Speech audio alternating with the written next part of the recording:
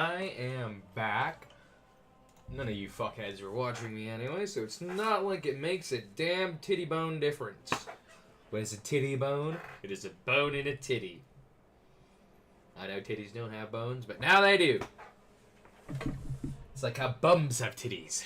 Titties have bums. Titty, bum, bum, titty. Tims are the buddy of the putties of the Tims. Watch as I say, go on Jim. Ricochet up above.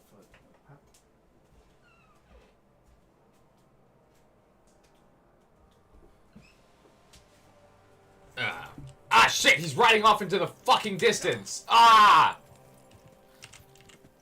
Follow. There we go. Problem solved. And now everything doesn't look like fucking shit. A double win.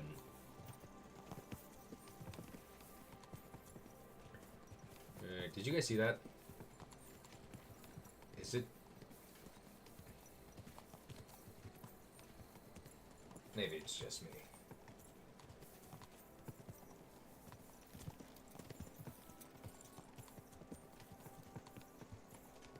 Oh, this is dark. Oh, this is scary. Oh, this is really dark. Holy shit, that is fucking... I have to take a goddamn Nighthawk. Let's take a weak one for now. Fuck, I literally could not see in this forest without this.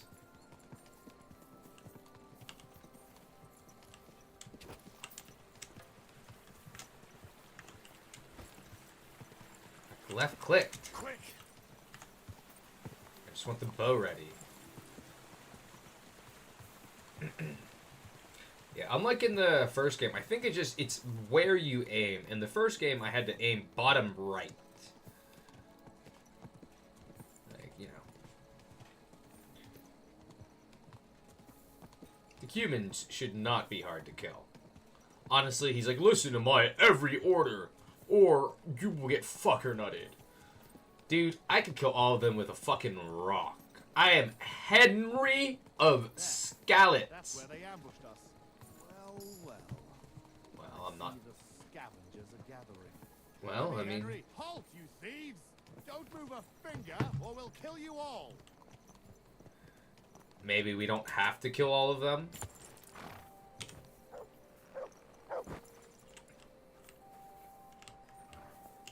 I feel a little bad killing all of them. Who speaks for you? Look, who's that? I do. Who are you? I am Sir Jan Posey of Timburg. Yeah, I'd be pretty pissed if I'm him too. Like, imagine you leave for like fucking 10 minutes. Like, hey bro, my team was killed. I need some help. My brother was also kidnapped. And he comes back, and they're looting his fucking friends' corpses. These are my men here, who you are robbing and desecrating. Your man? Stop stammering and introduce yourself to your lord, you beast. Mercy, sir. My name is Wojtek. We never did nothing to no one.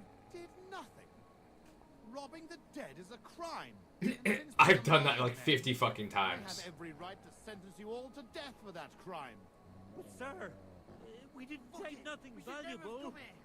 We was just looking for some food or some little thing we could swap for a bite to eat. These are evil times, and my wife and kids ain't got a morsel to eat. No, these are hard times. I can't deny that. But they were also for his wife and kids. Please, don't let him kill us. I beg you. Posey, wait.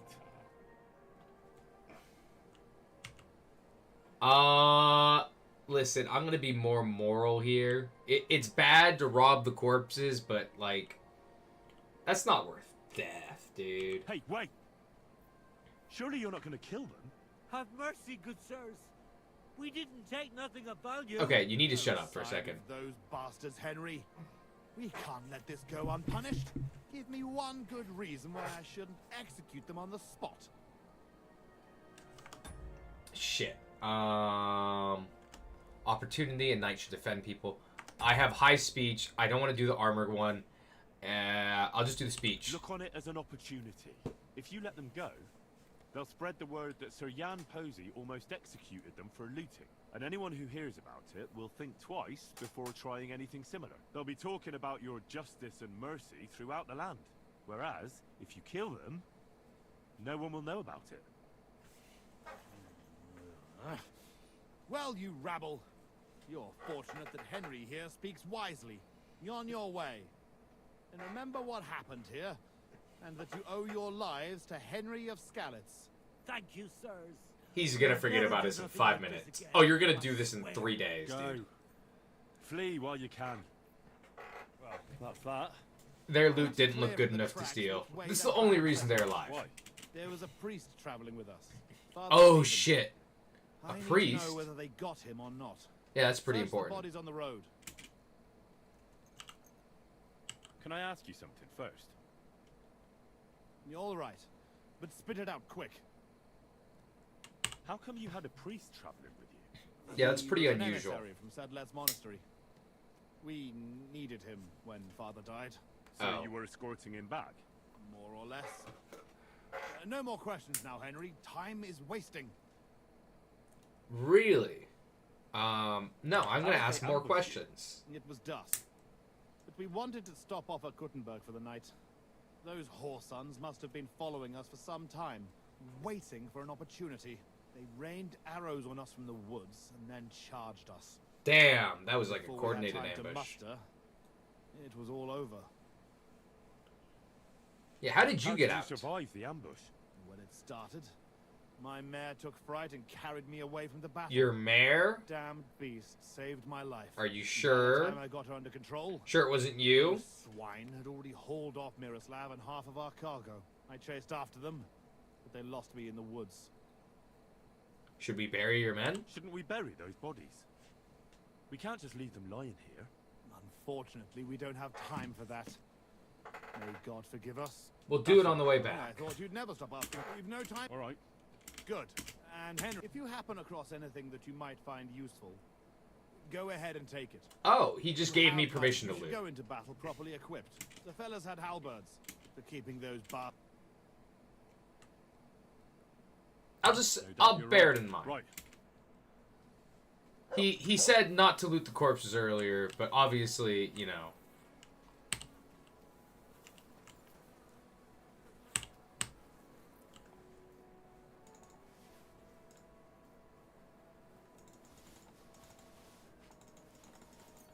I'll take all of that, actually.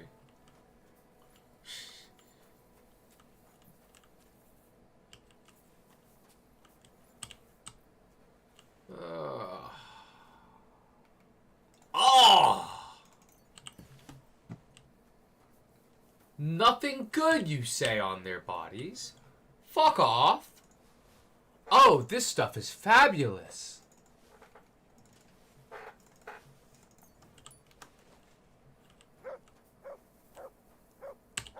Holy shit. Shut up for a second, dog.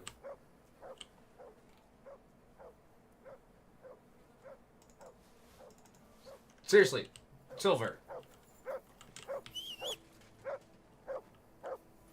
Stop!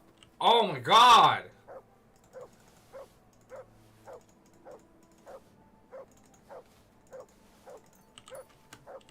What You found, boy? is there? It's rabbits! Stop! Look what I have for you. Here, have some food and be quiet, please. Give me some peace. Man, rip both of these horses, though.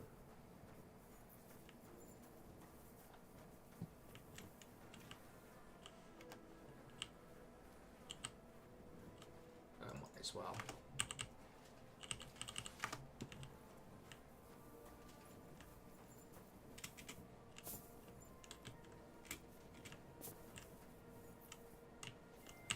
Oh, and this is the halberd they were talking about.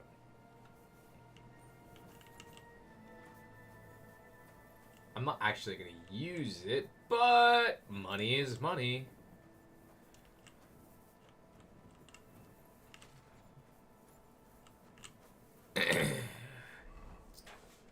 You know, I wonder if Jan Posey's actually the bad guy here.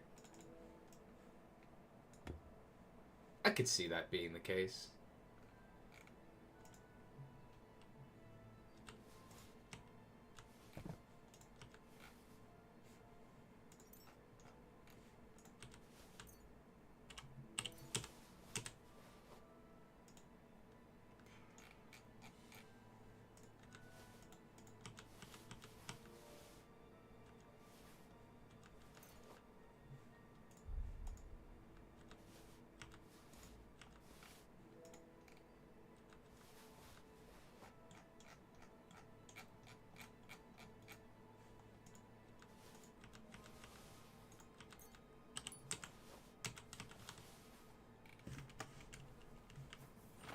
Alright, we're back weight now.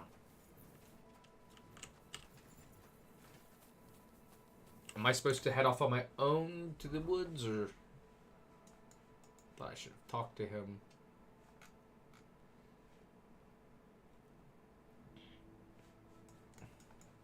Wait, is my quest not being tracked?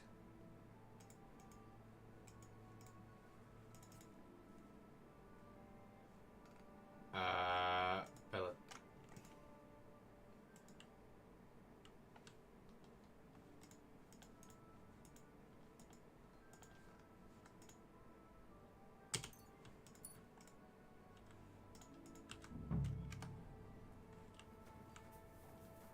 I didn't see a priest. But considering they're saying search for one, there must...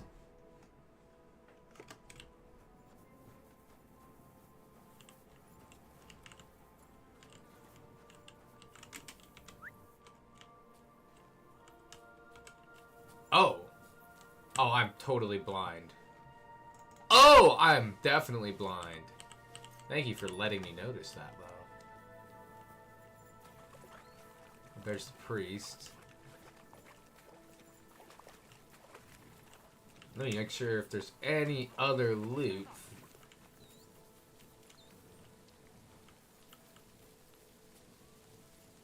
God, it's hard to believe that all of these guys just died and only... Oh.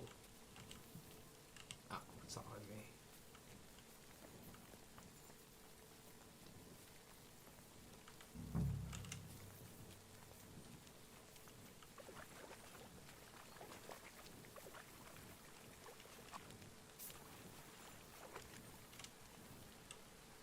Dude, he's... How did this guy not notice it? Well, I guess I didn't notice it either. This must be that priest. Dead and rot. Whoever did this has no scruples. Take the spectacles.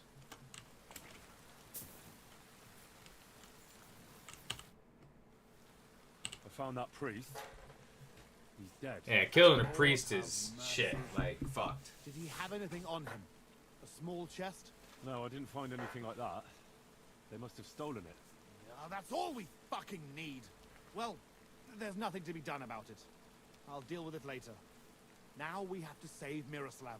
The Cuman's tracks lead towards the woods. It shouldn't be hard to track them, but we can't do it on horseback. We'll leave the horses here and go on foot. Stay on my heels and be prepared for anything. Let's go then. After me. This way. Hold up.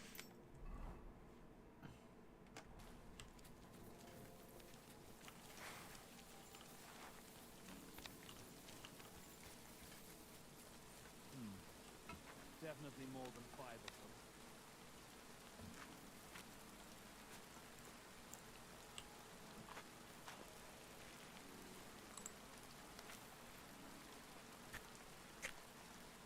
Why is he so running so fast? Oh, that wasn't that hard to catch up with. Never mind. Let me save the game just in case.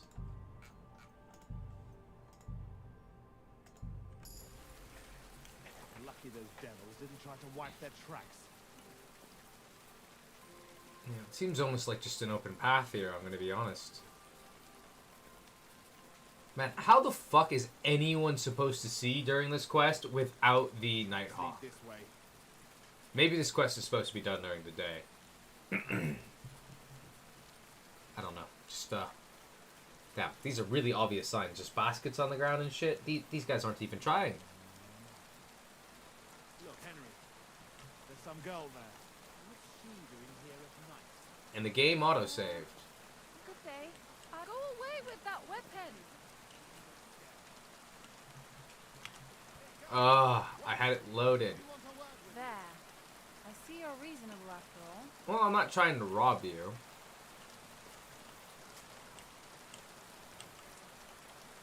Well, who's there? Jan Posey of Simpson.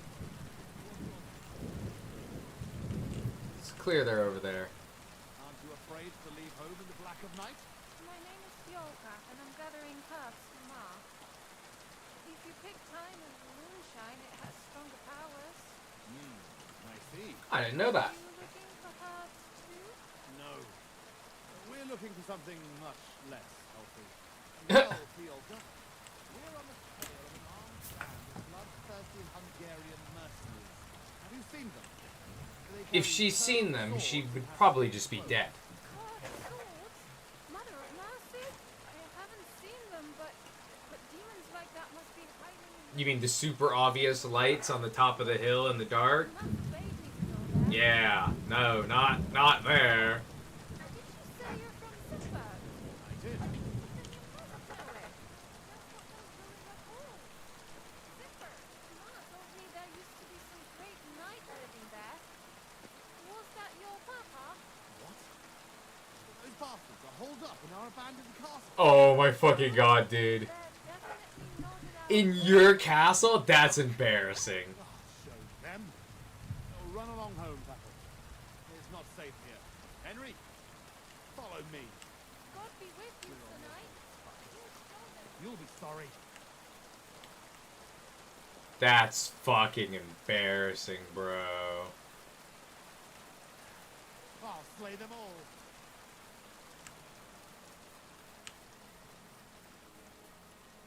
I'll get first shot off at least. One free kill. Those bastards.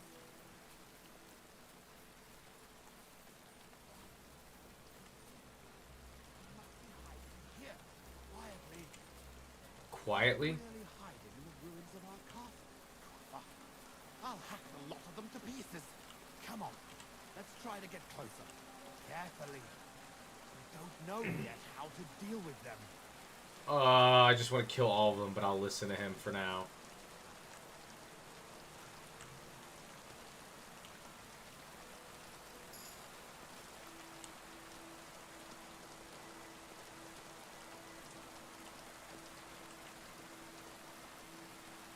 Yeah, honestly, if I didn't have the Nighthawk potion on right now, I would not be able to see shit. Henry, But we sneaked 3 feet. here's how we'll go about it. There's more of them. We have God, the I can element barely to fight. fucking see this We guy. barge in. It's so dark. Right in the middle of them. They've got archers, but that way their bows will kill as many as we can before they get you. Have to watch everything around you. Not give anyone a chance to get behind you. If they pile up on you, don't stop. They'll get in each other's way, and that'll be our opportunity. Quick attack and then fall back. No fancy stuff, all right?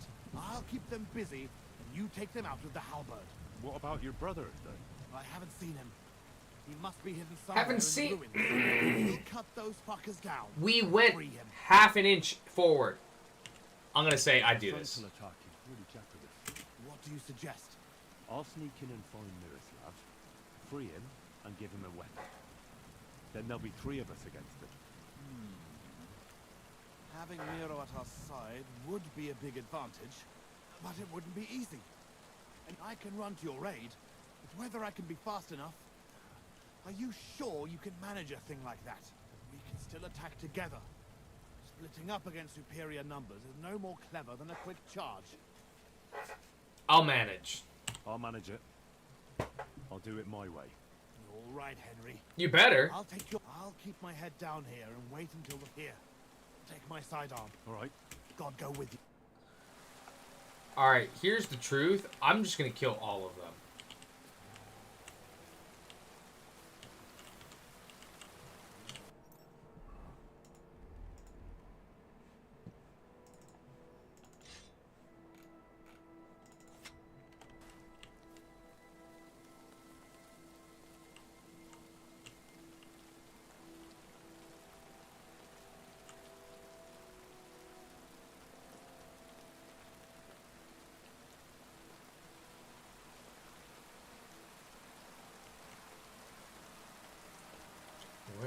he gonna go? I want to assassinate him, but if I do it with that guy here, they might hear it. When's the last save? Let's see. Oh, I don't have to be worried at all.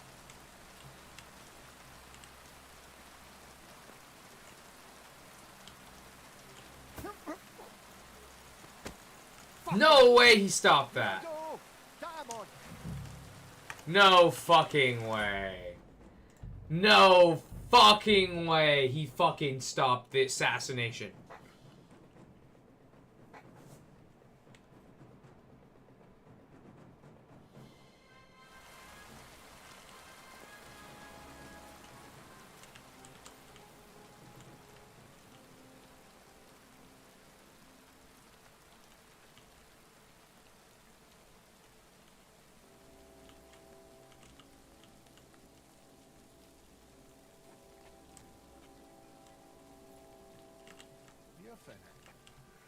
Making column.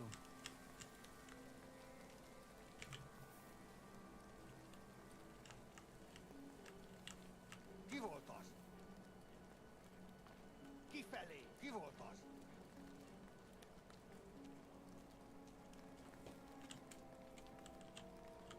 Affasso.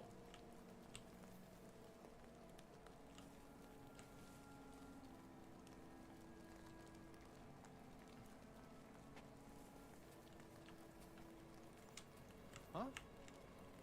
Huh? Mila Hatas. Rioto! Why wouldn't it? Do I not have a dagger equipped? No, there's no way I don't have a dagger equipped. Did I not have a dagger equipped? That'd be kind of embarrassing. No, I did. So why didn't it?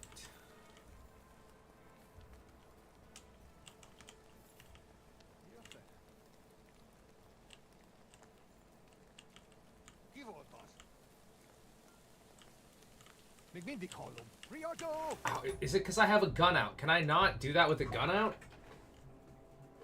Do I have to have nothing in my hands, or just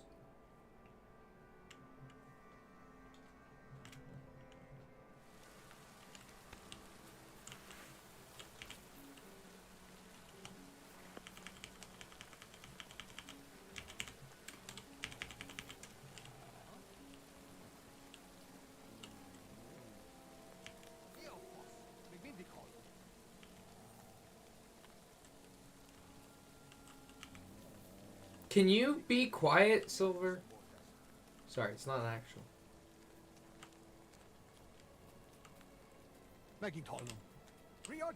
Oh my god, he turns around a tenth of a fucking inch.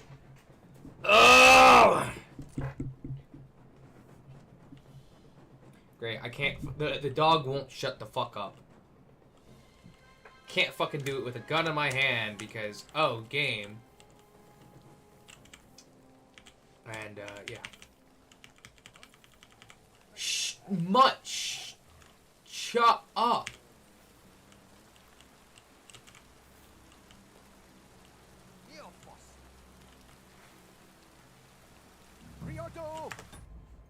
No, there's no way. He just randomly turns around right there.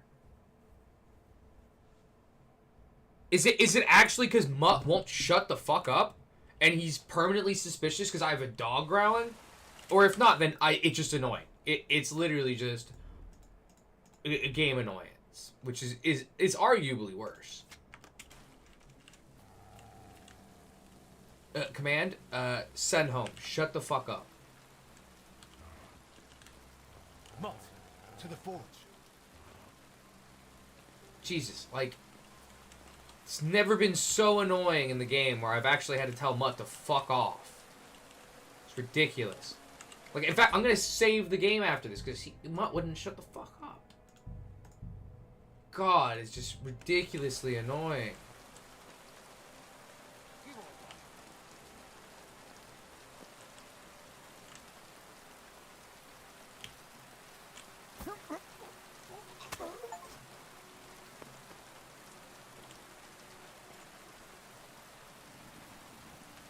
He was looking at me? No way. I'm behind him. But whatever.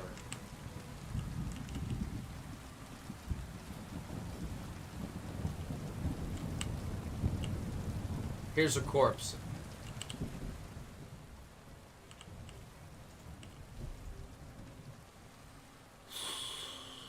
I don't think that's worth it.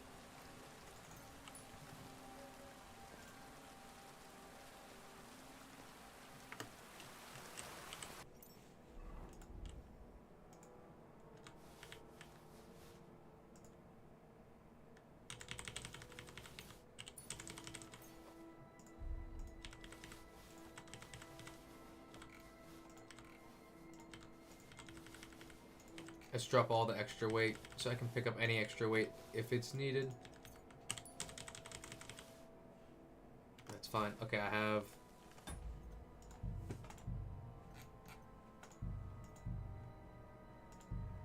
Alright, now that we've saved scummed a good amount and fixed my inventory,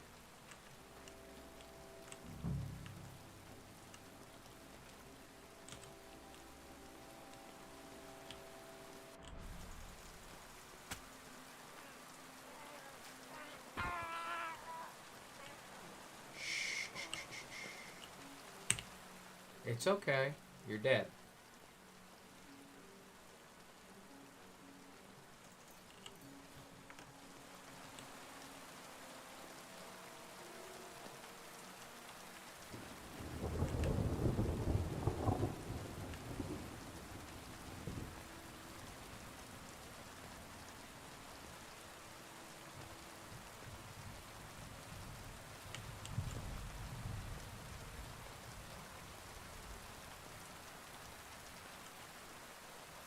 Well, I'm glad he didn't see me there.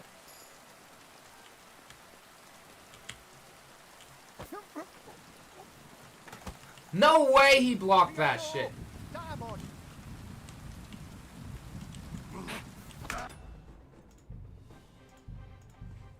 I don't understand. What is the qualifying point? So I stab the dagger, I get the animation, and then it's just a random block and a block cancel?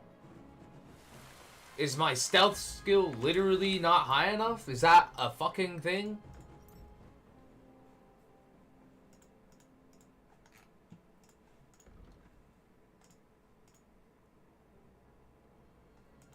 Alright. Alright, I get tight grip, I guess.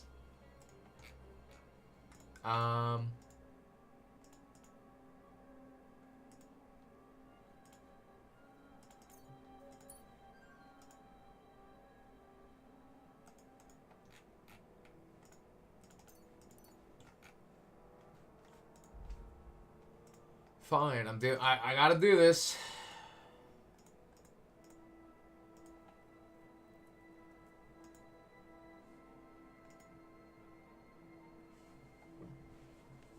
Uh-huh. No, that's all useful. Sorry, useless.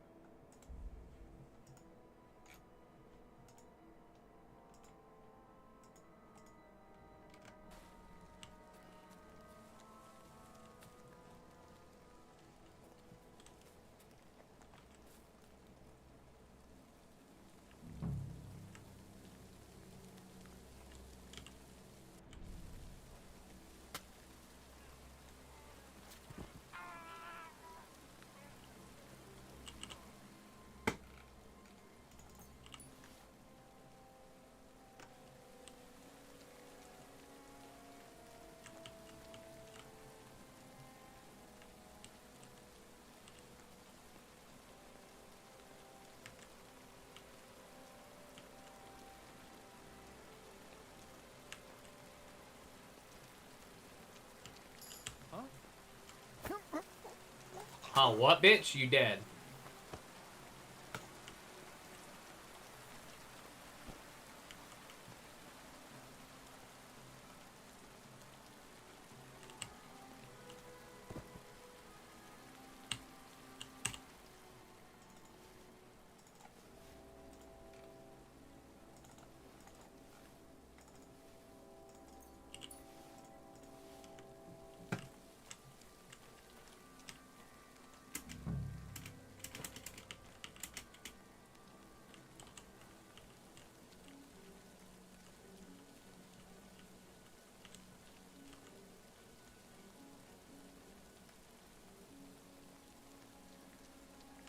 This is really not that many humans, actually.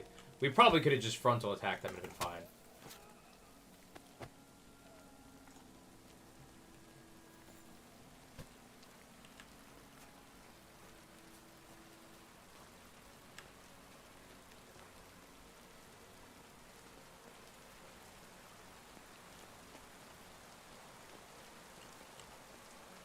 And I can no longer see anything. Wow. Okay, let me... Jesus fucking Christ. Even now I can barely see shit. Ooh, good shit though. Good loot.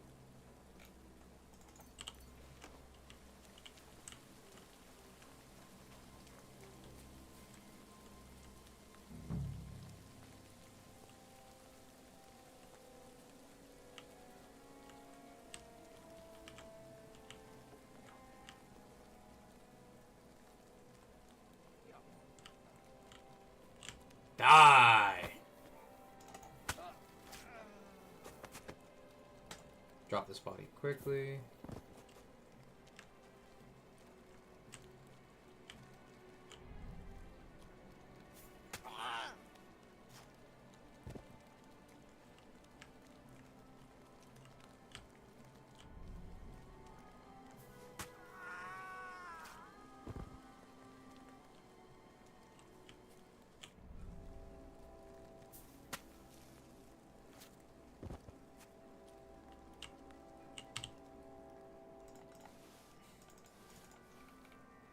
Yeah, when I do this, I get all the loot.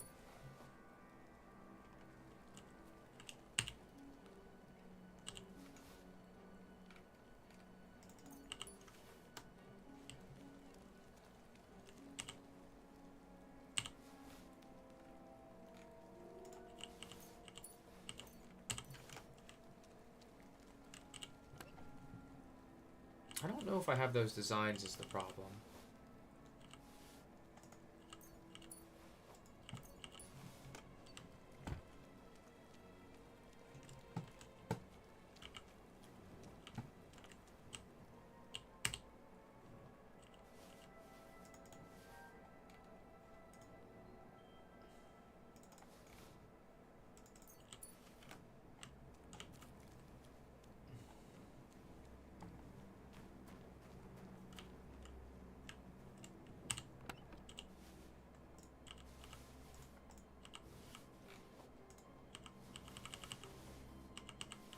Damn, good shit.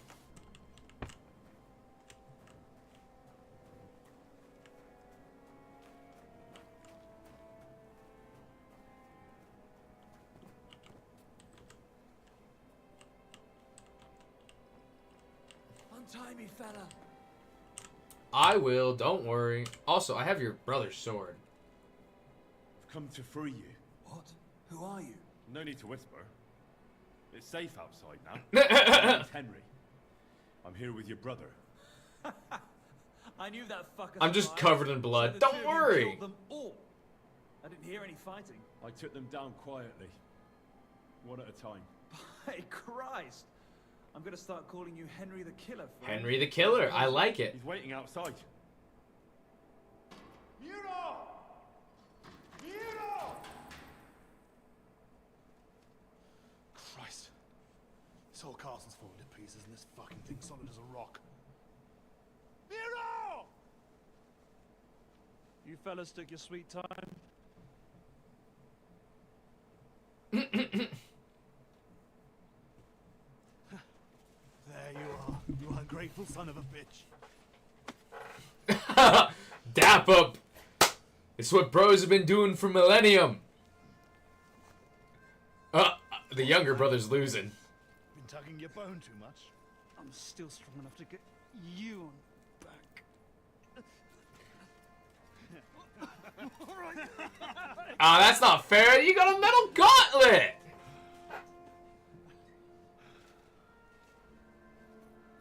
But I did good. Good old Simberg. Home sweet home, eh? Yeah, I mean, corpses. You saving my neck right here, eh?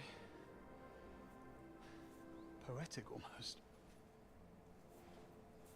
Nice fucking poem.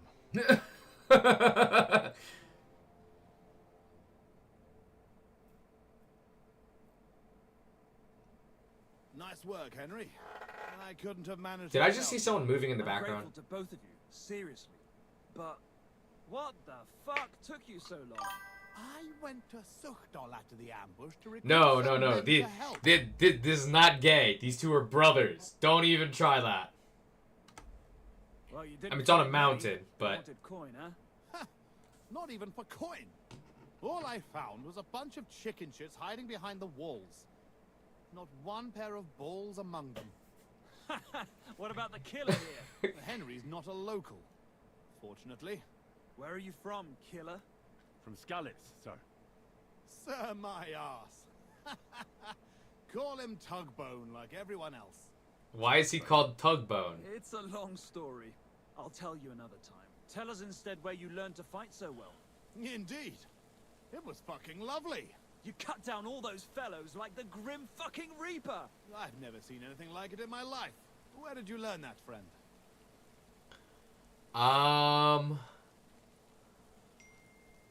I should probably say Captain Bernard, because it's technically true.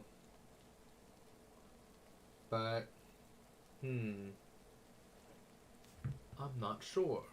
Give me a quick moment, though. I think I'm going to take a 5-second pause from the stream. I will be right back.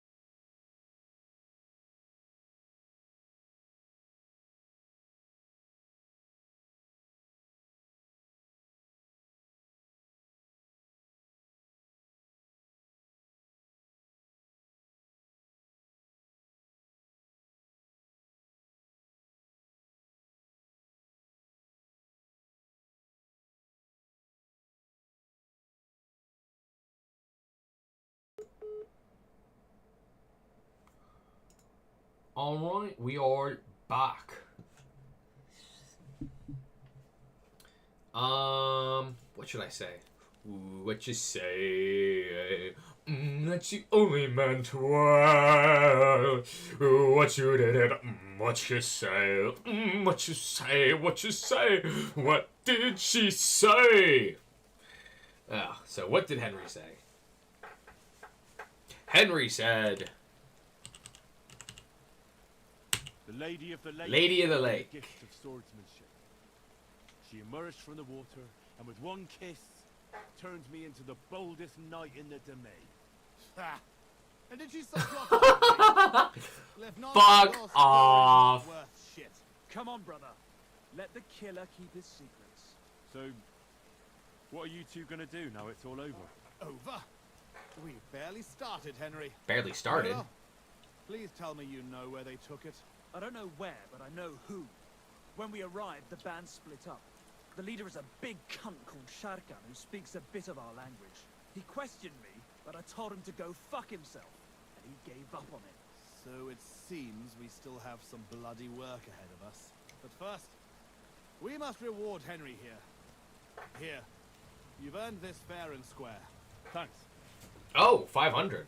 If you want Good to money. learn a bit more, stop by in a few days, armed and ready for action. Meanwhile, we'll camp here, and go back to bury our men and find out where the rest of those whore sons are hiding. What did they steal from you that was so important? Oh, sorry, Henry, but I can't answer that. Is it your dad's ashes or something, Question dude? of honor.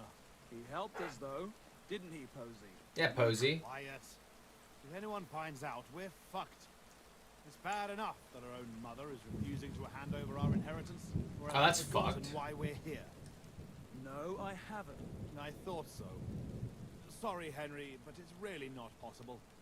Once we find our stuff, everything will be clear. So this is your family seat? It looks a bit, neglected. Very It's been neglected. abandoned for ages. Our clan has a certain tradition of, becoming impoverished. Now, bollocks. Just because A we weren't tradition born of with becoming golden tin impoverished. doesn't mean we have to die like beggars. Our ancestors had to abandon Simburg, but our fortunes turned. We've got another Simburg castle in Moravia. Which we had to abandon too, brother. Aye, for now. And now, the Simburgs have their seat in Engelsberg. But we had to leave there when our own uncle denied us father's inheritance. Your uncle and your mum. That's fucked. We'll get it back, though. Actually, I'd be interested to know why they call you Tugbone. Here we go. Oh, come on! It's a long story. We don't have time for it. We don't. Oh, go on, brother. Tell it. I won't. You'll just start laughing like the village idiot again. I won't, I swear. He's On my gonna. word. Bollocks, That's a lie. I don't believe you. Sorry, Henry. Oh, well, I'm not going to force you. I'll just tell it myself. Jesus Christ, you can't be serious. Oh, come on, it's a good laugh. When we were little, this prioress from the abbey used to come to the castle to teach us to read and write. She used to come early in the morning, and one time... she walked into Miro's chamber and caught him... I can't finish. Hardy har. Oh, for Christ's sake. She walked in just when I was playing with my hobby horse. Yeah, your hobby That's horse. all. You were what? That's tugging his bone. Tug bone. I figured it was something like that. Yeah, hilarious. She never came back to the castle again after that. I Maybe do not that's why blame her. You can hardly read. That's not a good thing. Could be. Well, I wasn't sure what to expect. Not that. That's kind of exactly what I was expecting. I was expecting it to be his mum or a maid or something. Naturally. What? I'd never... I'm just yanking your pizzle. Tell anyone you like. It's a great story. 10 out of 10 story. All right. I'll bear your offer in mind. Thanks for rescuing me, killer. Look out for yourselves. Alright, so I need to come back in a couple of days for this next quest. I don't know why it's playing the sneaking music after we've conquered it. Did I miss anything to loot? Oh, and he just put all of his shit in there. Can I still? Okay, now it says lockpick. Does that mean it's no longer for free?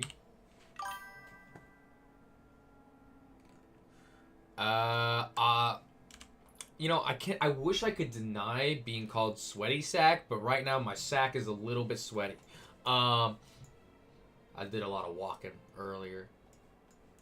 I need to talk to Zhikska for the Lion's Den. I was busy getting a badge. What's it called? And then I saw this guy.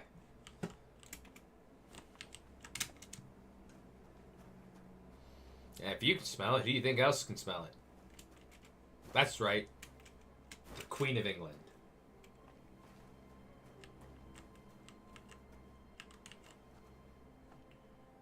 Okay, if I open this now, is it stealing from him?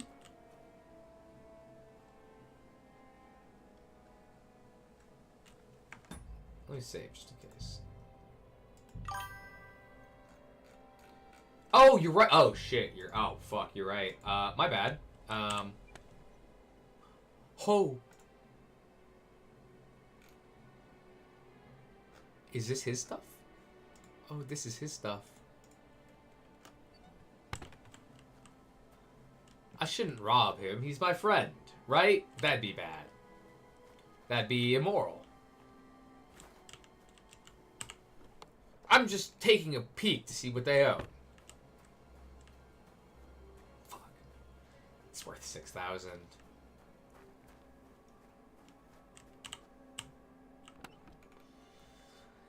$6, $11, $14. Sorry, not 14. I rounded up too much there. 13. Then plus another 3.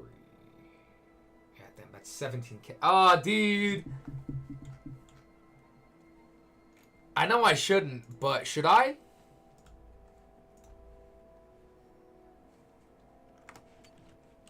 Will he get his stuff back if I do?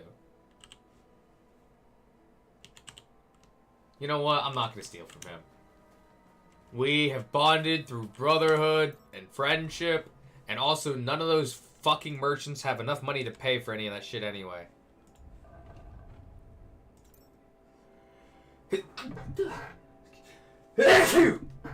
Ah, shit. Excuse me.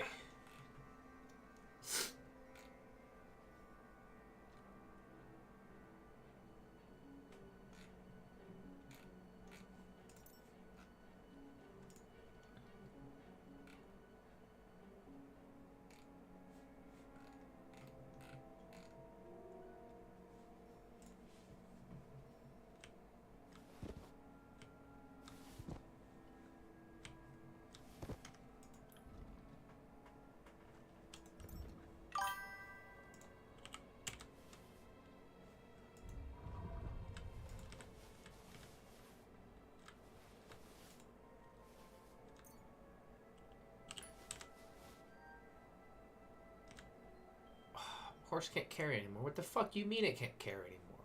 Oh, I don't want this, actually. Yeah, fuck that.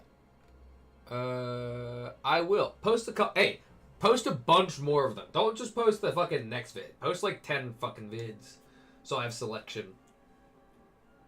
I like selection. It's the spice of life. It makes you feel like you have things to do, even if it's basically choosing between A and B, and A and B is an apple that's red, and B is an apple that's slightly more red. Alright, alright. You mean the one that was 56 minutes long? That one? Yeah. Hold up, I gotta manage my inventory first. I'm fucking 20 pounds overweight. Ugh.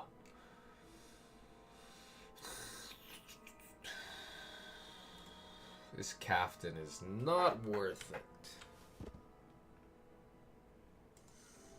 These barely are. I need to drop 5 pounds. What? How'd you get sick again? You were just sick for like a week, weren't you? Isn't that why you took the week off? Or did you just take the week off to take the week off? Which if you did, I mean, that's fine too. But God, my nose is stuffy. Although my nose is stuffy because I've been doing something else. And then I need a little nourishment. So just need some salami. Alright. Boom. Shit, all this fucking money on the ground. Man, you get sick a lot, dude. You've like a, and this might sound mean, but please don't take this the wrong way. Like an autoimmune disorder, or... So can I go in there? No? Okay.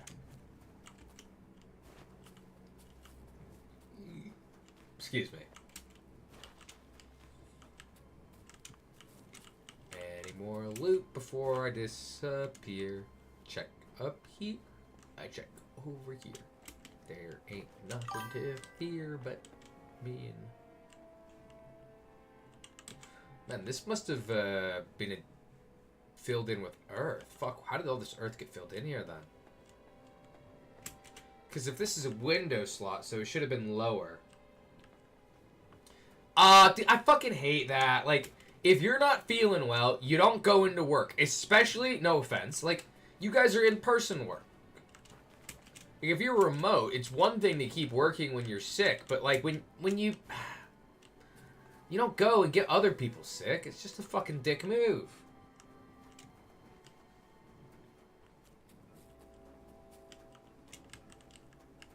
Alright, yeah, I think that's all the loot.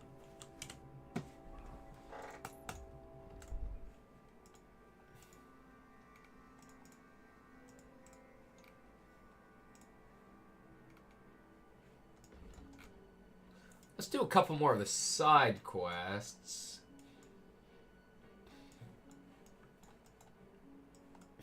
Actually, no. By the time I'm back in Kuttenberg, I should have my next for my dailies. My daily smithing... Ooh. If he robs me, I will fucking murder his ass. Hold up. Let me just, A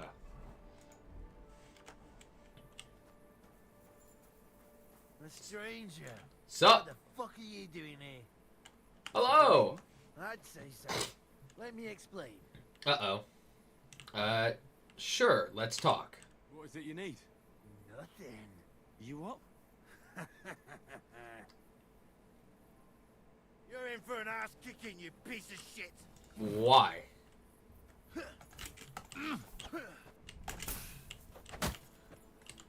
Okay. You know what?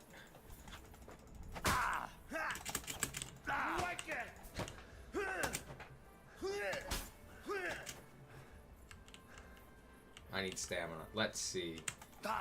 Down, right, left, right, down, right, left, down, back off for stamina, down, right. Oh shit. Oh, that's a combo. Whoa! Whoa! You're not up to it. What the fuck? He just stabbed me like 5 fucking times without letting me respawn. I'm letting you live here, buddy. Take that. Okay, and now that just bugged out. That's fucking lovely. You're not up to it.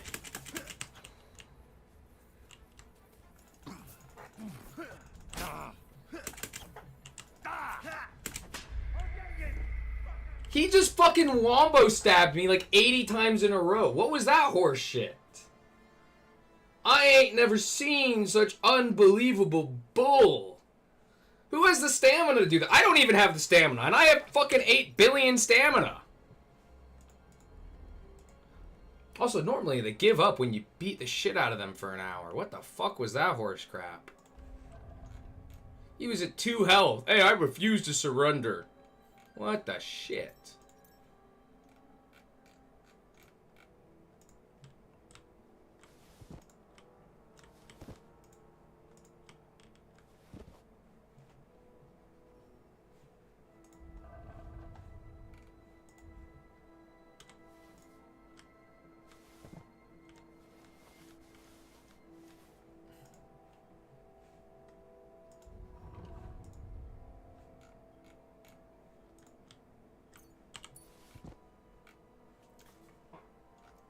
Yeah, holy fucking bullshit.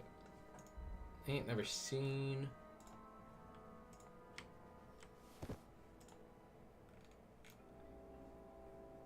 Absurdly high stamina. And don't even. No. I gotta fucking redo the whole fucking inventory bullshit again. Fucking inventory. 1 minute. 1 fucking 8 million year minute.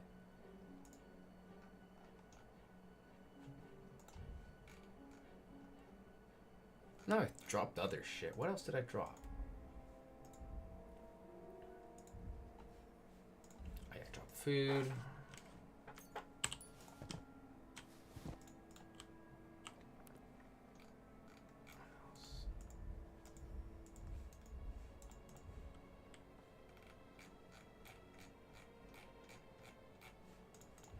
What did I?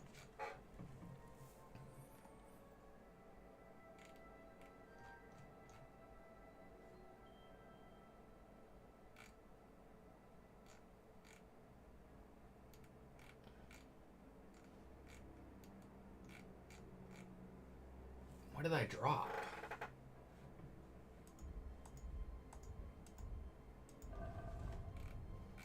Probably something from the horse.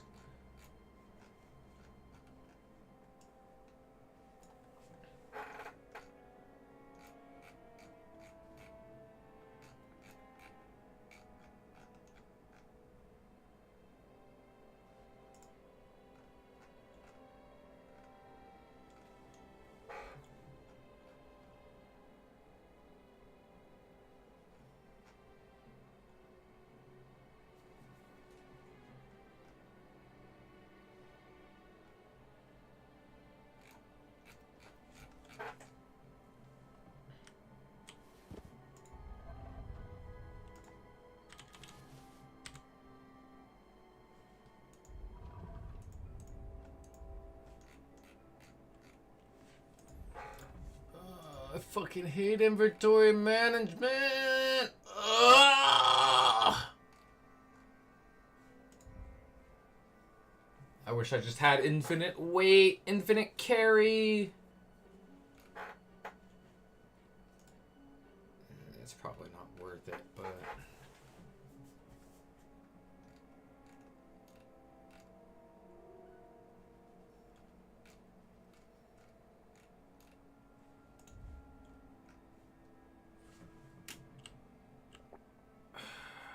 £4 more.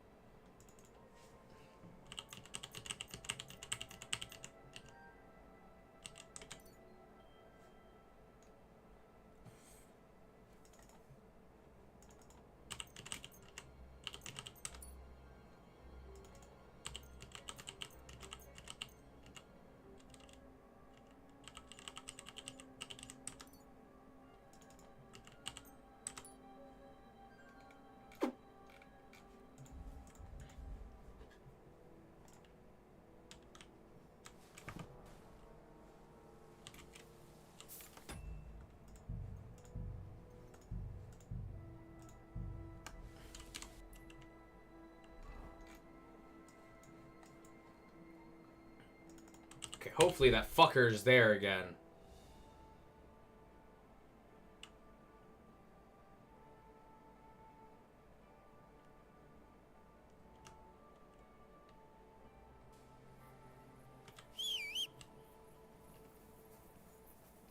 Alright, let's just walk up to him.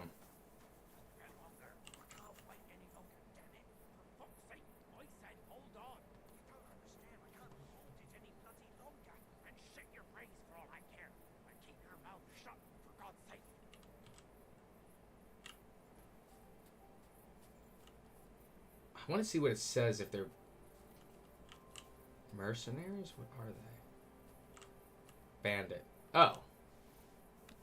Well, if they're bandits.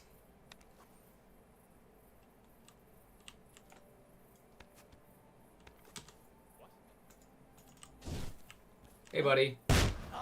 What? Oh, fuck.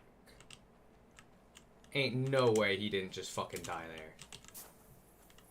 Show your stuff.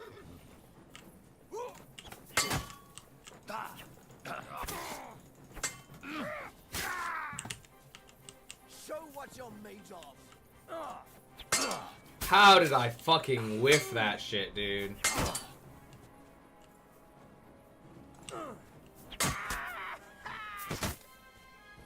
Oh, I just stabbed him in the dick. Oh, he got dick murdered. Oh, that's a horrible way to die. I just stabbed him in the dick. No.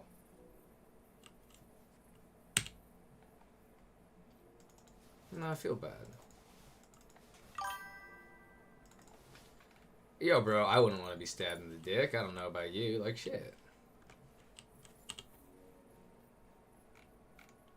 Yeah, that guy had good shit on him. I am glad to have murdered him for his loot.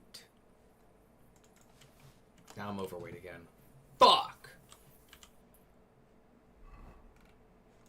Oh, I'm so fucking far!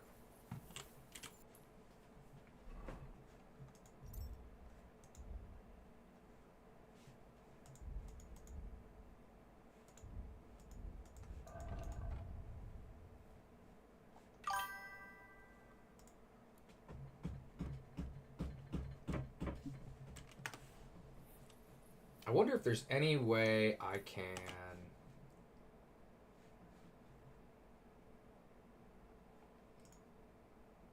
Hold up. Yeah, you know what? I'll watch the vid now. Might as well.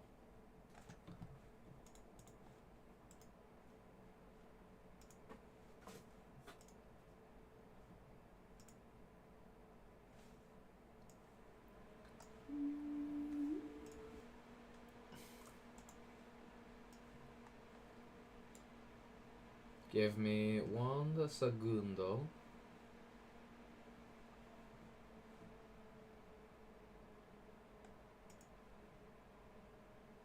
What if I could... it's fine. Give me 1 second, actually. I'll just save and quit. Take a little save and quit. Let me change the stream title.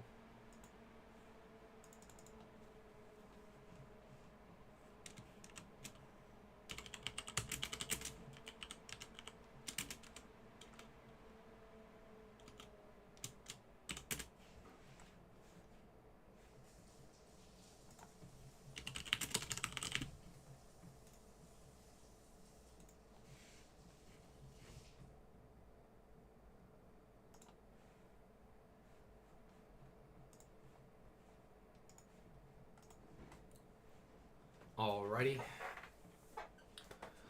Let's see. I just titled it Alfred the Goat because it's called Alfred the Great. Or Alfred the Gay, maybe. Who knows? When I hear Alfred, I think of Batman's Alfred, though. So he should be pretty... Well, I hope he's pretty good.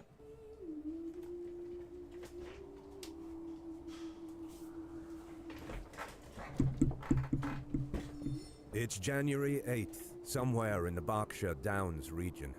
The invading Viking army had divided their force, the division on the right under direct command of Halfdan and Bagsec, and the left under the remaining Jarls. Mirroring the heathen formation, King Ethelred assumed command of the Saxon left, while his younger brother Alfred led the division on the right. With the cold winter's day passing quickly, the Vikings wasted Really, the no best time. king of England. That's a Advancing little at pace, presumptuous. Their experienced warriors were confident of crushing the What Wessex makes army. you say that? Alfred brought his force forward to meet their foe, steeling the men to defend their homes against the heathens. Because here's in my opinion, none of the kings of England were good. Well, I guess he could still be the best out of the worst, but... Prince Philip the Black or whatever. Locked in Prince Philip, right? I don't remember. Philip the Black. I don't know. But that was just because the French are listen, you want the truth? The English only look good because of how incompetent the fucking French are. Yeah, Edward was pretty goated, but that was entirely the French being fucking stupid. Oh, let's run up a potted hill, and then just get rained down by arrows for an hour. And we don't want to repeat it, so we'll walk up the hill even slower. Like, every time fucking England does something good, it's just off of the back of France being lame. Field wall several ranks deep, the two armies closed in. The Battle of Ashdown had begun. Oh, that is a cool name. Ashdown? Fuck, dude.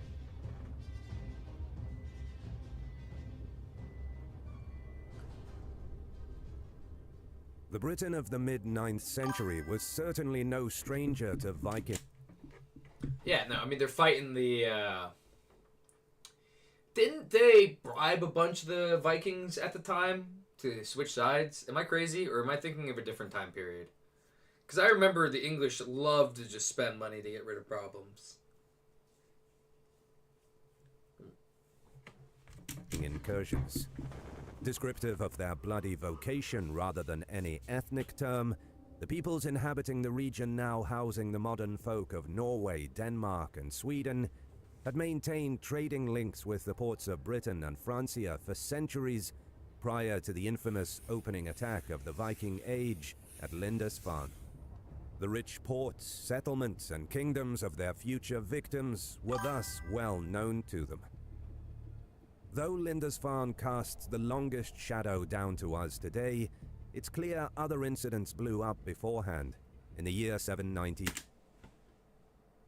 I'm sorry.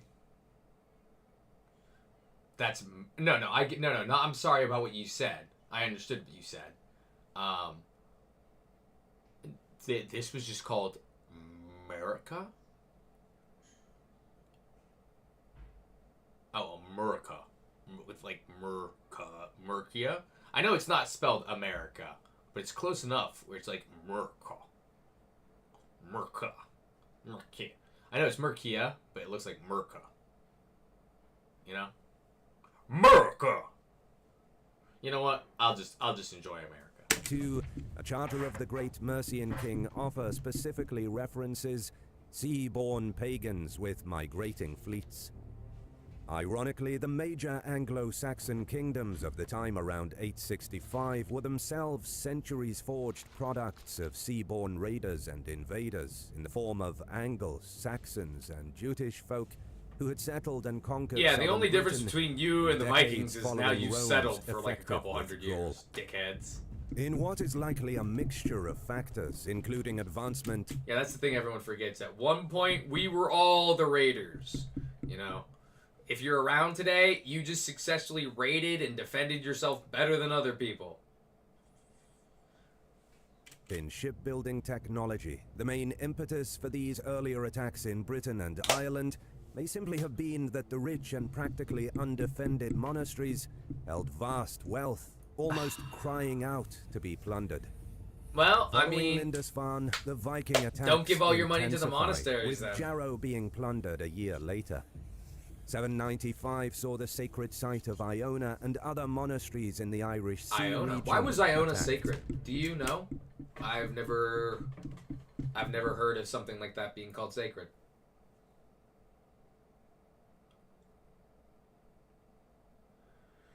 Excuse me.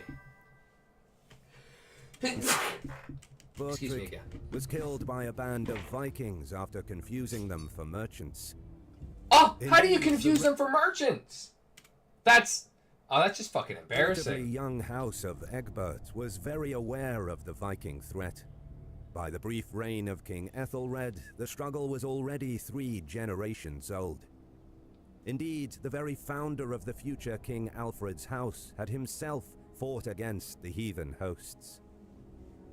The ascendancy of Egbert in 802 was, with hindsight, fortunate for the Anglo-Saxon folk of Britain. Why? Wait, what? Egbert had already contested the throne previously, but had been driven into exile by a Mercian puppet only to secure the kingship following his death. Egbert proved to be a strong Well, ruler, shit. not Alright, only I guess he breaking just the had to wait. Mercian hegemony over southern England at the Battle of Valendon, but also assuming overlordship over the formerly Why didn't he Mercian conquer? Wait. Why did he just get this? What? He doesn't get the tip? dominated southern kingdoms of Sussex, Essex, and Kent. King Alfred's grandfather, in a glimmer of future West Saxon dominance, even managed to briefly conquer Mercia and have his lordship acknowledged in Northumbria. The West Holy Saxon monarch, shit! in theory at least, Brett Wilder. In He just fucking 836, stomped on Egbert all of was them. uncharacteristically bested at Carhampton by a Danish force. However, in a show of his kingdom's powerful position, he gained victory 2 years later at Hingston Down, besting an alliance He's like, it doesn't matter if I lost. I have enough people to war again. of Danish and Cornish foes. At his death a year later, Egbert left a Oh, what? strong and rich kingdom to be Oh smoothly shit, he just randomly inherited died. by Okay. his own son, Ethelwulf. Ethelwulf and his son Aethelwulf. Aethelwulf. What an interesting name. would continue the fight through their reigns. Alfred and Ethelred's father defeating a Danish force at Aclea in 851 in what was described as the greatest slaughter of a heathen army that we have ever heard of. Jesus. By the key The year greatest? of How many fucking 865, people the torch died? had truly passed to the next generation in the succession of Ethelwulf's younger son, Ethelred. As with his own Ethelwulf to successor, Ethelred. Alfred, That is, Ethelred took up the mantle of kingship during a dark time. The danger was now undoubtedly more severe. Over the decades, the bolder Viking forces had begun overwintering in the land, but had eventually departed. Yet by 865, this so-called Great Heathen Army had darker ambitions. An alliance had coalesced of Norse hailing from the Northern Isles and Ireland, Danes and Swedes, as well as Frisians and those from Francia and further afield. Their intention was conquest. The invaders were commanded by the three sons of the semi-legendary Ragnar Lothbrok, Ivar, Halfdan, and Ubba. They landed near Thetford in the kingdom of East Anglia, though to the Who? Ragnar Lothbrok, Ivar, Halfdan. Who's that? I've never heard of him. What did he do? Do you know? Or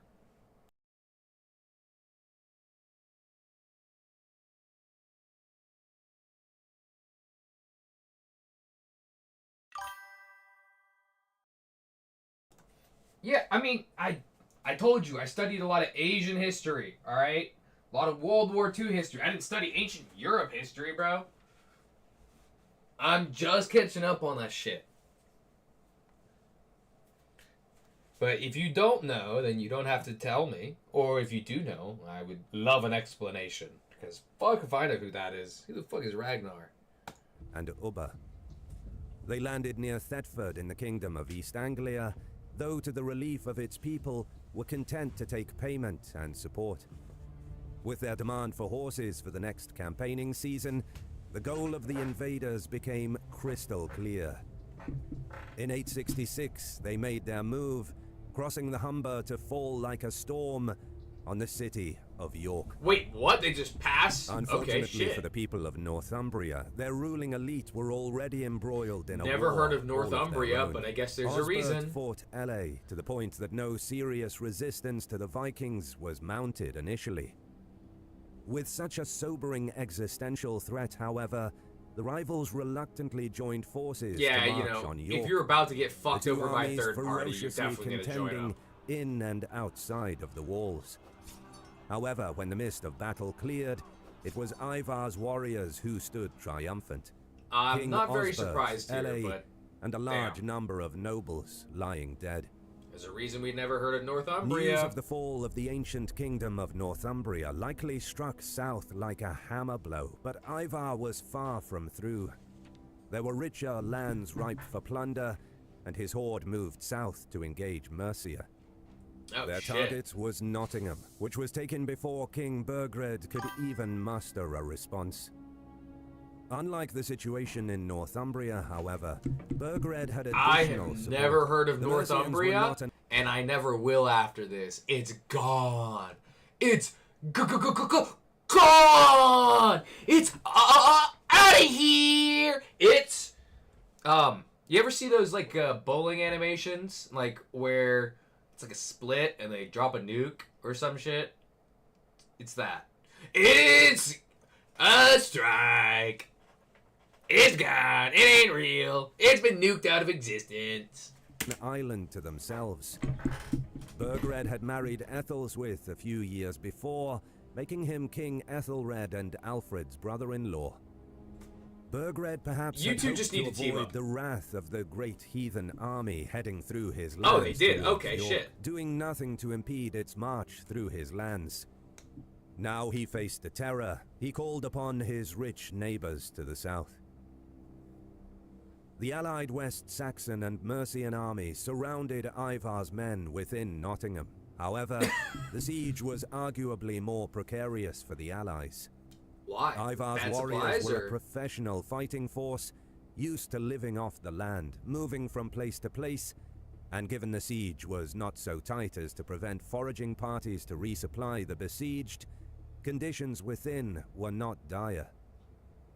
In contrast, though both Burgred and Ethelred's armies had a professional corps of household troops, the vast bulk of their forces were made up of feared, part-time fighting farmers to whom time was a factor. Oh shit! Yeah, they need to The go back. They ordinary can't folk just of stay the there in Allied siege. army needed to return to their farms to keep them in order and bring in the harvest. Perhaps cognizant of this time pressure, Ivar's response was to simply wait behind Nottingham's walls. It appears King Burgred blinked first, Asa writing that he brokered a peace with Ivar, which likely included a hefty payment to leave his kingdom. As for the West Saxon brothers, they Oh, returned dude, you south. just put. Their Oh, disappointment that's at the so fruitless fucking lame, dude. They just both pussy. Like, I get it. I do. I really get it. But it's such. It's so. Oh, that's so fucking lame. I'm so disappointed. I can't even fucking say it properly. Oh, and Gwent's a word. I thought Gwent was just a card game from The Witcher. Oh, that's cool. siege may have been soothed by knowledge that the Wessex-Mercian alliance would receive an added boost in the marriage of Alfred to Elswith. To Elswith? Returning north in Alfred's bride was the daughter of Muso, alderman of whatever the fuck that is. Maybe one of the ancient tribes of the Mercians. The ceremony took place at the royal ville of Sutton Courtenay. Interesting. Why is it just ville, not villa? What is a ville different from a villa? What is a ville? Do you know what a ville is?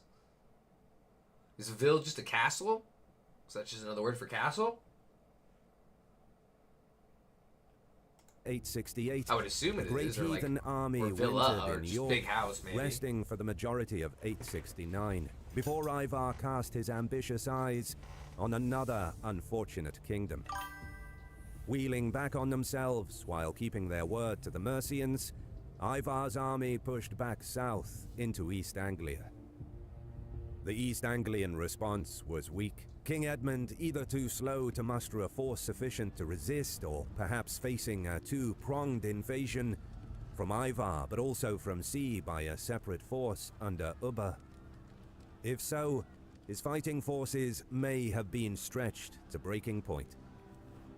Whatever the exact circumstances, King Edmund was in over his head, and Ivar, likely sensing this, sent an infamous message to the beleaguered king. Ivar, our king, bold and victorious on sea and land, has dominion over many peoples, and now has come to this country with his army to take up winter quarters with his men. He commands that you share your hidden gold hoards and your ancestral possessions with him straight away, and that you become his vassal king, if you want to stay alive, since you now don't have the Damn. forces that you can resist him. I mean, he's not wrong, but like still. Facing a two-pronged invasion He just had none? from Ivar, but also from sea by a separate force being stretched. Edmund was in over his head, and Ivar, He still has some here, but I guess they have to respond to likely both. sensing Ivar over many people. Oh, his men man, told that's just few like, can resist. what do you do then? Do you just abandon your coastline and kick Ivar's ass? That's almost what I would have to do. But I don't know, dude. Him. Perhaps to the initial surprise of Ivar, King Edmund showed a glimmer of defiance.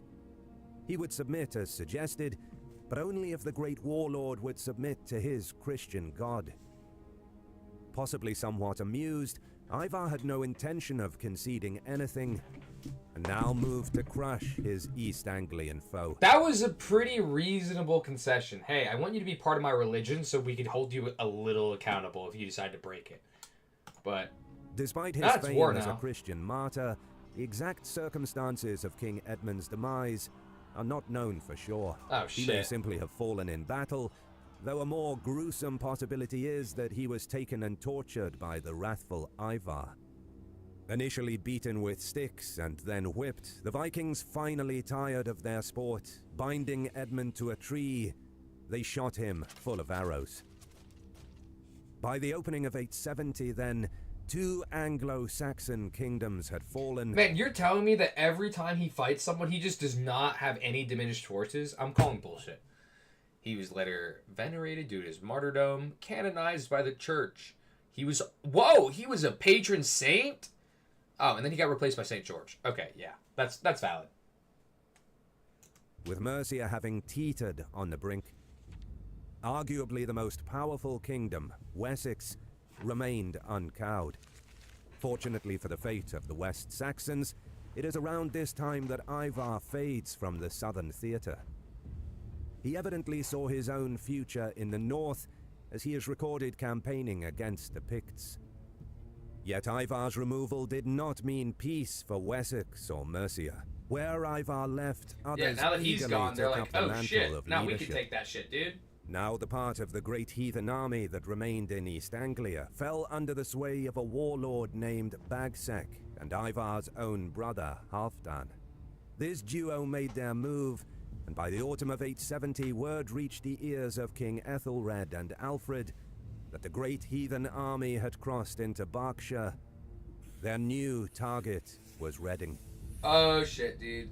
You better That prepare. Reading was the destination made sense from the Viking perspective. It was situated at the confluence of 2 rivers, making withdrawal easy if events turned against them.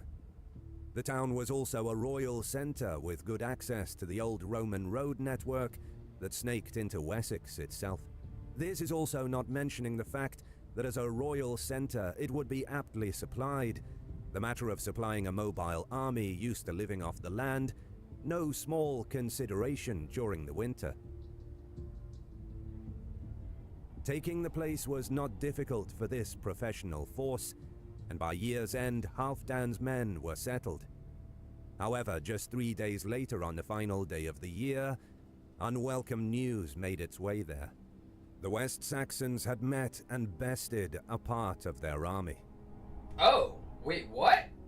When did that happen? Likely confident that over the 12-day Christmas period their foragers were relatively safe from counterattack, the invaders were ambushed and broken by the local... Oh, Elfmen. that's smart. These guys were like, hey, they're gonna be observant of their religion.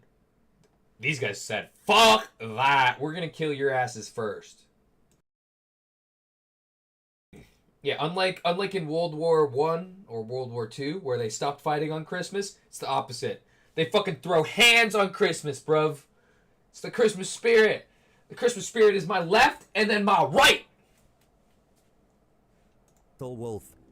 The remnants pursued. At least that's how I think a lot of people get into fights with family on Christmas and other people, so. Oh, Nixie, you just missed it here. I'll go, let me just replay this a No little small consideration during the winter. Taking the place was not difficult for this professional force, and by year's end, Halfdan's men were settled. However, they're just settled in 3 days Reading. later on the final day of the year, unwelcome news Or made its Reading. way there. The West Saxons had met and bested a part of their army. Likely confident that over the 12-day Christmas period their foragers were relatively safe from counterattack, the invaders were ambushed and broken by the local alderman Ethelwulf. Yeah, I said it first, and I'll say it again. These guys were like, they were expecting kind of the same thing with the other king. He's a little bitch, he cares about his religion, you know, it's Christmas, they're not gonna fight. Aether was like, nah, dude. You know what the Christmas spirit is? The Christmas spirit is my left, and it is right. Now catch these fucking hands. That's exactly what he went. He's like, this is the Christmas spirit. Boom, boom, boom, boom. And to be honest, a lot of families fight on Christmas. So, you know, I'd say it is. I'd say it's pretty much in the spirit of Christmas. The 12 days of Christmas. 12 days of getting your ass whooped. Ain't no peace. Ain't no World War I, World War II, we stop fighting. It's Hans time. The remnants pursued Not back Hans to from Reading. KDC2, but just Hans. Perhaps wishing his to form a hand. larger Duh. host to confront their enemy, Ethelwulf joined his king and Alfred, the West Saxon army, marching to Reading. This time, though, circumstances favored the Aether Wolf, defenders. Aether Red, and Halfdan's Alfred. men had been busy digging a rampart connecting the Thames and the Kennet. Oh, Within did Reading water... too, the West Saxons now faced not an unawares foraging party, but a fully prepared and furious foe. With their feared, the royal brothers managed to catch many foes outside of their camp. However, Perfect. At least the you got the Saxons stragglers, settled but into that's their clearly own. not enough. Halfdan abruptly ordered his own attack. Asa writes that, like wolves, they burst out of all the gates and joined battle Wow. with all their might. Both armies suffered heavy losses. However, it was the West Saxon Aetherwolf, fear really? that broke this time, with both Ethelred and Alfred only escaping the defeat due to their knowledge of the surrounding lands. That's a fucking close fight. Hold up, it looks like the losses were pretty even at this moment. 1, 2, 3, 4, 5. 1, 2, 3, 4, 5. I mean, if they fought to the death, it might have been a lot closer. The problem is that these sides always break a lot earlier because no one wants to fight to the death. But this is when you lose a lot of your troops a lot of the time during the retreat. But according to the historian, I guess Alfred didn't fuck up too bad during this retreat. Fleeing westwards with the remnants of their army, Ethelred and Alfred halted somewhere in the hills west of Reading on the 4th day. Halfdan and Bagsec, having their West Saxon enemy on the back foot, were eager to shatter Fuck their off, resolve Halfdan. completely with a finishing blow. Fuck off! Fuck off! The two armies eventually resolved to do battle. I don't know why when I just said fuck off, it made me feel like a chicken, you know, when they go fuck off. So I had to. Just by law of the chicken. The invaders had divided their numbers into two main divisions, one under the direct command of Halfdan and Bagsec, the second under the remaining Jarls. Mirroring this, King Ethelred retained command of one division of his army, while Alfred commanded the other. Asa writes that Alfred had initially been tasked with taking on the Jarl's division, while the king would contend with Halfdan and Bagsec's. Despite these well-laid plans, however, Alfred had not reckoned on his brother's piety, and while marching to close on his opposing division, Ethelred... Despite these... While marching to close on his opposing I meant to press division... pause, but William of Malmesbury later framed Ethelred's delay due to a prayer of his... Wait. Later framed Alfred's delay due to prayer as of infinite advantage? Due to God's aid, also describing Alfred as too impetuous from the thoughtlessness of youth?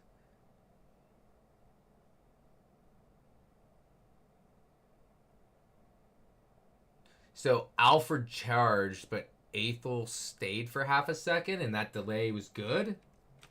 On his brother's piety, and while marching to close on his opposing division, Ethelred remained in his tent hearing mass, declaring that he would not forsake divine service for that of men, and would not leave alive before the priest was done. Shit, dude. Your brother's about to fucking, like, go fight a war, and you're like, yeah, let me sit in this church ceremony for 5 more minutes. I get it, but, like, damn. Having decided to engage his Viking foes regardless, Asa writes that, acting courageously like a wild boar, and with God's help, Alfred pressed on regardless, his division formed into the tight shield wall. The enemy possessed the higher ground, though, as Asa points out, Alfred's warriors were spurred on to fight for their lands, loved ones, and their very lives. The battle raged, Asa assures us, around a small and solitary thorn tree, the Saxon and Viking lines clashing to and fro for many hours. As for the delaying Ethelred, his mass concluded, he too joined the battle after Alfred had already engaged with both heathen divisions. This dimension of the battle is somewhat arguable.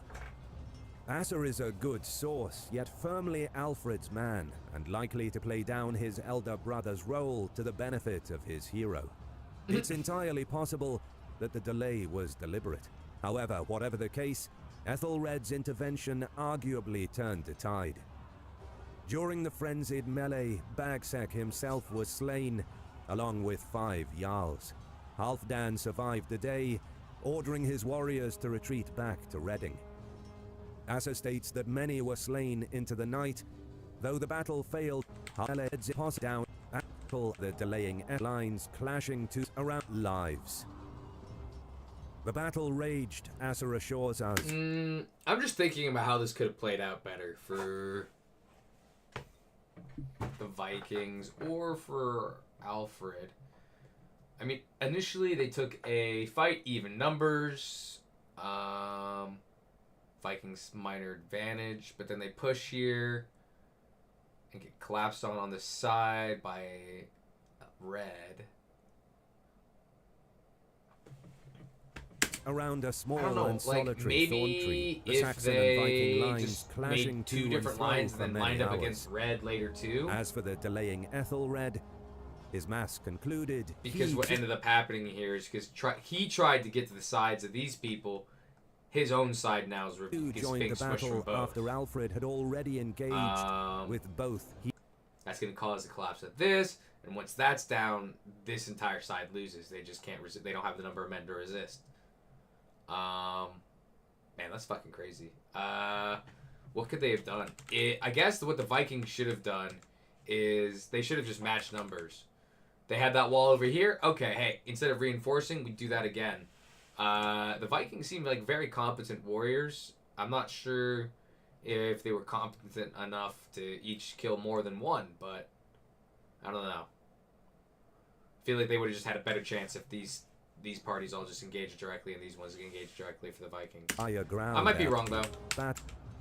This dimension I'm not rooting for the Vikings either way either. Just I was a little surprised they lost his this. elder brother's role to the benefit. But yeah, right there. As soon as they lost that, it's over. It's entirely possible that the delay was deliberate. However, whatever the case, Ethelred's intervention arguably turned the tide. During the frenzied melee, Bagsec himself was slain, along with 5 Jarls. Halfdan survived the day, ordering his warriors to retreat back to Reading. Asa states that many were slain into the night, though the battle failed to utterly destroy the Viking force. That'd be kind of hard to utterly destroy. Ashdown, however, was an undoubted West Saxon victory, though the cheers of victory may have been dampened with news of a new offensive. Having sufficiently rested for a fortnight, Halfdan struck southwards towards the royal ville of Basing. Though battered and perhaps unbelieving at this turn of ill fortune, Ethelred and Alfred once more led their feared to engage the invaders. However, this time, as Asa succinctly states, after a long struggle, the Vikings gained the victory. No! Asa then has Guthrum's reinforcements arriving. However, as he also wrote before that many of Halfdan's host had been lost at Ashdown, this means the Vikings won an impressive victory with lesser numbers at Basing, assuming they had yet to be reinforced. Shit. Whatever the case, West Saxon luck did not improve. Later in March, Ethelred and Alfred fought their last battle together at a place called Merden. Oh, Merton. no, Here Aethelred they suffered don't a die. defeat comparable to that of Halfdan's at Ashdown, in that many important Saxon leaders fell. Two more dark events Okay, then wait, no, it's proceeded the last to time they shake the fought kingdom together, but of it's Wessex not the- to its core. None of them died. I guess it's okay. But when you're like, this is the last time two people will fight together, you totally think one of these fuckheads is gonna die. Like, am I crazy? I thought Aethelred was about to get fucking schmanked there. Because I'm like, fuck, this is about Alfred, so Alfred's not gonna die. I don't know. Oh, fuck off with that. Fuck off with the fake viewers. Eat my ass, eat my titties, and become a tugbone. Don't yippee the fucking ad bots. You're just encouraging them. But, oh man, I'm really glad Aethelred didn't die. He's been pretty good. First was the aforementioned news of the arrival of a so-called Great Summer Army at Reading, but secondly was the loss of the king. Wait, what? Though somewhat smeared by his depiction at Ashdown, King Ethelred had undoubtedly fought a grueling and brave defense of his people. The Fyrd of Wessex had fought 4 battles by the time of Basing, and at this 5th encounter, Ethelred may have been mortally wounded and died soon after. Oh, shit! Yet not all was lost. Likely prior to his last battle at Merton, Ethelred, Alfred, and Witan had retired to the unknown location of Swinbjorg, where it was resolved that Alfred would succeed as king if his brother fell. I mean, at least he was smart enough to With set all that Ethelred up ahead of buried time, with all so that there honor was no at like Wimborne, succession it war. was thus Alfred, the wild boar of Ashdown, that took up the mantle and sword of kingship. He would have much to do. Okay, so I totally think the narrator should have let the music play a little bit louder when they fucking said that. Kind of funny, he made his brother king, not his. Dude, his brother is very competent. All right, and listen. Here's the truth about succession like that. If you don't give it to your brother, there's a good chance your brother might try to kill your own son. But if you give it to your brother, your son may still get it after your brother dies. Instead of his son. You know? But it gets a little tricky at that point, and then who knows who succeeds what. But also at the same time, like, you need a competent king. At this point, they had their secret discussion. They probably thought about it, like, oh, fuck, what about my kid? But he's like, no, for Wessex to succeed, we need Alfred at the reins, is probably what they all, like, fucking agreed on. Which is unfortunate for the kid, but it be what it be. It be what it be. Took up the mantle and sword of kingship. He would have... Also, this music goes hard, but fucking the narrator needs to, like, put it up. Talk a little quieter. Have the music louder. much to do.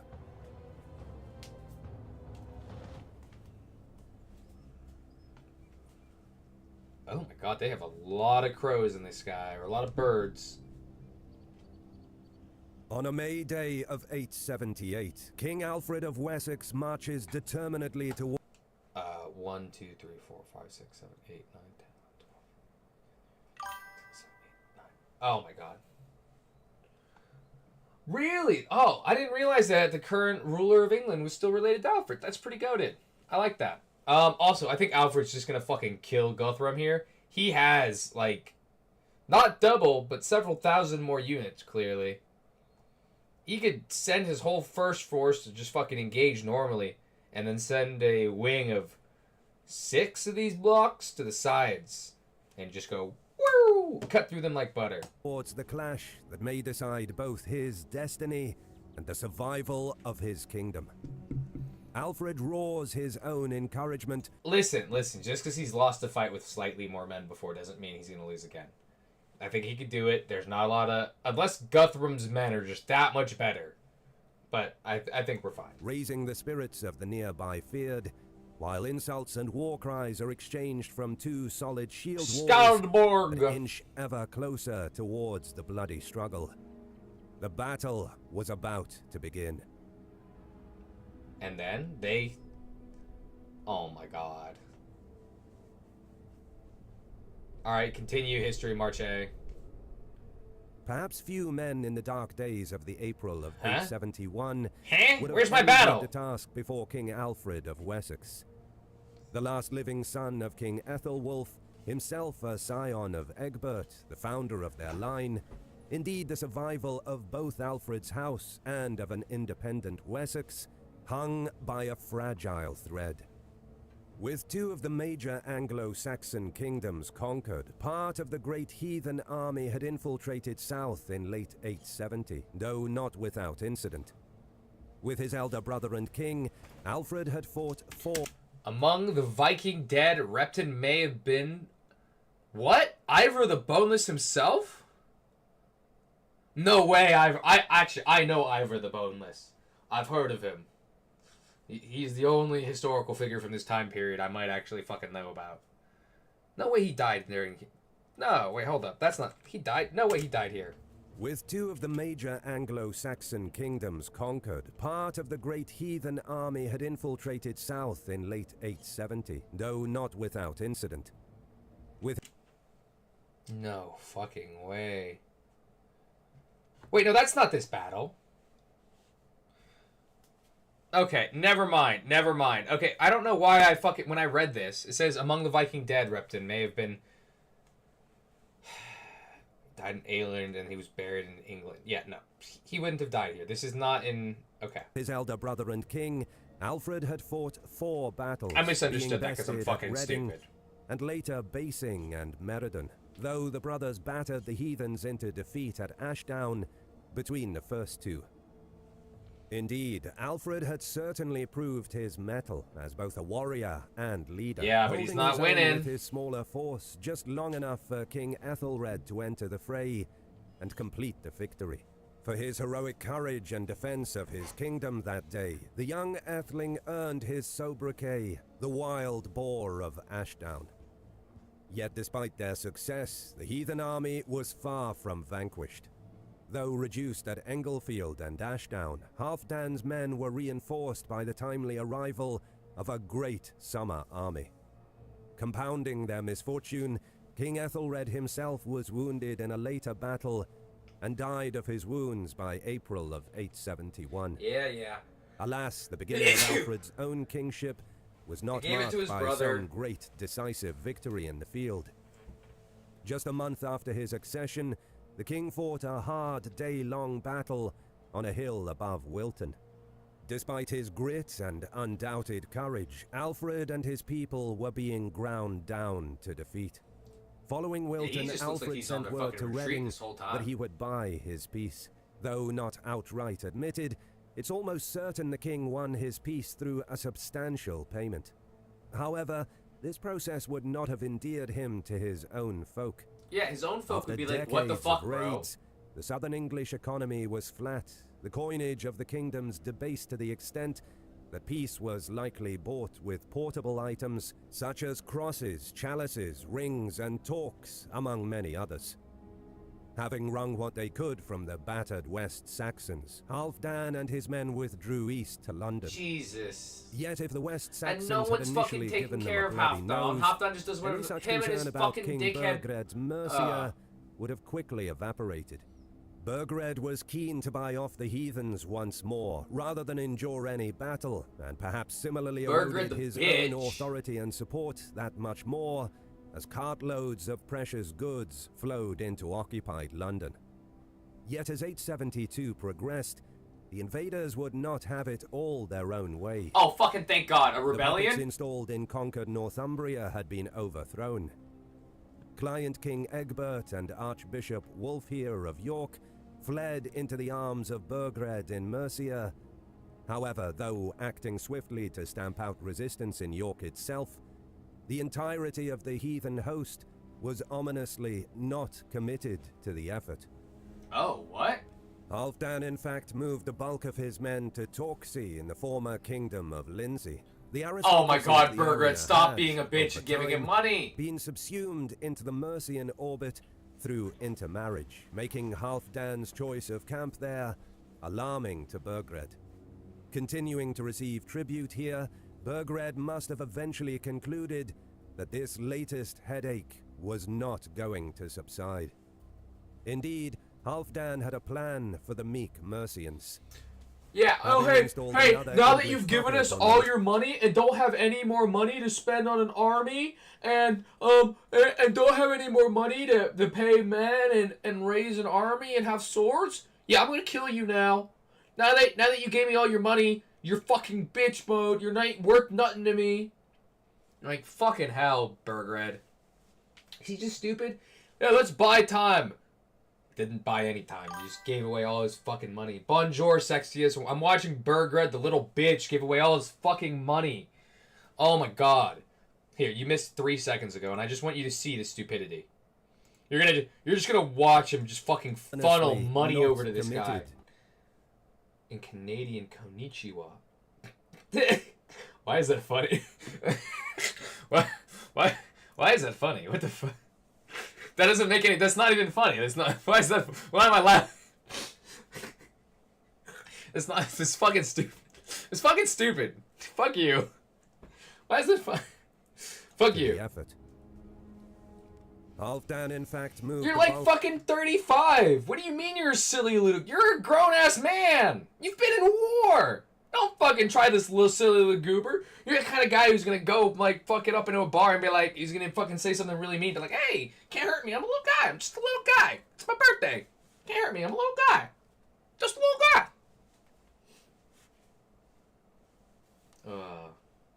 You're just a goofy little guy. I'm just a goofy little guy. Can't be mad at me. I'm just a goofy little guy. Hey, come on, we're buddies. We're buddies. Come on, we'll get a drink. I'm just a little guy. Just a little guy. It's hard to be mad at someone who says they're a little guy. But watch of this. his men Look, he's to just fucking Toxie, sending the money. former kingdom of Lindsey. Here's The money. aristocracy of the area Here's has, more money. over time, been Wait. subsumed into the Mercian order. And even more through money! Marriage, making Halfdan's choice of camp there alarming to Burgred. Continue Burgred's like, oh, they're scaring me so much I have to keep giving them to money. receive tribute here, Burgred must have eventually concluded that this latest headache was not going to subside. T-Mobile's African Indeed, ad campaign? Halfdan had a plan No, for the meek that is a very Mercians. random thing, dude. Having installed another English puppet on the Northumbrian throne, Burgred may have breathed. Kenya, hear me now? Kenya, hear me now? I almost want to look this up. Hold up. Kenya, hear me now.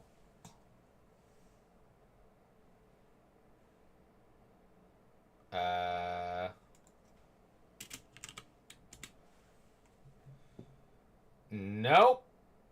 It doesn't even come up on Google. Oh, but this is Bing.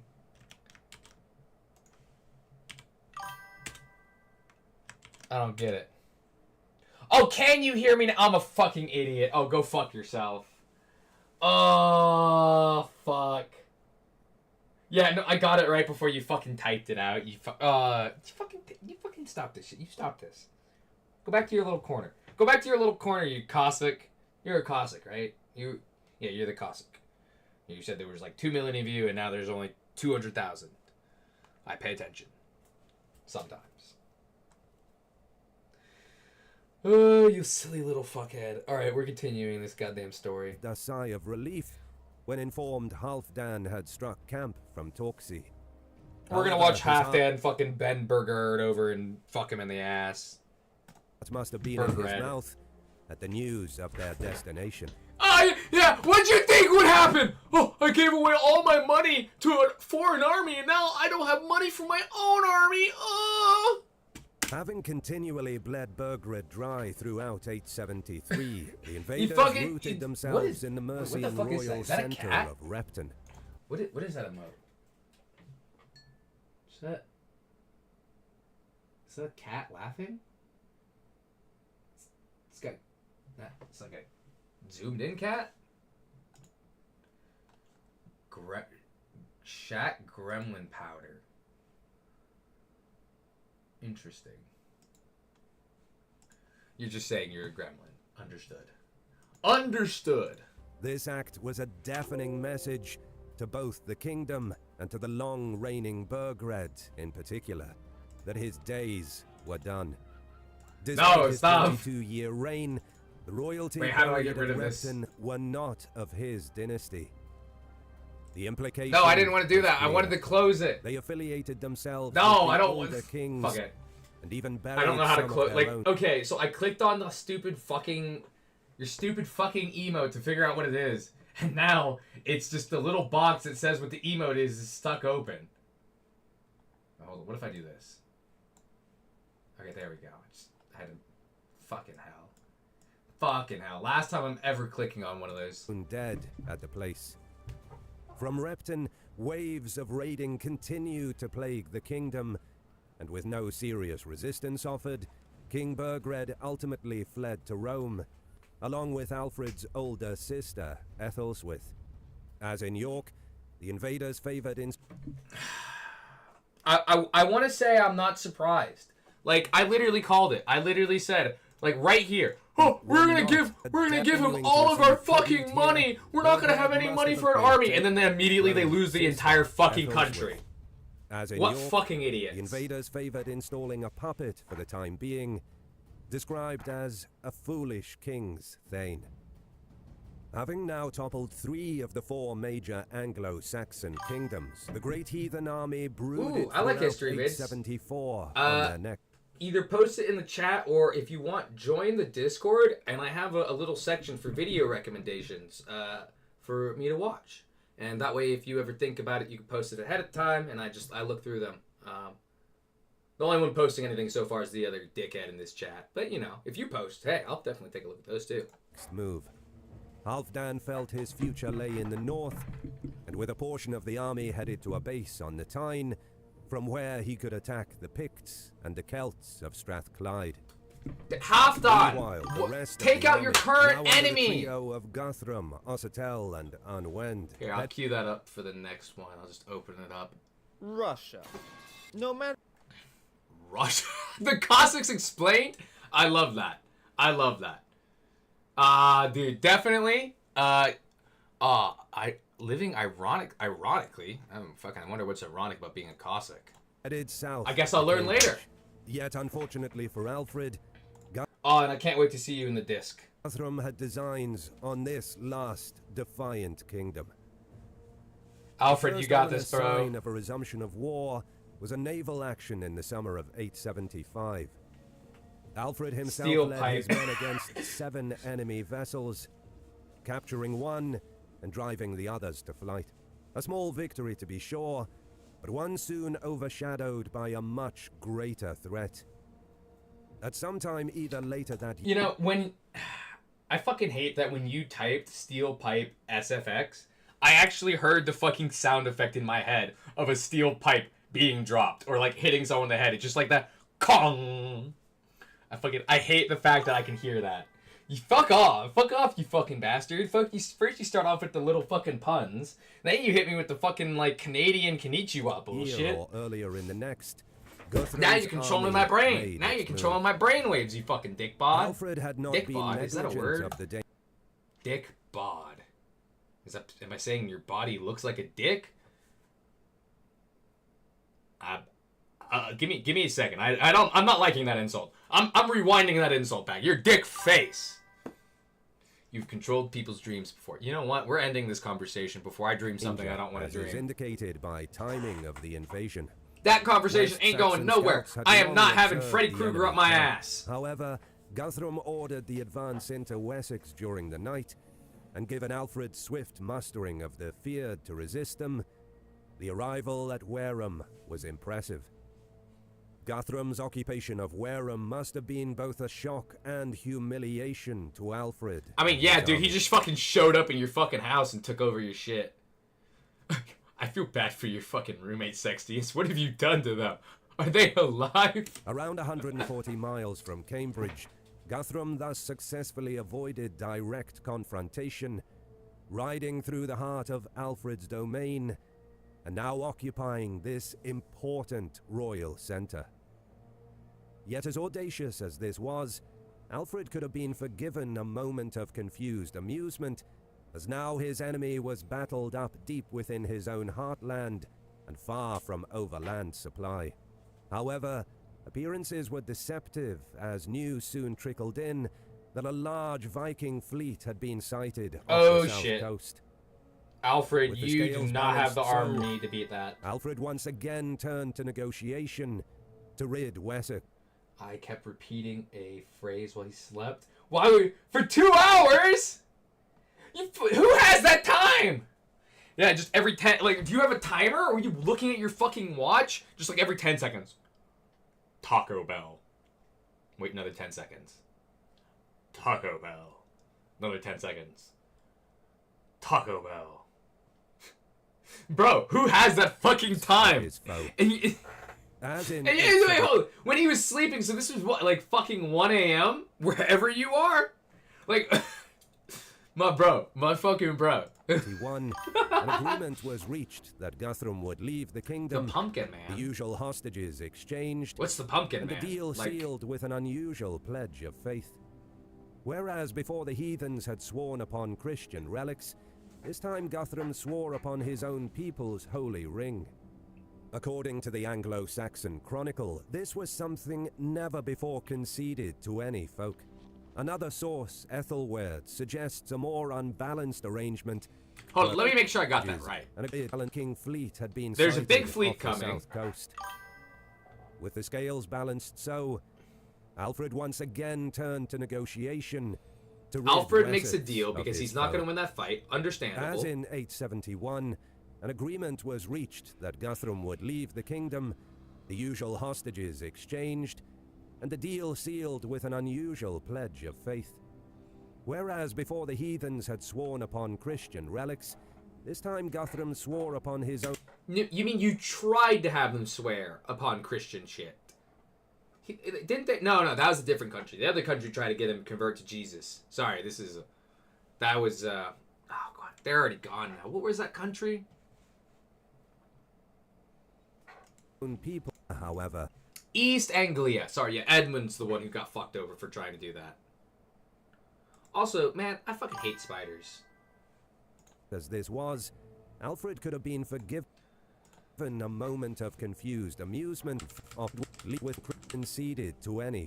So, is an actual question. I didn't think the arm rings on the Vikings had any significance. Did they? Was that like... I didn't think that was like a religious thing. Maybe it's only significant because it's his own item, but I wasn't aware there was a religious or societal importance to those bands. Another source, Ethelwerd, suggests a more unbalanced arrangement in which payment. They were a sign of their fealty to their lord/kingdom. You get them when you become a man. Oh, okay, that makes a lot more sense. Okay, so that's like an actual thing to swear on then. You're not just swearing on some other person's religion. You're like swearing on your honor as a man, like your honor to your lord, your honor. Okay, shit, that's an actual oath. Fucking hey, Alfred, using your brain for once. Atta boy. Don't get him to convert to Christ. Get him to fucking swear on their own shit. Smart boy, smart boy. I guess by this time he's a fucking man, so I guess I should say smart man. And was once again offered to encourage their departure. Whatever hopes Alfred may have had following the talks, though, they were shattered at the news of Guthrum's swift betrayal. Oh my god, dude. Instead Listen. of marching back to East Anglia or Mercia, the enemy moved by night west to Exeter. Dude, I want to say I'm not surprised because they did this exact same fucking thing to the other country, right? And Alfred should have seen it coming. Like, where do you think the fucking fleeing king came to? He came to your fucking hands, Alfred. But still, like, I get it. He saw the ocean fleet. He probably won't win, but now at this point, he doesn't really have a choice. The ancient walled city provided further shelter to the invading army, but may also have presented a greater threat, still given Guthrum could potentially link up with disaffected Cornishmen to the west. The Cornish were certainly no friends of the House of Egbert, their fathers suffering defeat at Hingston Down decades before. Certainly a new Viking-Cornish alliance was not entirely on... Wait, they're pirates? They're not... When it said the Cornish, I assumed this was just like an actual population of peoples, but now that I look, I don't actually see a A city for them. I guess, were they nomads or just pirates? Or I guess they're not the same thing. Cornish Pirates men are to the certainly west. nomads. The Cornish were certainly no friends of the House of Egbert, their father suffering Fine. defeat at Alec, Kingston Down Cornish, Danish. decades before. Yeah, that would make it seem like they have an established Certainly a new Viking system. The Cornish are a people. Okay, so they are a people. Cornish So are what peoples though? The peoples of what? The Cornish have a history of being pirates. Their local culture, the Southwest British. Hold up. Never eat soggy waffles. So over here, or people of Cornwall. I don't even see Cornwall on this fucking map. What do you mean Cornwall? There's the city they were talking about earlier that I thought was, unless it's this bit and it's just not showing, which if that's the fucking, it's kind of annoying, but whatever. Cornish alliance was not entirely. Yeah, okay, so this whole peninsula that they just didn't bother they put the name on everything else except for here. Alright, just make me feel fucking stupid then. Fucking out. Fairly unthinkable. Whatever Guthrum's plans, however, Fortune's wheel now scuppered them. His fleet setting out from Poole Harbour had been smashed to bits in a storm of truly biblical proportions. Barely a few miles into their voyage, a great storm struck the 120-strong fleet near Swanage, with a loss of all hands. Wow! Dude, that is some fucking biblical level luck for Alfred. Like, Alfred was about to have forces on both sides of his fucking ass. Oh, dude, that is... At a stroke, Guthrum's leverage vanished. Yeah, Guthrum's like, oh, fuck. He's sweating bullets now. He's fucking isolated from his whole country. He has to go through all of this to get home. He does not have a backup over here waiting for him anymore. Guthrum is in a very shitty position. On this map, the English have also conquered about one half of Cornwall, which is why there's a threat to people in the border. Got it. So this whole bit over here is Cornwall then, I guess. And they're afraid of a rebellion from the people here and here within their own territories. Okay, that makes more sense. I thought they were just worried about this. And they're like, oh, they fought here and here. I'm like, okay, they defeated and they pushed them back. What's to worry about? But they were into... Okay, that makes more... Yeah, obviously, just because you fucking beat the army doesn't mean the peoples aren't on the land anymore. What am I thinking? Sorry, sometimes I lack common sense. It just be a thing. Encircling Exeter, an enraged Alfred, now reassured he was in the right, now had Guthrum over the yeah, Alfred just got the sign from God at this point. That Guthrum conceded as many hostages as Alfred demanded, and specifically men of enough import to deter another reneging of their agreement. Guthrum's like, shit, please guys, I made a deal with you. Can we keep the deal, please? So, by the if I was Alfred, I would have said fuck you and kicked his ass. Finally retired from Wessex. Like, I understand you wanted to exchange hostages, but at that point you cannot trust him again. You just need to execute his ass. At Gloucester, within Ceolwulf's Mercia, Guthrum activated the previous arrangement agreed after Repton. Yeah, Part with of his the kingdom fucking would bitch boy. remain under Ceolwulf, with Gloucester itself and the east distributed among Guthrum's men. Yeah, your little fucking puppet This king. cultural and legal splitting of the ancient Middle Kingdom would endure for centuries. Wait, what? Watling's Really? fleet effectively setting the Danelaw boundary in the immediate future. What? Oh, By shit. So this itself. was, for whatever reason, I thought this would be like a temporary thing. But they're saying this goes on for centuries? Shit. Alfred may have thinly hoped the dismantling of Mercia had satisfied... Alfred, you've paid him money and then he immediately fucking stabbed you. Do not hope for the best. Build your fucking army up. But if so, he was to be brutally corrected. Previously, though negotiations had eventually forced Guthrum's withdrawal from Exeter, the heathen leader had been in no great hurry to depart. His occupation lasting several months. Oh, these and it's fucking entirely noble possible dickheads. That during this period, Guthrum entertained the more disaffected elements of Alfred's subjects. I mean, yeah, I would understand why they're After upset. Christmas They of got their ass handed to 877, them multiple times. Alfred had survived as the last remaining free king of Anglo-Saxon England through a mix of grit, bribery, and good fortune. Okay, quick question. When they say Anglo-Saxon England, what does that determine? Because all of this is Anglo-Saxon England to me. And these look like independent kings. I don't know about me. Like, this probably not. This not. This is. But, like, who controls this shit, then? Those are Welsh? What do you mean, Welsh? Like, they're from Wales? The non-Gaelic or Welsh lands. Okay, or Cornish. Okay, so I'm gonna sound really dumb. Who are the Welsh? I don't quite, like, know shit about them. I know Jack Diddley shit. Sorry, this is me asking you guys questions time, because fuck if I know what I'm fucking learning about.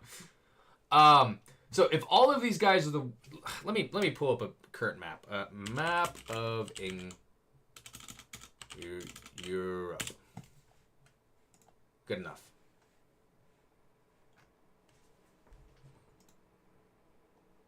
So that's Ireland, United Kingdom. Yeah, none of this is Wales. There's not a place called Wales. So I'm just being fucking stupid. So then what are the Welsh? Were they like a descendants of the Vikings or? Okay, so Anglo-Saxons are the tribes Anglos and the tribes Saxons who came across Germany to conquer the Islets from the Gaelic peoples. Okay, so I know the Saxons. Who are the Anglos? And the Jutes? Who are the Jutes? Fuck. You guys are throwing too much shit at me, Jutes.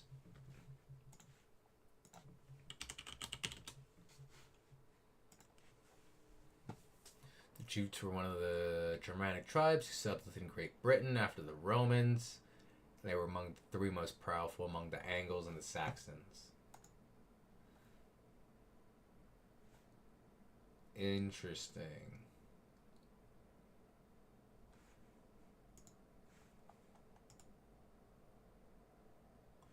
So they were on the bottom right of England. And then I guess they got just their ass handed to them. They're barbarians who invaded when Rome was pushed out. Like in Ireland, they still speak Gaelic. Okay, so you guys keep saying Gaelic.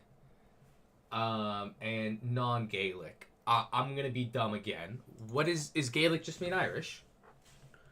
More like when Rome abandoned Britain. Wait, hold up. Gaelic language. Scottish Gaelic is... Oh, it's Celtic! It's Celtic! Okay, got it. It's Celtic. Or is that just the language? Hold up. The Gaelic people are the native of the Isles. Hold up.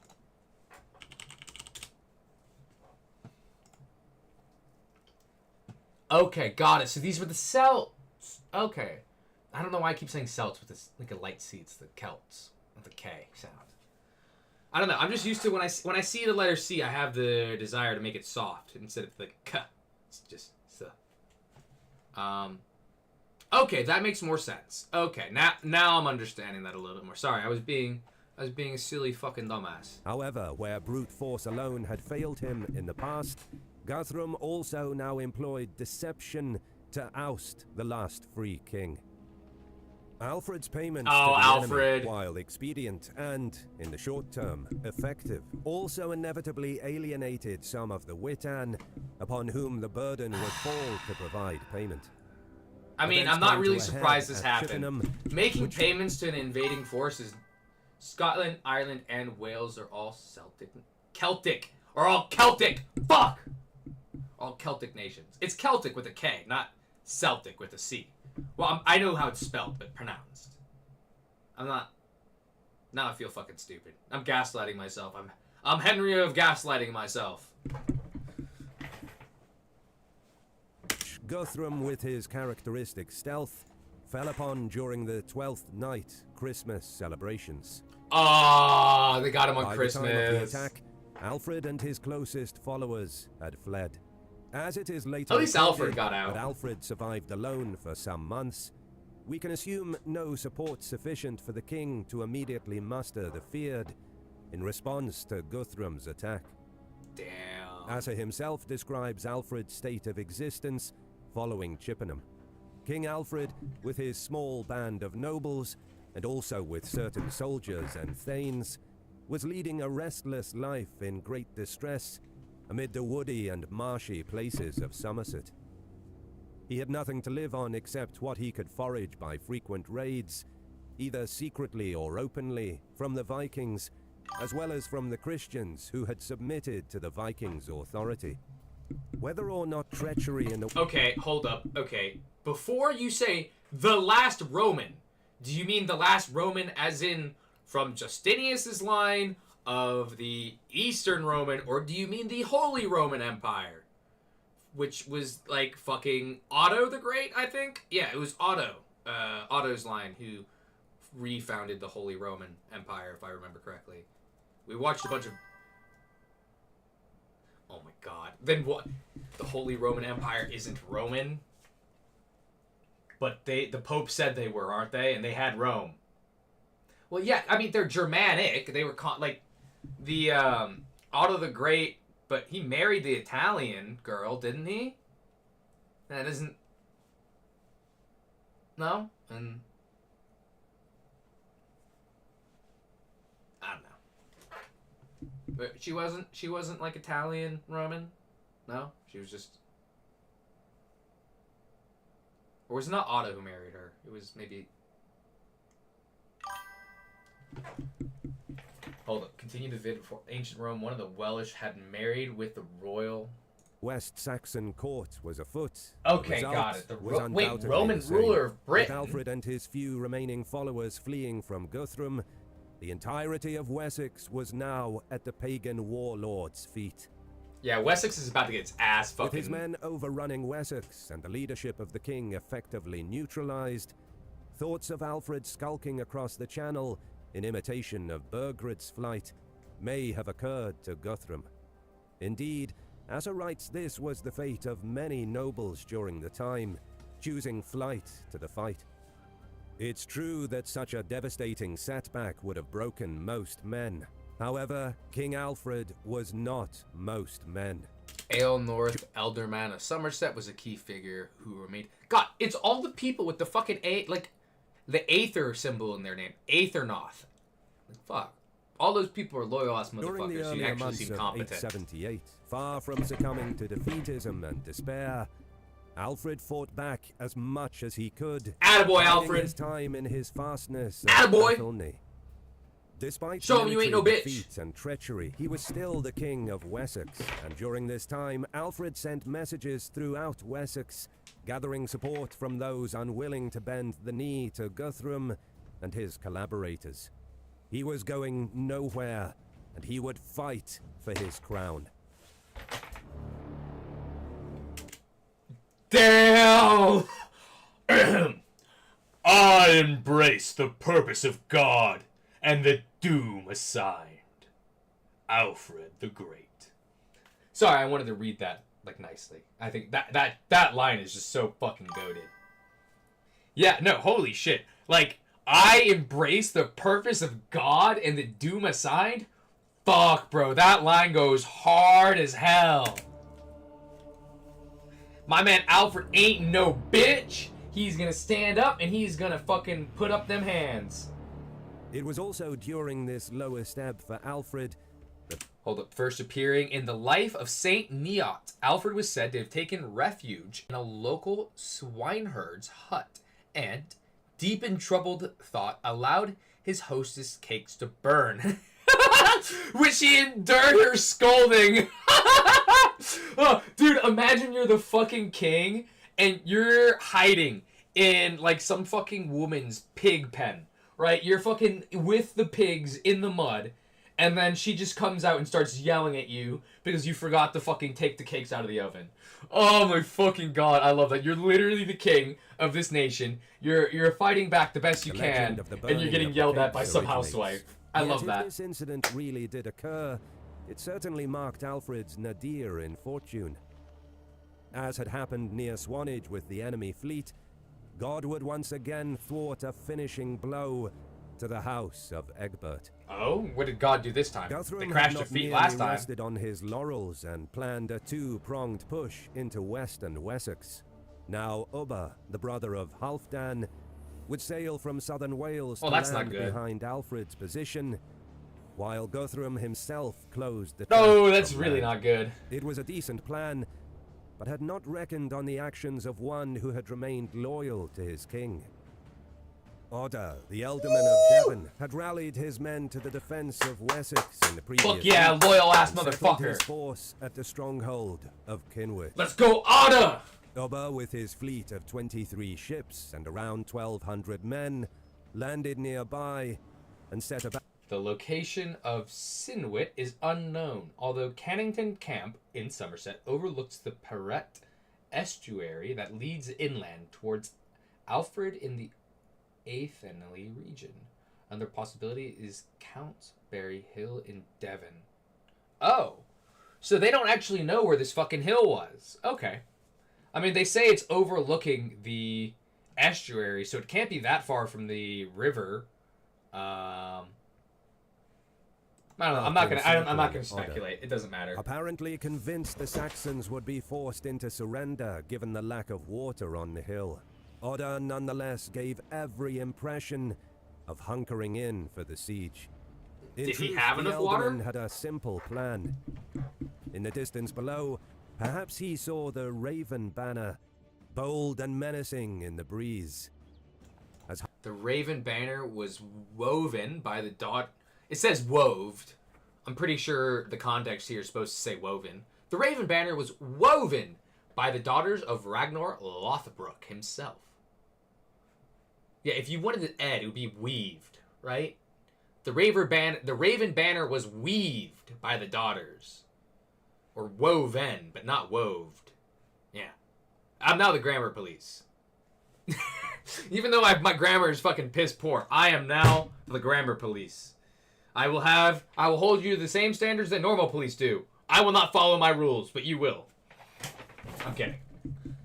Or am I? No comment. Yes, comment. Halfdan's warriors had come to his lord at Reading, so Odda would sally down in a surprise attack. His target was that banner and the person of Ubba himself.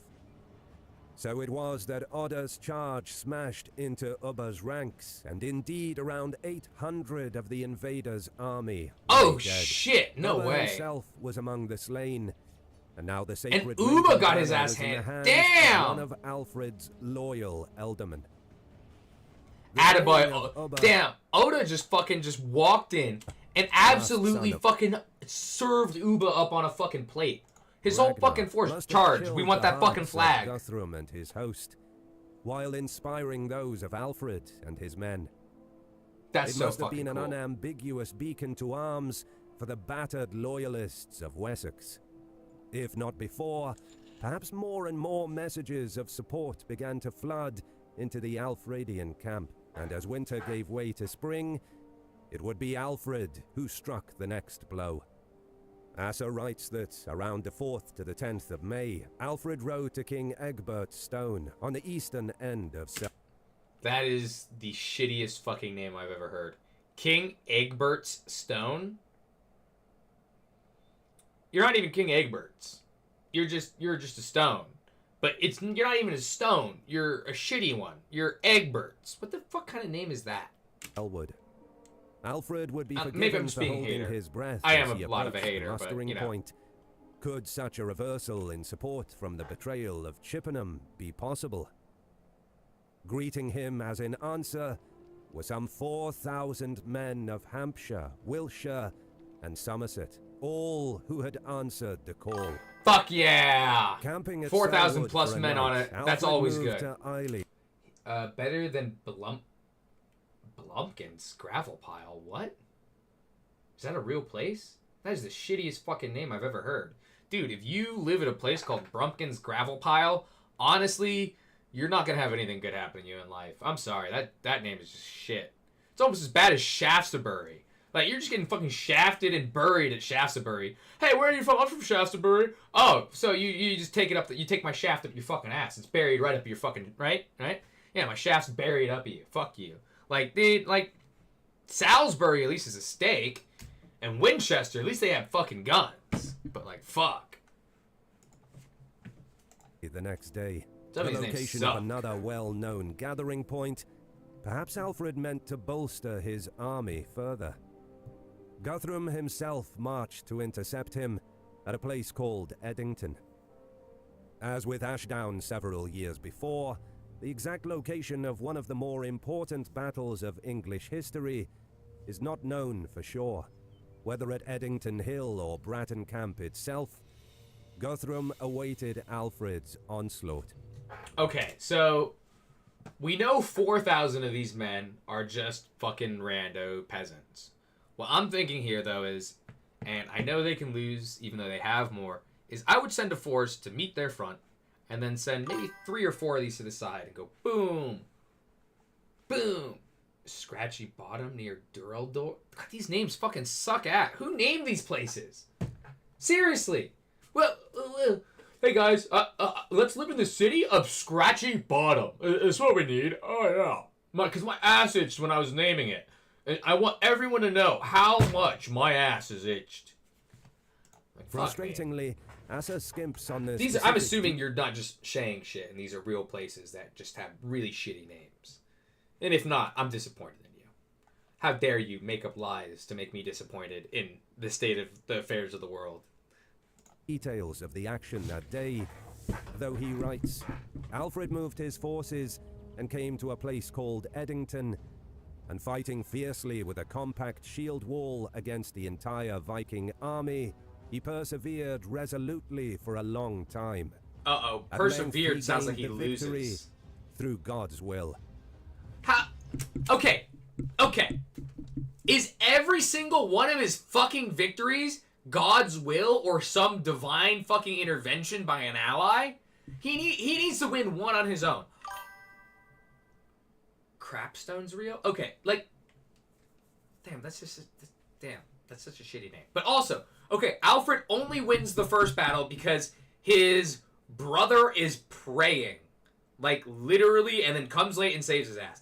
He wins another opportunity because a storm broke out a bunch of boats. He gets another opportunity because some loyal fucking G does his job. Like, has Alfred done anything on his own without divine intervention or intervention from an ally? Like, am I fucking insane here? It feels like he hasn't done shit.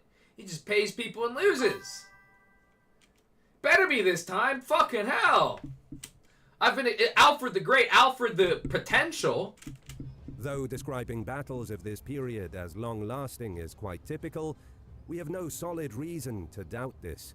If Guthrum's warriors held the ground advantage, but the Fyrd had that of numbers, the fight could easily have devolved into an hours-long slugging match. The fighting then was likely long and hard, the two tightly knit shield walls hacking away at each. The scrum of swords. An hours-long battle would be fucking exhausted, dude. Like, I can't imagine swinging a sword, cutting people down for over an hour. And, like to have the energy to, like, even fucking survive in this circumstance has got to be fucking tough. Even if you're organized. Shield and muscle, shifting to and fro, until finally chinks began to fracture. Yeah, no, this is like a wear down each side the until... momentum decidedly shifted into Alfred's favor. With his attaboy, Alfred! Attaboy! Finally! Jesus! Was certain, Guthrum must have decided to call a general retreat. Oh, you're gonna lose more men during this retreat. You always lose the most men during... Oh, I mean with, like, Admiral Togo being appointed the commander of the Japanese Navy against the Russians. He was picked over his peers because he was known to be lucky. You know what? I can't even be mad. Look, you know what? If he's that lucky, then shit. He was lucky enough to get the fucking job as general. Sorry, as admiral. As commander admiral. I think that's pretty fucking lucky. To be known to be lucky, to give you more luck opportunities? Shit. But the melee That's the battle definition of swung luck. decisively to the West Saxons. Oh yeah, now is fucking plain. slaughter them as they retreat. As a writing, Slaughter them. Alfred destroyed the Vikings with great slaughter and pursued Attaboy, those who Alfred, fled as attaboy. far as the stronghold, hacking them down. The aforementioned lines imply much damage was inflicted before the general flight, and without the death of Guthrum himself, we can assume a major breach in the line or a severe drop in morale that preceded the collapse. Though inflicting heavy casualties. And in a big battle, the Russians thought a Japanese ship was a Russian one and said, hey, No! No!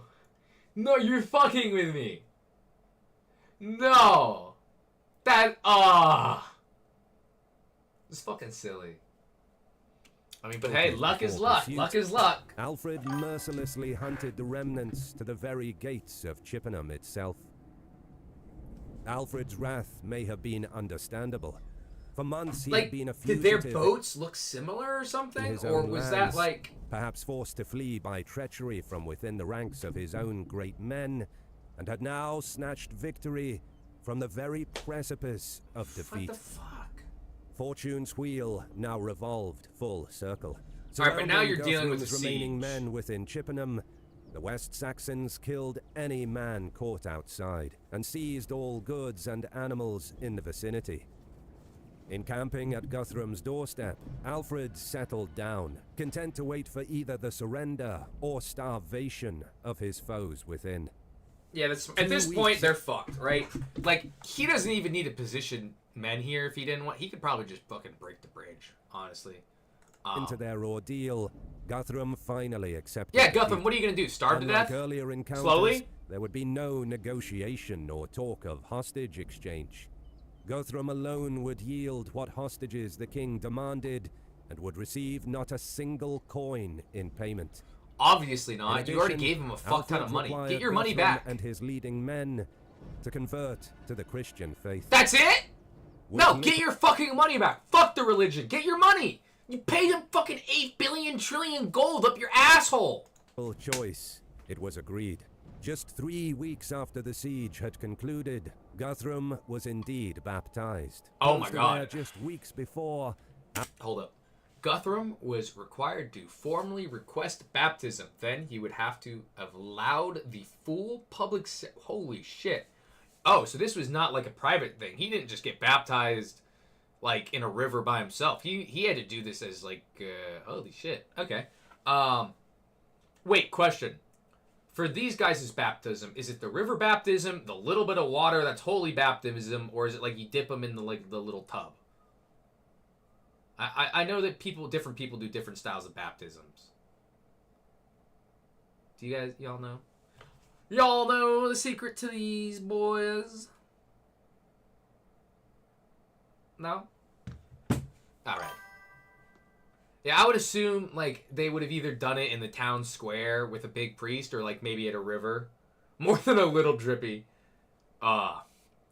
Dipped in a river? Yeah, that would make sense. Yeah, make them soak. Make them fucking feel the cleansing of the water. Languished in internal exile. The event was more than just a spiritual conquest of the Christian god over Guthrum's pagan idols. Alfred too was demonstrating his own earthly superiority over his defeated foe, sponsoring Guthrum himself. The chrism loosening was held at Weldmore. This is the removal of the linen band over the head, following the anointing with holy oil. The chrismal was removed on the 8th day by none other than Alfred's loyal alderman, Aethelnoth. Make sure all of the other North rulers got it. Yeah, no. So that he's no longer on their side. You know, he can't... Okay, he's no longer loyal, even if he is loyal. Man, these are such interesting names, though. The chrism loosening, and then the chrismal, right? Like, I've never heard of these, names. I mean, obviously the chrismal is the linen band over the head, but, like, I would have never known that that's Acting what as that's godfather, called. I would have just called it conferring a band precious over your gifts head. on him and his lieutenants. The later treaty of Alfred and Guthrum divided up Mercia between Danish and West Saxon Oh! spheres, an arrangement that would endure. Okay, so that's what happened to Mercy. For whatever reason, when they said, "Hey, that divide would last a long time," I thought they meant that Mercia would still be controlled by the Puppet King bitch. Alfred, it Much was better, to much have better. a reformed friend than a dead pagan enemy. Alfred recognized Guthrum as the Christian king of East Anglia, and he would indeed rule East Anglia. Attaboy. Yeah, Aethelred deserves some goddamn credit. He has really been fucking by Alfred's side this whole time.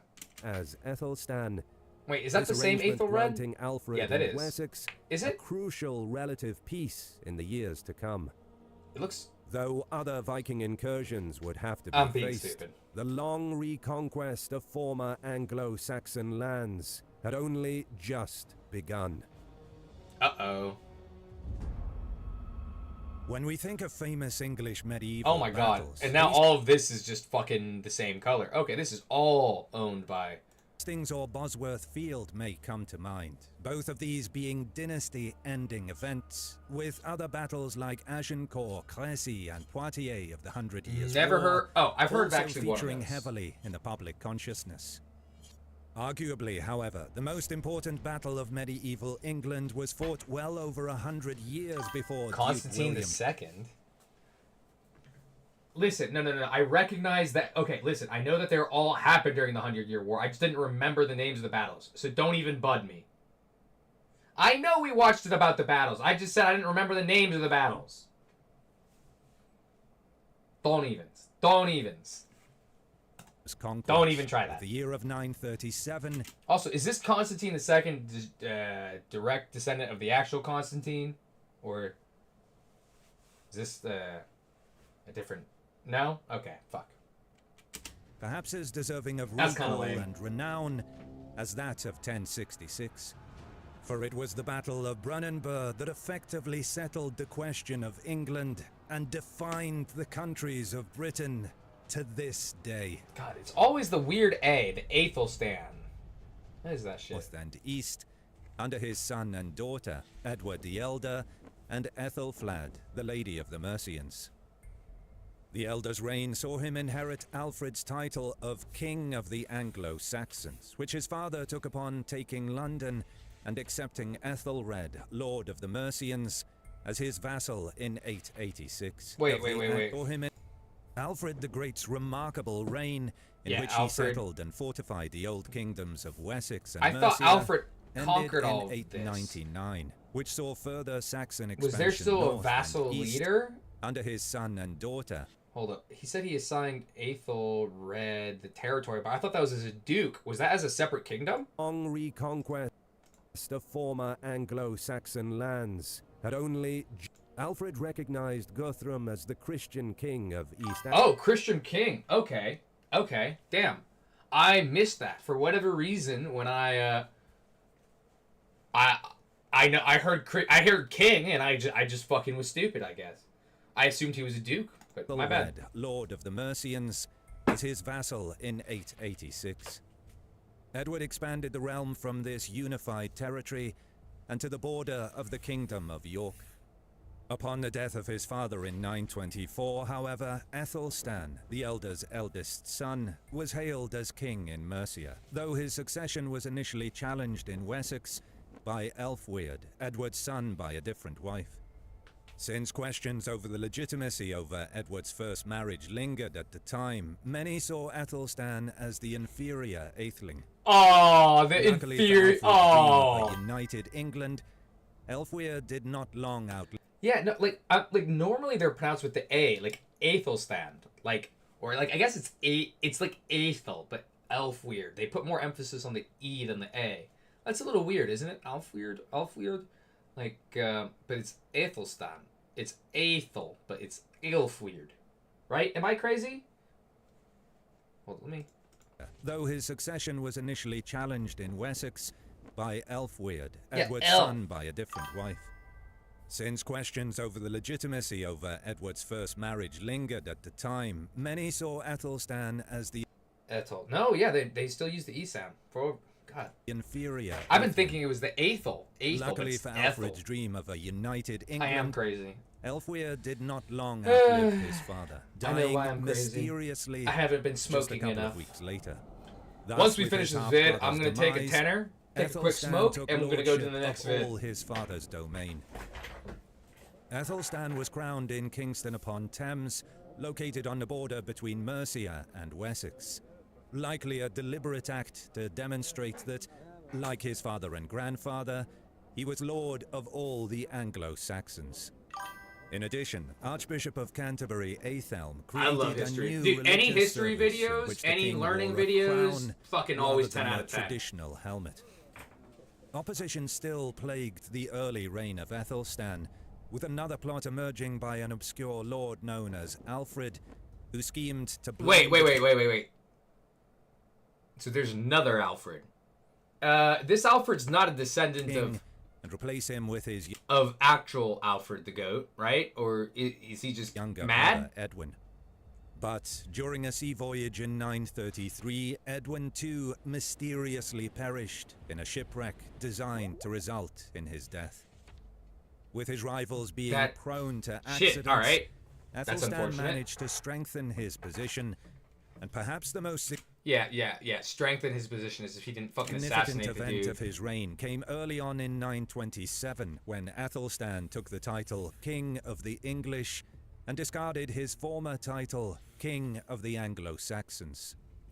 They did that in the Discarded wrong his order. Former title King, the title event of his reign. They should came have said, early on in 927. you know, I'm not gonna Father fucking Alfred, complain and about especially his father Edward, had seen the spectacular rise of the House of Egbert, from the lowest ebb of Alfred's internal exile in 871 to his victory at Eddington, and then to the borders of the last Viking stronghold of York just a generation later. Neither Aethelstan's father or grandfather claimed this land or the title. So it was that in 926 the king had made inroads into incorporating York by arranging the marriage of his sister to Sihtric. In another lucky twist of fate, however, Sihtric died just a year into their accord, presenting King Ethel. Yeah, let me guess. He died from he was drinking his wine, and then the next morning he woke up and he was dead. Sorry, everyone else woke up and he didn't. He couldn't wake up and be dead because he'd be dead.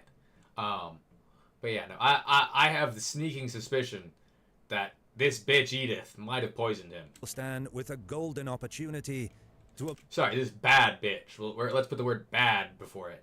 It's a positive connotation for this. Absorb this last bastion of Danish domination into his own kingdom, which he gleefully did. The Danes reluctantly accepted Aethelstan's lordship, though this new enlarged Saxon kingdom unnerved other powerful men in Britain, including Constantine II, King of Alba. Constantine, as well as King Owain of Strathclyde, the King of Delabath, and the Lord of Bamber, all acknowledged Ethel. Yeah, no, listen, I don't blame these guys for being like, this is a fucking problem. He now has, and land is important, because land is population. Land is people, right? By owning this much land, he could get a much bigger fucking army. And also, this area up here kind of sucks a little bit. It just kind of, it's very rocky, if I'm not mistaken. Historically, I don't think survival's is good here. I'm pretty sure there's a lot better farming on this portion. And then, actually, I think in Ireland, I might be wrong about that, though, because Ireland had a lot of peat and bogs. And there was... Yeah. They got sheep up there. Dude, they fucking eat sheep. They eat haggis.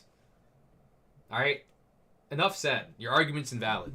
Stands overlordship, but their stability would not last.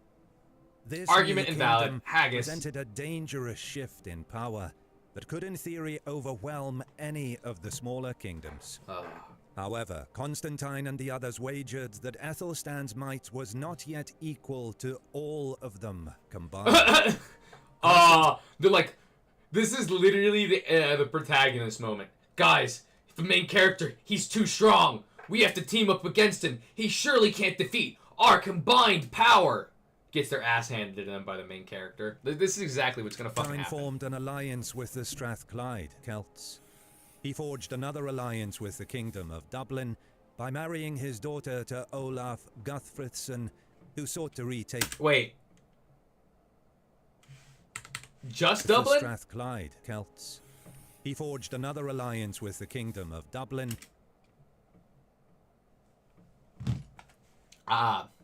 You know, somehow I thought this was just like demarking like a landing zone or some shit, but this is actually its own little country. Just this.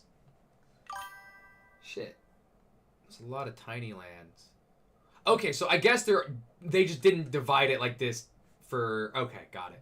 So is each one of the cities then its own independent kingdom, or is it like some people have more, I guess? I guess some people would have more. I'm being By stupid. marrying his daughter to Olaf Guthfrithson, who sought to retake Northumbria, which was briefly ruled by his father less than a decade prior.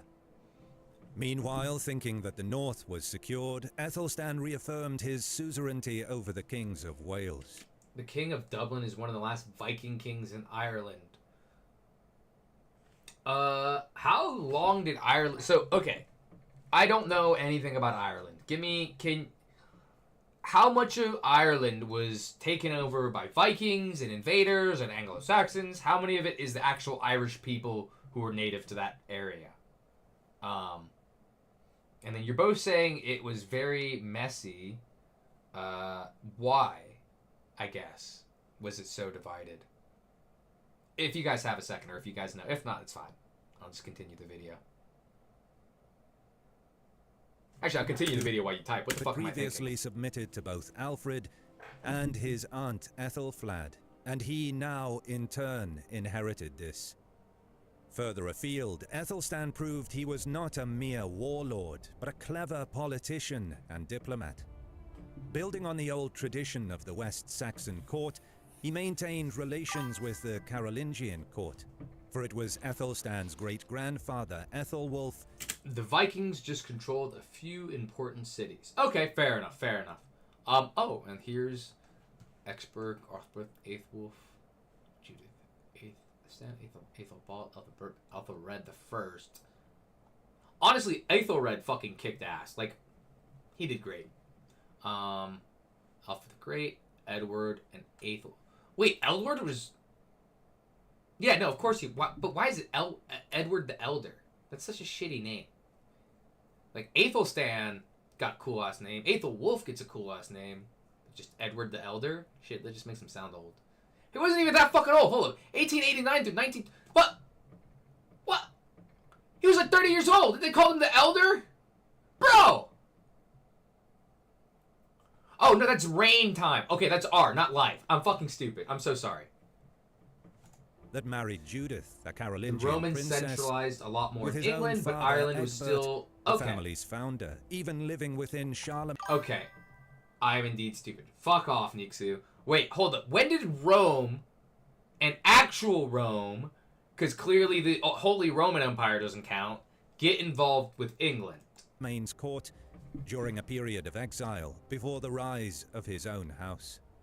Thus, Aethelstan, like Ethelwulf, claimed the prestige of marrying into the Carolingian dynasty. Though he never married himself, he did have a number of sisters available to forge links across the channel. Edgifu 43 AD. Oh, shit. Okay. Long time ago, then. We're talking like 1,000 years ago. Well, I guess in this case, what, 800 and... Oh, and it lasted 400 years. Okay, that makes a lot of a difference. I think lightly with Caesar, with the first attempts to discover it on expedition. Okay, so I guess originally... So did a lot of people not live here? Or was it just then they sent out an expedition, they discovered people were living there, and then they sent over people to get banged and have sex for 400 years? who was married to Charles the Simple himself. Even hold on. I'm sorry. Charles the Simple. Everything we just said doesn't matter. They just. Oh, okay. That's fair enough. That's what the. That's exactly what the Romans would do. I don't know why I questioned it. But oh fuck, dude. I would hate to be remembered as Charles the Simple. I'm so sorry. That's just so fucking. during the future king Louis IV. The young king Ethelstan also did one better by forging another prestigious marriage between his sister Eadgith and Otto I, Holy Roman Emperor. Oh, hold up. This all happened right now? Holy shit. Otto and Ead... Oh, shit. Also intervened directly in foreign affairs, harboring the aforementioned Louis IV during a period of exile. Yeah, Niksu, give me a break on, like, the timeline all of this, dude. I fucking piss poor at keeping track of this timeline. Normally, when I learn history, I learn it hold up. There was a ton of tribes, took a lot of time for the Romans to get the knowledge and resources to conquer it. Fair enough, right? But normally, I also learn history chronologically from 10, from 0 to 10. Not from 30 to 20 to 35 to 1. You know. And even makes it a little confuzzling. Alan II as Duke of Brittany. Brittany? Following the What the fuck is Brittany? Hold up. Is Brittany not... Okay, so did Brittany join with England and become Great Britain? Or why? What is up with the Brittany? There was a wall cutting Scotland from England, which the Romans... Holy shit, the Romans built a whole ass fucking wall? Shit. In 936. Indeed, Ethelstan's court was most likely the most How the fuck do you guys know about this shit?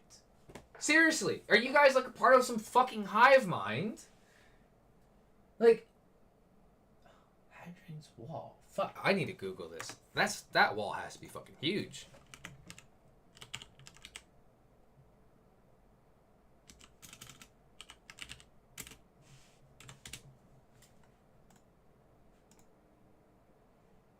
Wait, I've seen this. I've seen photo. Holy shit, that's that wall? Holy shit, I've seen desktop screensavers of this shit. Oh! I imagined it was taller before it broke down and, people... But like, holy shit, this thing is just going across the whole countryside. What the fuck? Wait. Holy shit! No fucking way.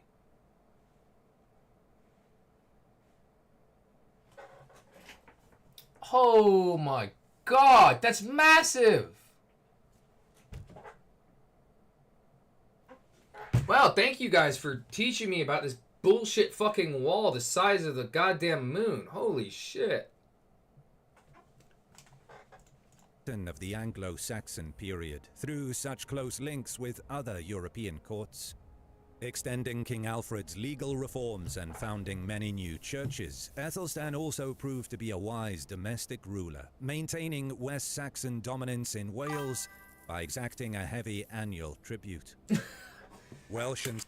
one thing the Romans were always really good at was building things quickly. They were efficient motherfuckers. Scots leaders, including Constantine, even attended his charter meetings, with the king creating an effective central government, granting larger responsibilities to ealdormen of his kingdom, who traditionally had only governed shires, as opposed to larger territories under the king. Wait, a shire is an amount of territory? I thought the shire was just where the hobbits lived. That's the thing? The shire? How big is a shire?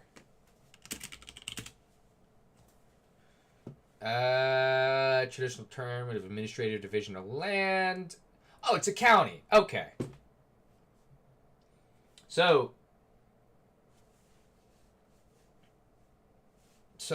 he was just really lazy when naming where the hobbits lived? He just said the count. Oh, I wish I didn't know this now. It's kind of disappointing.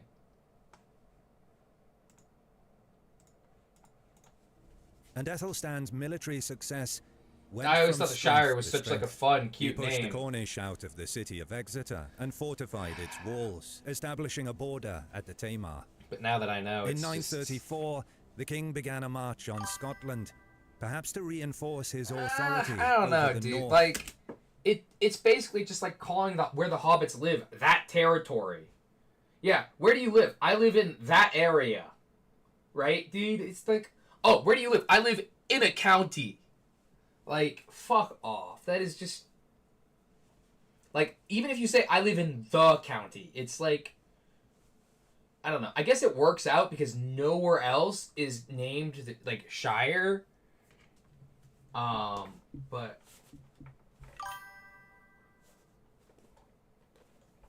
No, I know. There's only the one Shire, so it works out, right? But it just... It feels a little bit on the nose. Hey, what do you want to call where the protagonist is? A county. Because that's where the British people are. Like, it's like the closest tie to saying, hey, this is Britain. You know? We're the hobbits. We're the good guys.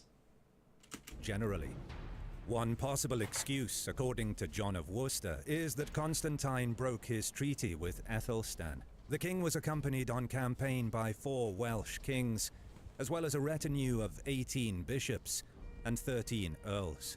Wow. This campaign proved overwhelming, given that according to Simeon of Durham, the English attacked in a 2-pronged way, ravaging by boat land and as by far land. as Holy northeast shit. Scotland, and raiding by sea as far as Caithness, and even possibly to the Norse Help. Yeah, of course I'd be more angry, but he came up with names like Mordor. And like, don't tell me Mordor is another place too. I'd be really disappointed. If everything in his fucking book that I thought was made up turns out to be something real, I'm gonna be pissed. Orkneys. Like, I know potatoes aren't real. Sorry, 935 potatoes does are have a real, charter obviously. But attested like, to by Constantine, you know, other than Owain that. of Strathclyde, as well as the Welsh kings. Meanwhile, Olaf, the king of Dublin, and Owain of Strathclyde made ready to aid their ally, Constantine. By the autumn of 937... no way. Olaf... You're fucking me. Do not know.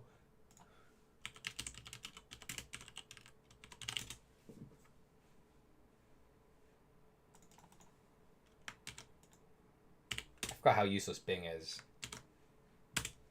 I need to change that for my default. Hold up.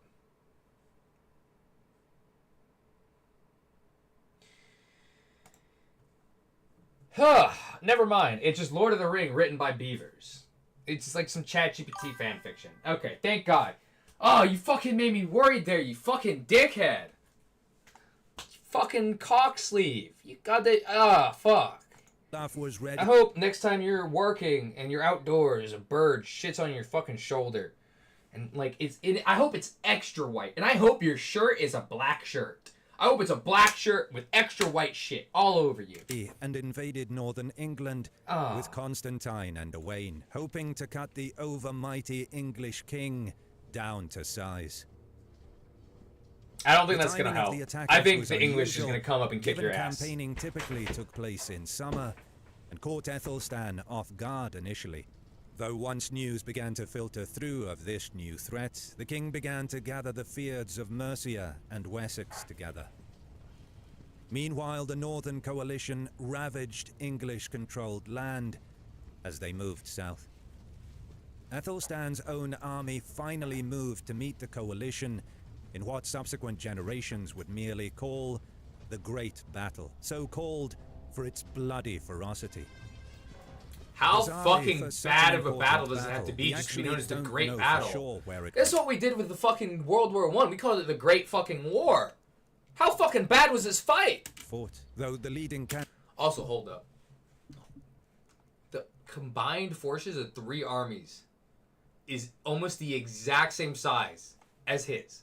And this wasn't like an army he just quickly put this shit together. Like in 5 fucking minutes. It Like, is fuck. near the village of Bromborough on the Wirral.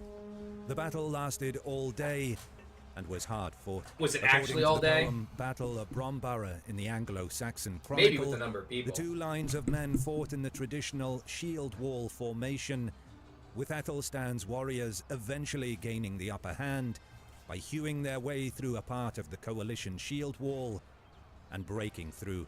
Damn. This breakthrough effectively ended the battle, with the coalition men fleeing. God, Constantine, Olaf you're so managed to fucking flee useless. the field back to Dublin, with Constantine also surviving the chaos. Oh, Constantine though survived, Owain's but he got fate his ass is handed not to him. mentioned. The victory ultimately settled the matter of a unified and permanent kingdom of England, which would endure to its current form today.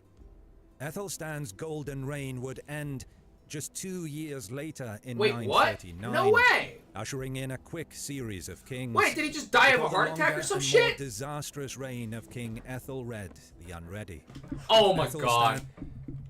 He is, first, Aethelred was such a badass fucking general earlier. I can't believe we get this fucking dickhead. The same name, Aethelred the Unready? Dude, how shit do you have to be called the Unready?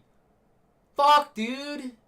England, though, would endure a renewed You're not even Danish the okay, conquest you're in just the 1016 Unready. by King Canute the Great in the Battle of Asendun. The House of Wessex was temporarily restored in 1042 before a new foreign line under William the Conqueror seized the crown after a far more famous Battle of Hastings in 1066. The importance of Brandenburg, though, cannot be denied. If Constantine, Olaf, and Owain had triumphed in 937, it's possible that much of Ethelstan's gains could have been reversed, with York and Northumbria breaking off once more under the Danes, and perhaps more territory ceded to the others. Yeah, if he lost, honestly, he might have only gone back down to Wessex. I'm not even, but, I mean, he kicked their The ass. principle of English overlordship would have been seriously damaged, perhaps provoking further rebellions in Wales and Cornwall, likely fragmenting the young England irreparably. But the tide of history ultimately bent towards English unity. We shall never truly know. The tides of yet it's not history hard have to see always built towards fucking English. England fucking then invaded like half the fucking world after this shit. Well, not right now, like how this in like battle 700 was years. just as important for the history of England as the Battle of Hastings over a century later, with Aethelstan arguably creating the England that William would later conquer. And you can see both the Battle of Asendun and the Battle of Hastings on our channel. Find the links at the end of this video. All right. That was a pretty fucking good video. Holy shit. I never realized that even England, in its tiny little fucking area, had so many fights. I'm gonna kind of be honest. I assumed England was just kind of like England and Scotland and Ireland. The British royal family today is related. I thought you said they were related to the Romans.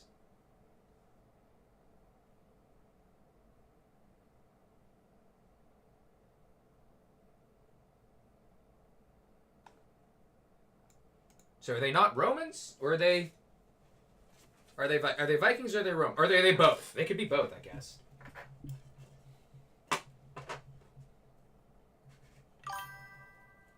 I think I have an extra chromosome. You know what? I think the answer is it is the middle of the night. It is 1 a.m. I've been up since 7, and I'm gonna continue to stay up. So you're gonna have to put up with this shit, Nixu. You woke up like fucking an hour ago. Let's see. I said one kingdom in Wales. Okay, it was the kingdom in Wales is still okay. Got it.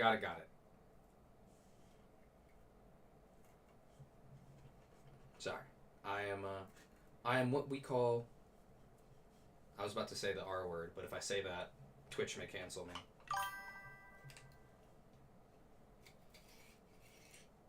Rollo? Like. No. Not that Rollo, right? I guess how many Rollos are there?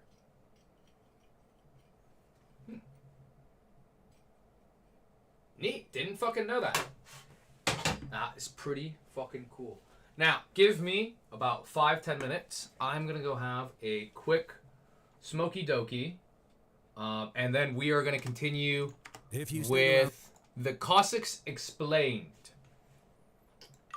So this is go twerk. I'm gonna go twerk my fucking ass off. No, I think you meant to say tweak. I'm supposed to be tweaking my ass off.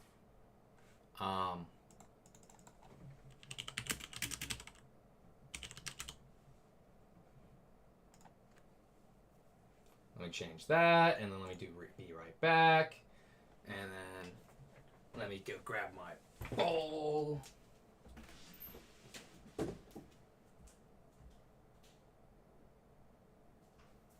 Pack it. You guys are gonna You guys are gonna hear me. I should have done this while I was fucking watching the previous video with you dickheads. I don't know why I didn't. I should have packed it then.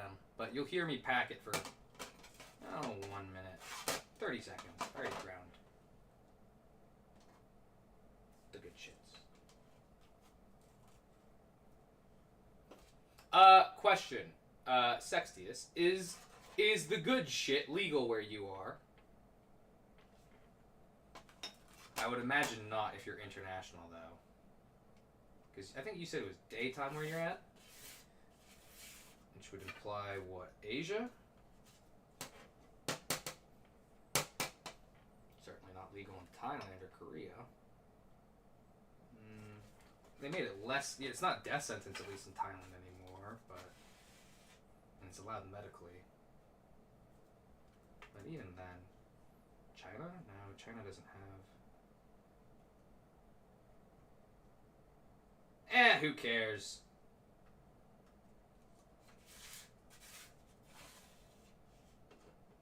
Not like it really matters. Alright, that is nice and packed. I will be back in, and yeah, not legal, but I'm still trying to get my hands on some. Dude, that's the correct answer. Here in California, it's premium quality. It is the best stuff you will ever fucking see. Hold up. Also, I should have... Nah, I'll just pause it right now. I'll just mute myself. What do you mean, no? Where's better than California?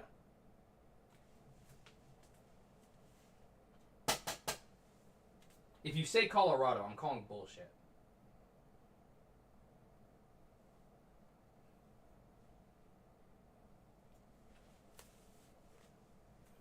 Hold up. Before I mute myself, I need to hear this answer. I need to hear the audacity of this. Oh, okay. No, fair enough. Fair. It's not always premium. Okay, that is a fair statement. I will not decline that. But a lot of the California shit, quality. The stuff I'm at tests 35%. Like, no additional resin, no additional keef, no anything else. Test at 35. It is quality. Hold up. I will be back in 1 moment now.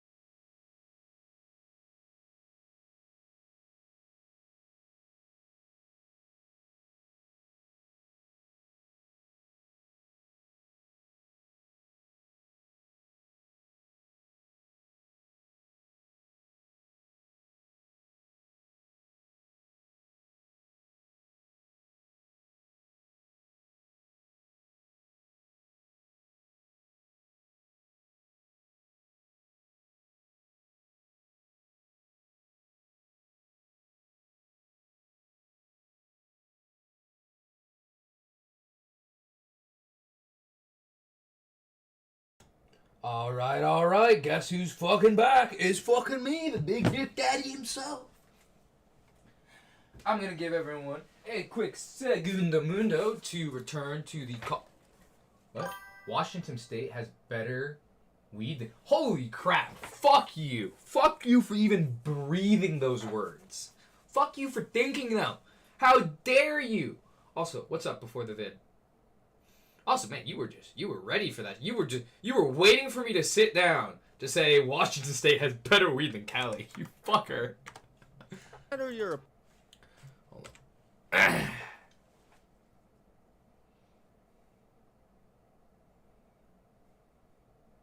Before the video, just Russia.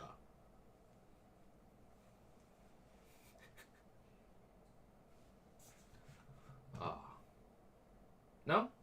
Yes? Maybe? You might be typing. I might just be being impatient. I am just being impatient.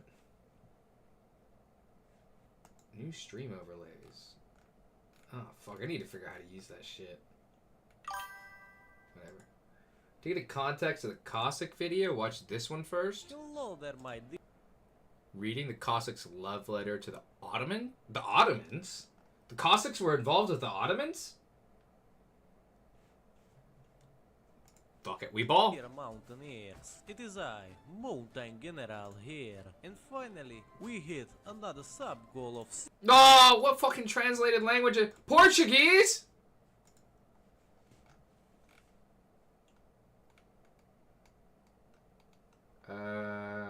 English. 60,000 subscribers. I like having subtitles, just which in is case. still amazing that this general here. And finally, we hit another sub goal of 60,000 subs. I give up. Okay, the subtitles don't fucking understand what he's saying. I understand what he's saying. Subscribers, which is still amazing that this channel is still going at a fast pace. Holy shit, I this is really growing a mean lot. this when I say that I'm thankful. Oh, for he plays every Hearts of Iron! time Fuck yeah! that That's a you goated are game! the one. I just have to say that we went a long journey, and I have still a lot of ideas and a vision for this channel. But now, here is the letter from the Cossacks. I read it in Slovak because I think the Slovak version is much. Niksu, that's where you're wrong. They tried. They really tried. But I wouldn't let go of my mama. And so they couldn't put me down on that table. The Sultan they're talking about is also a major conqueror. Oh. This is a very random thing, and I'm gonna ask, and this is not meant to be offensive. What the fuck is up with the one swiggle of hair? Like, that is a deliberate haircut. Like, I don't care about the mustaches. The mustaches are goated. I fucking love the mustaches, but... yeah, I didn't want to say it, but yeah, I mean, it's a cultural thing, but what is it... Why, though? Why? Like, what in that culture was like, yeah, let's...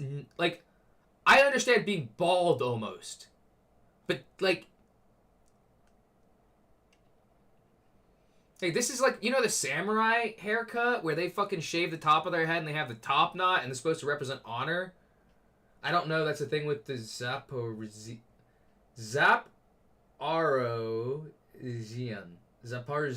Cossacks. Interesting. So are there different kinds of Cossacks? You know what? Hopefully the Cossack video will explain Better that. than English, I put there a little subtitles for you all. And before the Cossack letter, we need a little prequel. The letter from Turkish Sultan Mehmet IV. And also, a little disclaimer, the Cossack letter is fucking cool. And there is no way of getting this video monetized. So enjoy. Ja, sultán a vládca Veľkej Porty, syn Ibrahima I, brat slnka a mesiaca, vnuk a zástupca Aláha na zemi, vládca kráľovstva macedónskeho, babylónskeho, Jesus fucking Christ. Veľkého a malého Egypta, cisár nad cisármi, panovník nad panovníkmi, výnimočný rytier, nikým neporazený bojovník, majiteľ stromu života, neúprosný strážca hrobky Ježiša Krista. Oh my god, it's still going! Boha, nádej You've already said that basically! Útecha a veľký ochranca kresťanov, Nariadujem vám, záporožským kozákom, aby ste sa mi dobrovoľne a bez odporu vzdali a zdržali sa obťažovania ďalšími útokmi. Turecký sultán Mehmed IV. What? Cindy 90 fucking % of this letter was his name. 90% of it. And then he ended it with from the same, like from the fucking king. What the shit? Yeah, his titles count as part of his name. Titles count as part of the fucking name. And then he ends with, hey, submit to me still, the Sultan. He adds it again. It wasn't enough the first time. It was not, all the titles were not enough the first time. This fucking Turkish bitch boy. And now for the reply from the Cossacks. By the way, I really love this warning from Wikipedia that it contains profanity. Uh-oh. Sultan. Hold up. I just paused in the first second and they got the silly drawing of the... Why is that funny? I'm a 4-year-old sometimes when it comes to a sense of humor. Čert turecký, prekliatého čerta, brat a kamarát, sekretár samotného Lucifera. Wait a minute, hold up. Čerta, brat a kamarát, Wait a minute, isn't this from that, this letter is one of the best historical documents. I mean, fuck, he's calling him secretary to Lucifer. Also, isn't this, that looks familiar. Isn't that thing from, what's it called? There was a bunch of shit on YouTube. Hazbin Hotel, yeah. The anime that swears a lot and thinks it's funny because of it. Yeah, that one. Hazbin Hotel. Like has-beens. Yeah. Sekretár samotného Lucifera. Čo si ty do čerta za rytiera, keď holou ryťou ani je... That could not... Lucifera. Čo si ty do čerta za rytiera, keď holou ryťou ani ježa nezabiješ. Čert vyserie a tvoje vojsko This žerie. devil shit's in your army. Eat! No! Hold up. That's fucking... Syn nad kresťanmi vládnuť. Tvojho vojska sa my nebojíme. Na zemi aj na vode sa s tebou budeme biť. By land and by sea we will battle with thee? Holy shit. That goes fucking hard, dude. Has no humor more? That's good. I'd go with that. I'd agree with that statement, Nixu. But also, holy shit. This goes hard. Hold up. This is funny as fuck. But also, the devil shits and your army eats? Like, fuck, dude. Nebudeš ty, sukin syn, nad kresťanmi vládnuť. Tvojho vojska sa my nebojíme. Na zemi aj na vode sa s tebou budeme biť. Pojebeme tvoju mater. Fuck thy mother, perfect. Čašník, macedónsky kolár, Jeruzalém tvoju hold up. mater. Ty Babylonian scullion. So, like, a lower class of Babylon? What is a scullion? I know... Okay, I understand Babylon was the tower to see God, and everyone had their languages divided. But... They go over each of his titles and insult him each. Hold up. Let me go back and look at his titles again. Hold up. I gotta... There were so many titles, I kind of just phased out of reality for a second. Okay, hold up. Ja, sultán a vládca Veľkej Porty, syn Ibrahima Son of Abraham, brother of sun and moon, grandson and representative of God on earth, ruler of the king of Macedonia, Babylon, Jerusalem, Upper and Lower Egypt, a low-ranking kitchen servant. Okay, got it. Thank you for that. How do you fucking know what that shit, dude? Where do you fucking read these words? Like I am very well read. I read a ton of fucking books. I read wuxia novels. I read traditional American literature. I read fucking philosophy. Like, and I don't know half of these fucking words that they pull out of their ass for Europe. Panovník nad panovníkmi, Ruler, exceptional knight, guardian, protector, Simic, Oh, fuck off, Niksu. If I'm retarded, then we have to be worried about the... Actually, we do have to be worried about the rest of America. So, you know what? No, your point is taken. So I like it how they're like, hey, you say you are the son of God. No, you are not the son of God. You are a representative of Satan. You are sin. You are... Okay, okay. You're not a knight. You're a fucking bitch boy. You can't kill anything. You're pathetic. Okay. I have no clue what the fuck that's related to, but that just goes so fucking hard. The devil shits and your army eats. Okay, thou shalt not make subjects of Christian sons. Okay, he's saying no, you're not the protector of Christians. Okay. You're a son of a whore, your army sucks. We will kick your ass everywhere. Your mom is a bitch. Macedonia. Where was Macedonia? That was what, Middle East, right? Was being a wheelwright a bad job? Greece. Oh, Macedonia, Greece. Middle East, Greece, they're in the same area, all right, dude? They're all connected to the Mediterranean, so get off my goddamn nuts. Don't sigh at me like that. Don't sigh at me or I'll sire a fucking kid and your girlfriend. Yeah. That's my comeback. I'm sticking with that one. Brewer of Jerusalem. Dude, that'd be a cool-ass job to be a brewer of Jerusalem. That's not an insult. Fuck. Like, Spain, Middle East, same thing. Spain, Middle East is there. You're gonna make me an eunuch. Yeah, I can see you try, brother. Try. It will just grow back. No, I'm kidding. That shit don't grow back, but imagine if it did just keep growing back.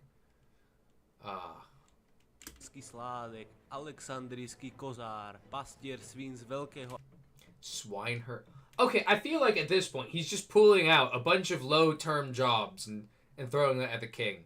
Like, I don't actually have an issue with pig herders. Although, I guess since pigs eat shit, it's like saying he's really low.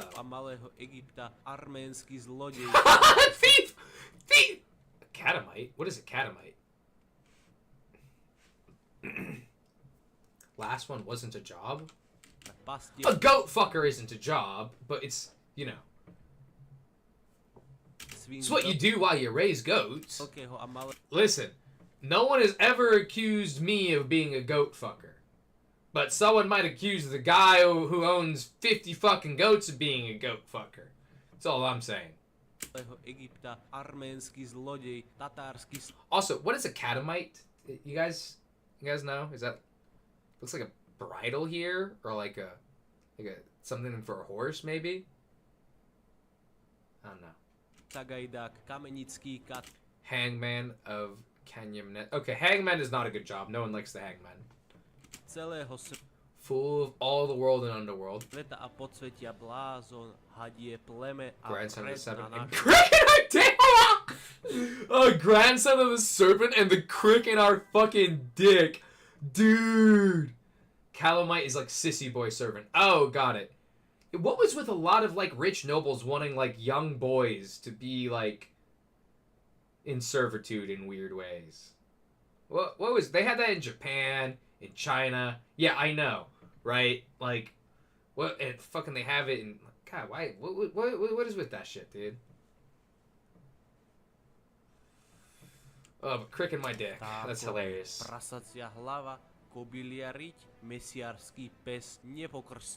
Unchristian. But yo, chill. Nebudeš ty pás ani kresťanom prasce. Tým končíme. Pretože nepoznáme dátum a nemáme kalendár, mesiac je na nebi roku pána, taký istý deň je u vás ako aj u nás, takže nás za to bozaj vriť. Podpísaný košový ataman Ivan Sirko s celým záporožským táborom. Okay, so at the end, he references the moon and the sun, which was his first. Okay, that's fine. God, fuck. They really just addressed every single fucking thing the guy brought up. Like, holy shit. Like, hi, I am all of these things. Yeah, all of those things are a bitch, is basically what they just said. Oh, I fucking love that. Look at this. Look at this fucking guy. Look at this fucking madman. This is a guy I would love to go get a drink with. I'll get fucking... I'd be high first, but... And then I'd get drunk, and then I'd pass that. I'd pass that really hard. Dude, that is a fucking diss track and a fucking half, dude. I need to hear someone fucking rap that shit. Alright, so now that I know the Cossacks got, like, they're kind of a big dick kind of people, with also ugly fucking hair, I'm gonna learn more about them. Gordon Ramsay struggles to eat a giant burger? No, don't get distracted. Hold up, I'm gonna grab some water. My throat is harsh because of what I was doing a second ago.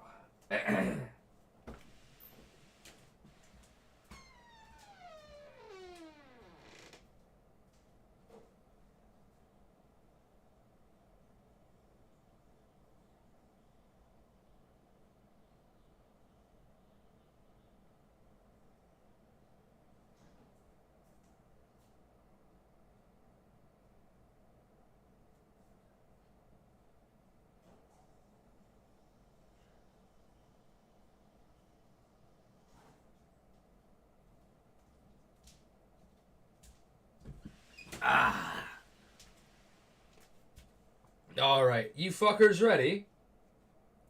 If the answer is no, too bad. Russia. No matter your opinions and views about the country, its people, and especially its government, there's one aspect of Russia.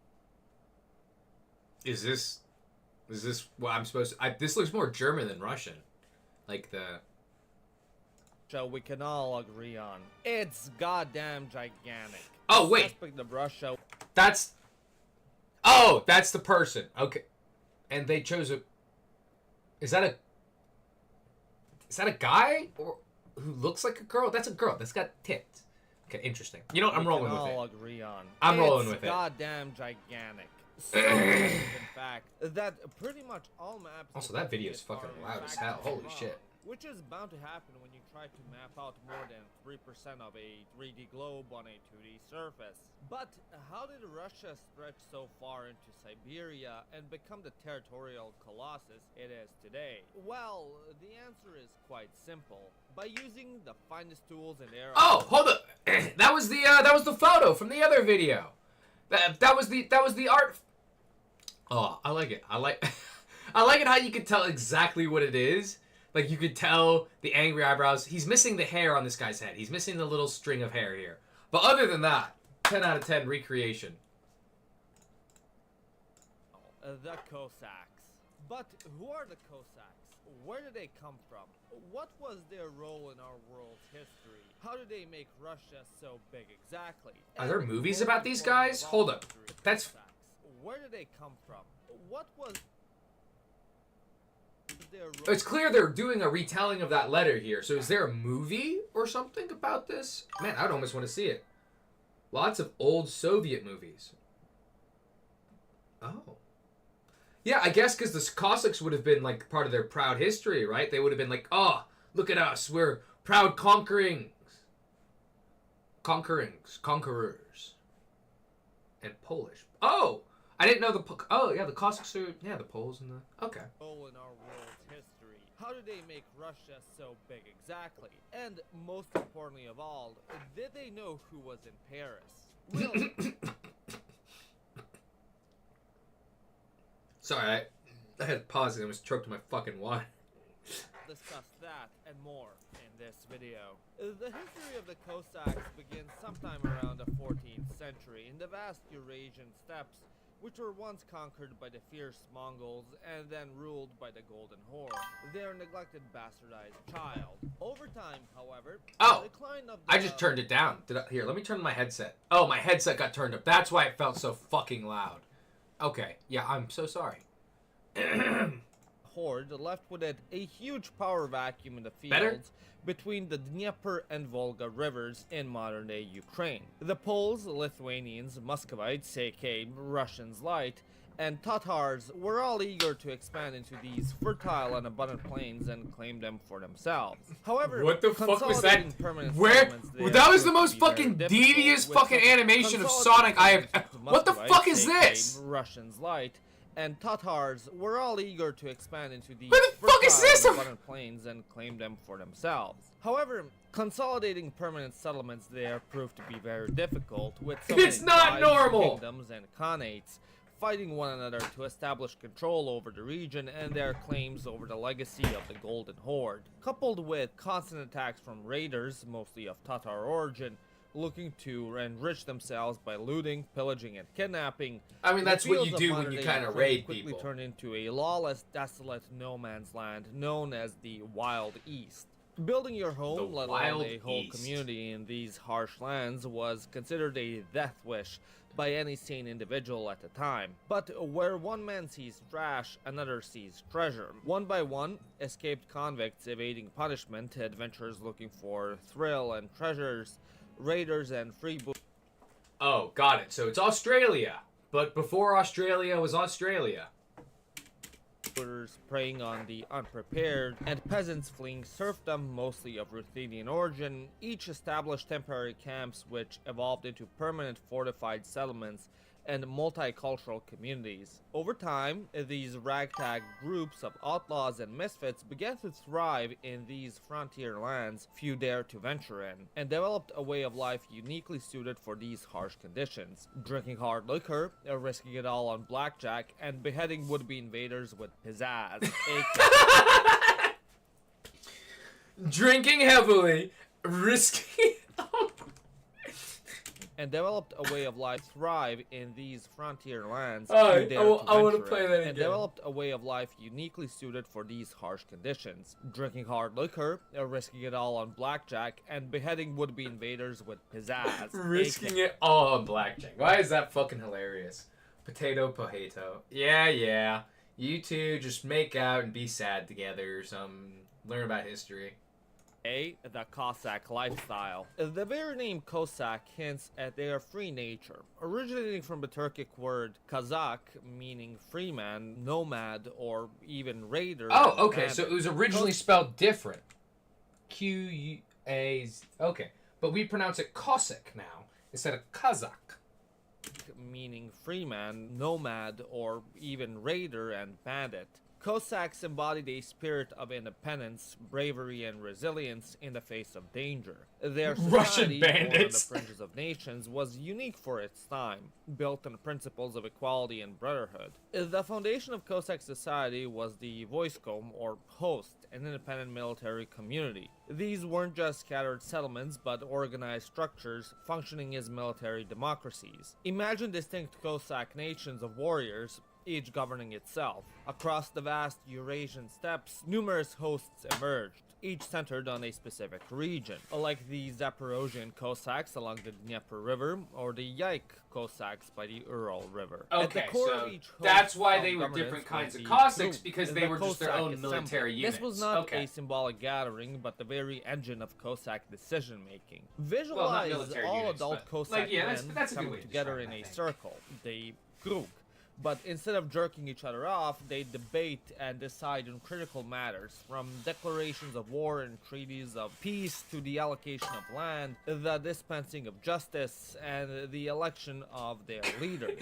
It was within Yo, the NZ, dynamic what is and this often hate for the tumultuous Cossacks coming discussions from? of the Krug that the collective will of the Cossack host was formed and expressed. Military skill was paramount, given that Obviously. Cossack culture was deeply intertwined with warfare. From boyhood, they trained relentlessly in horsemanship, swordsmanship, and firearms in order to prepare themselves physically and mentally for the harsh realities of life in no man's land. Constantly facing raids from neighboring groups and needing to effectively counter invaders, the Cossacks naturally developed exceptional horsemanship and sophisticated cavalry tactics. Renowned raiders and warriors, they turned these skills into the cornerstones of their military prowess, with their saber, or shashka, becoming an iconic weapon alongside increasingly adopted firearms. Beyond fighting, their culture was vibrant, devoutly orthodox For whatever Christian. reason, I thought the Their shashka faith was blended with Cuban. unique Cossack traditions. Soulful songs echoed across the steppe, telling tales of bravery and freedom, while energetic dances reflected their martial spirit.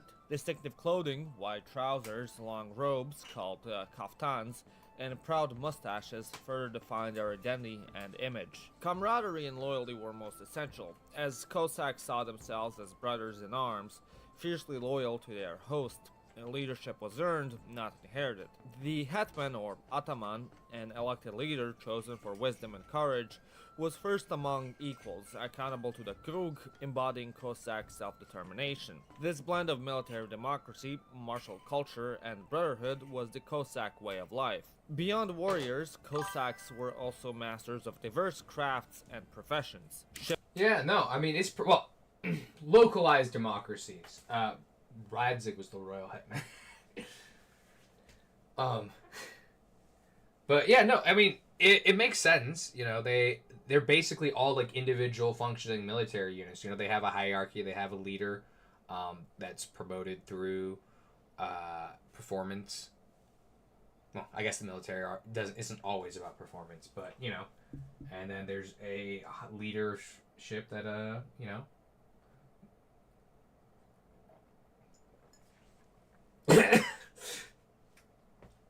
Who can steal them? Oh my god. You fellas, sailors, you fuckers. Superb horsemen and infantrymen. Most of you need to. Farmers. Just In need to. essence, the Cossacks were I should have just said, you cowboys, fucker.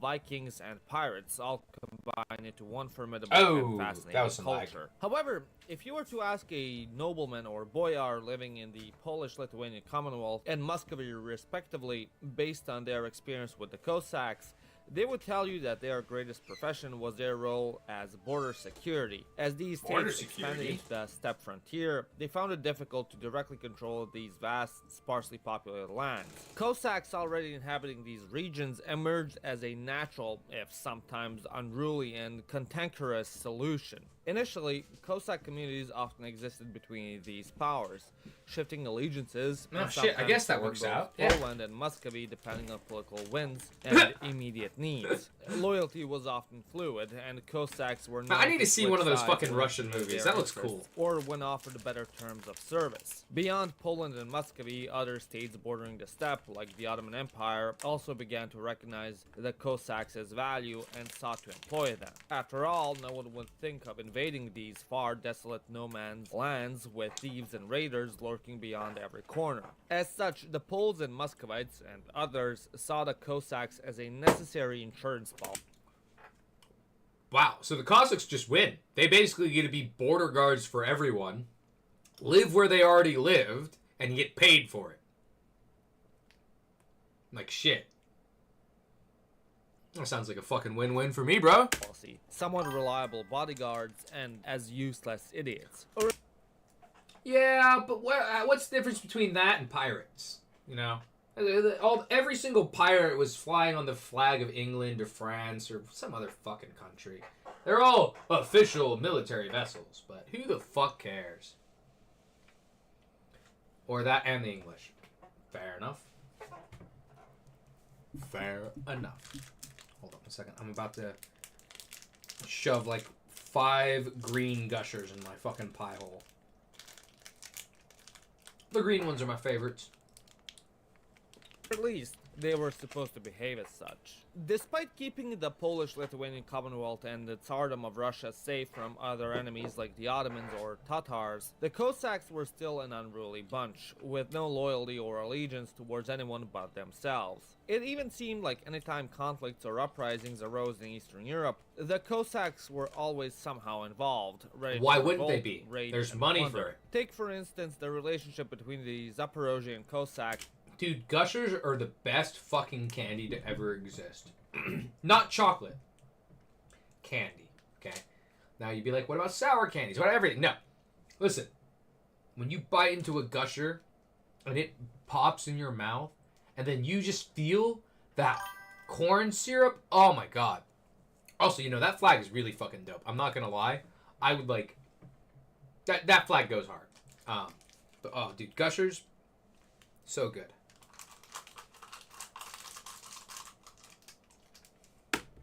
Cossacks and the Polish-Lithuanian Commonwealth. While the Ukrainian steppe was a de facto no man's land, the lines drawn on the map placed the Zaporozhian Sich under the Commonwealth's control, and the Polish Szlachta tried relentlessly to make them a vital and reliable part of their society, to no avail. One day, the Cossacks would help them against the Russians and push all the way into Moscow. The next day, they would spark a war with the Ottomans due to their constant raids into Moldavia, which was under the Sultan's control. This dissatisfaction towards the Cossacks was reflected in the actions of the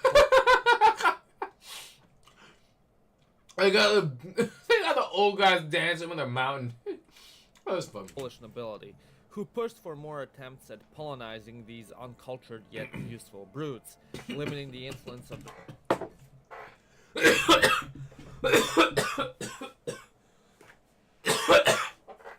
Don't drink water and laugh at the same time, guys. Ah!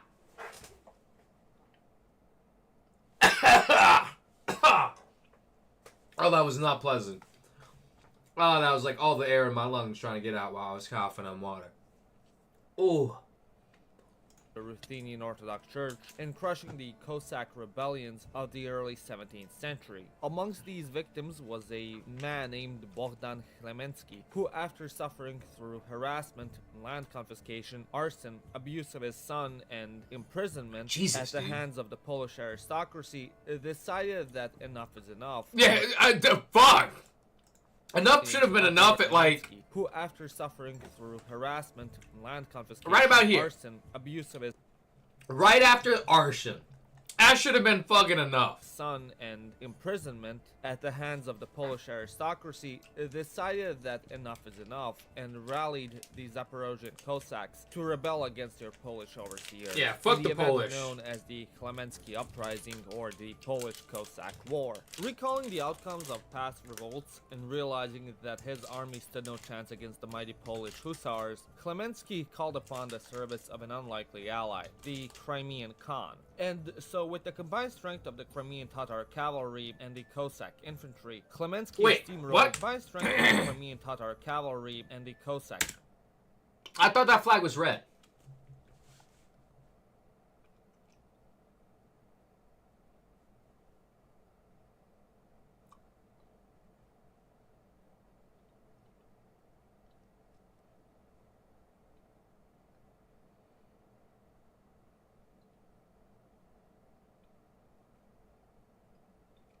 Am I crazy? And Lithuanian Commonwealth. Yeah, that flag was fucking red! Just trying to gaslight me. You can't fucking do that shit to me.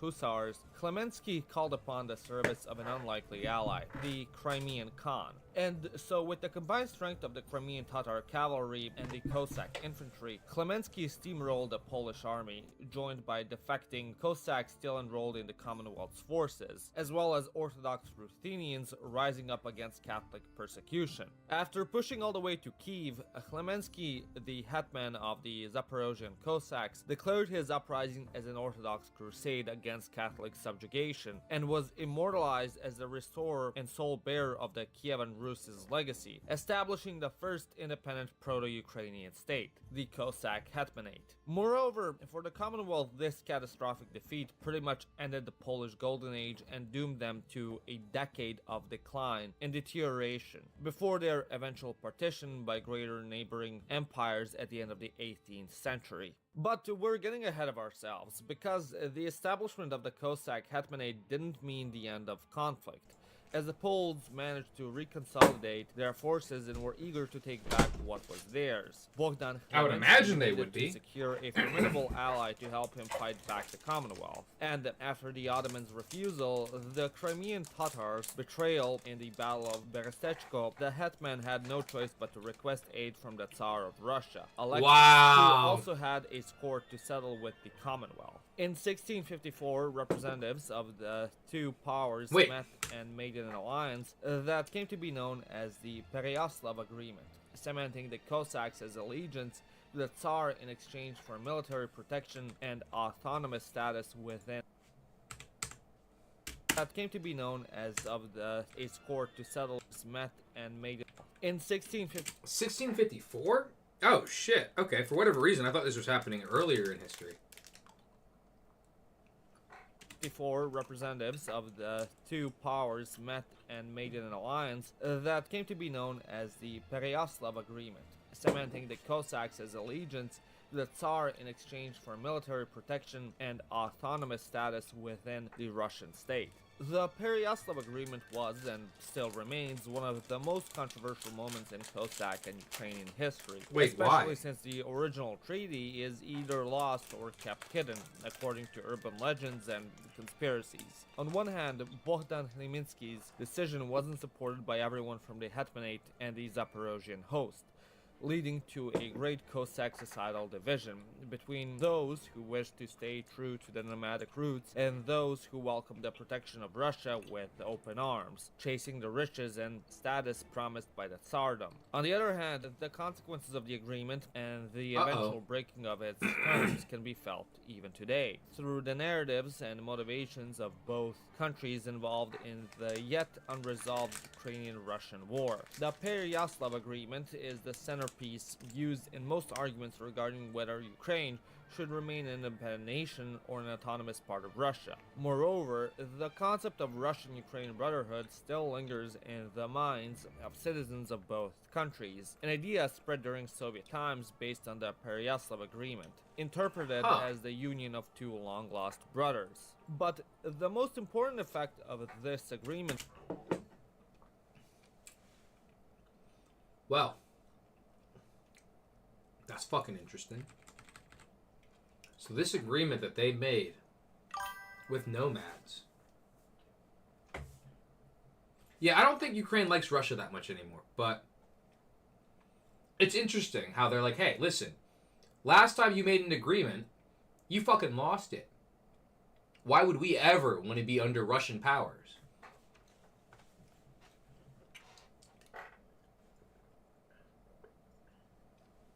And this happened 1654. So we are seeing, well, that's 400 years ago. Fuck. Shit from 400 years ago, relevant today. An idea spread during... And, like, look, you can see similar architecture and, like, they may not be the same, but clearly, wow. I didn't realize how that shaped the relationship between two countries. Holy shit. Well, I mean, I'm realizing it now. Because I didn't know about it before, but wow.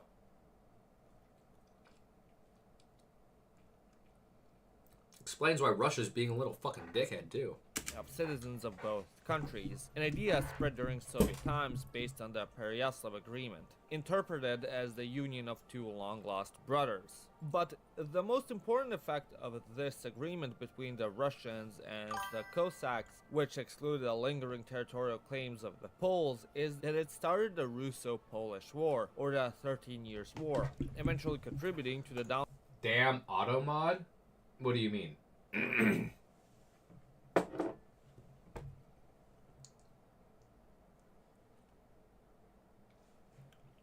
What?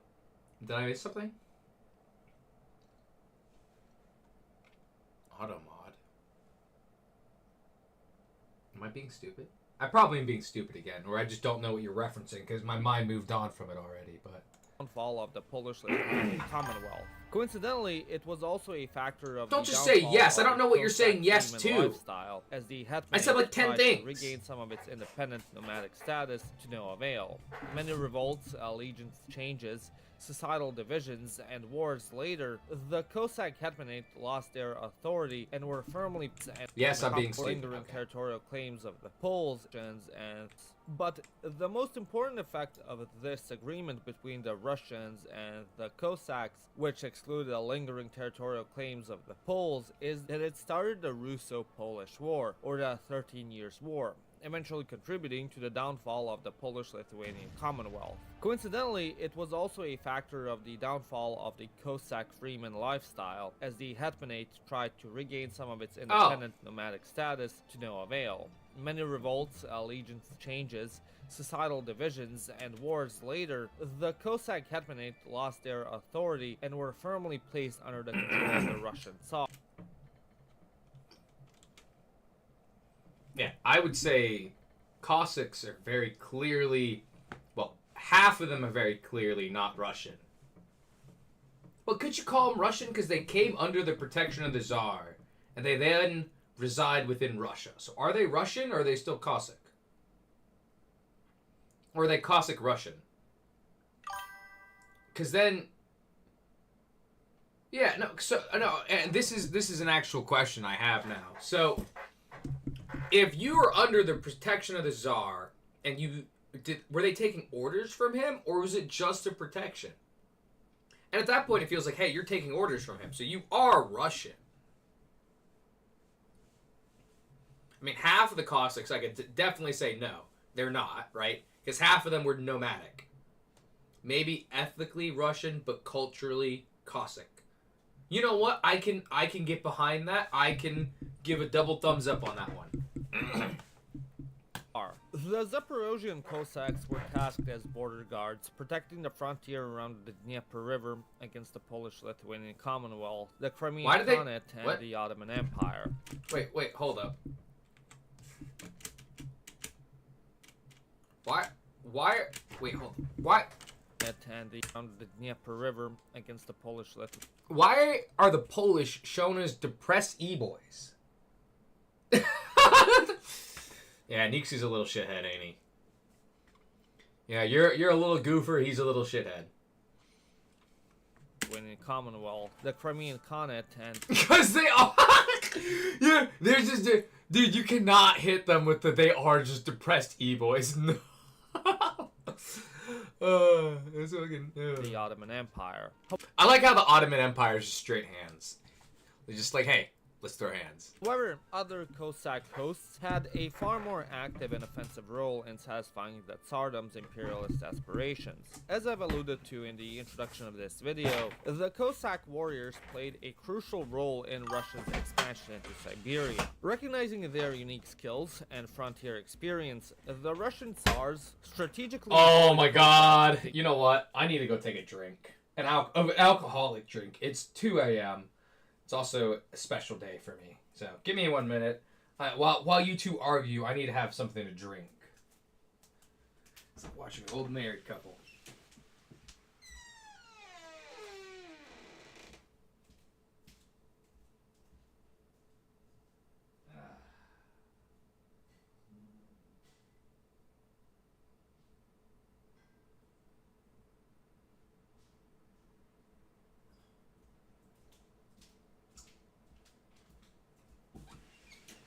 I got this blueberry sake that you can only get in Japan. It's not the world's best sake, but I like it.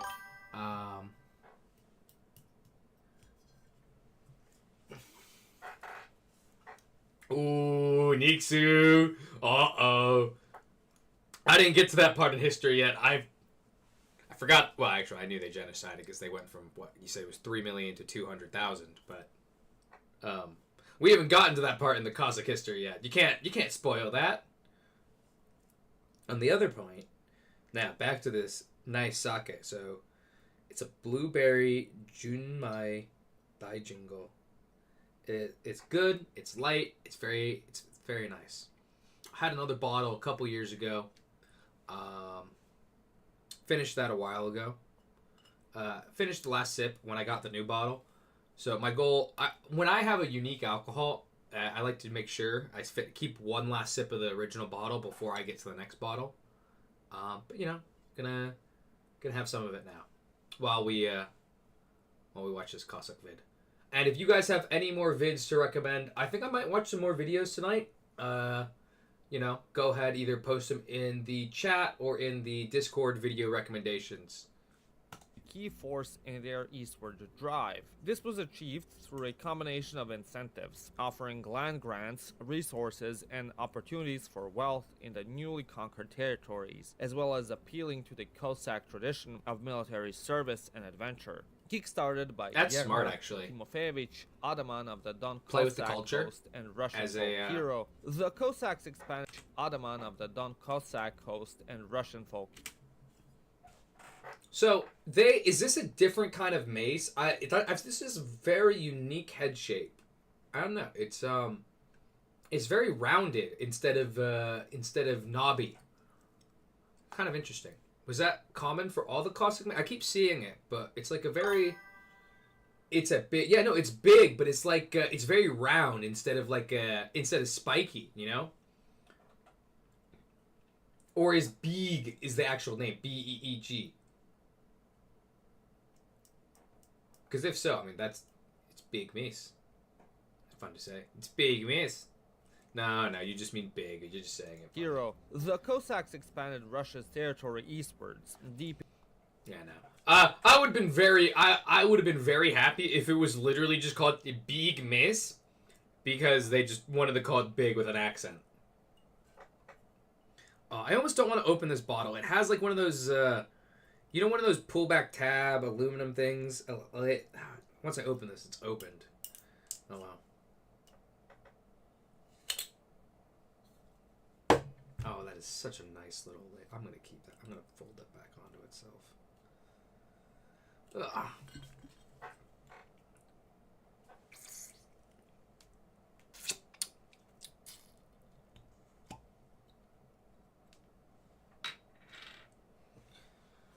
Ugh.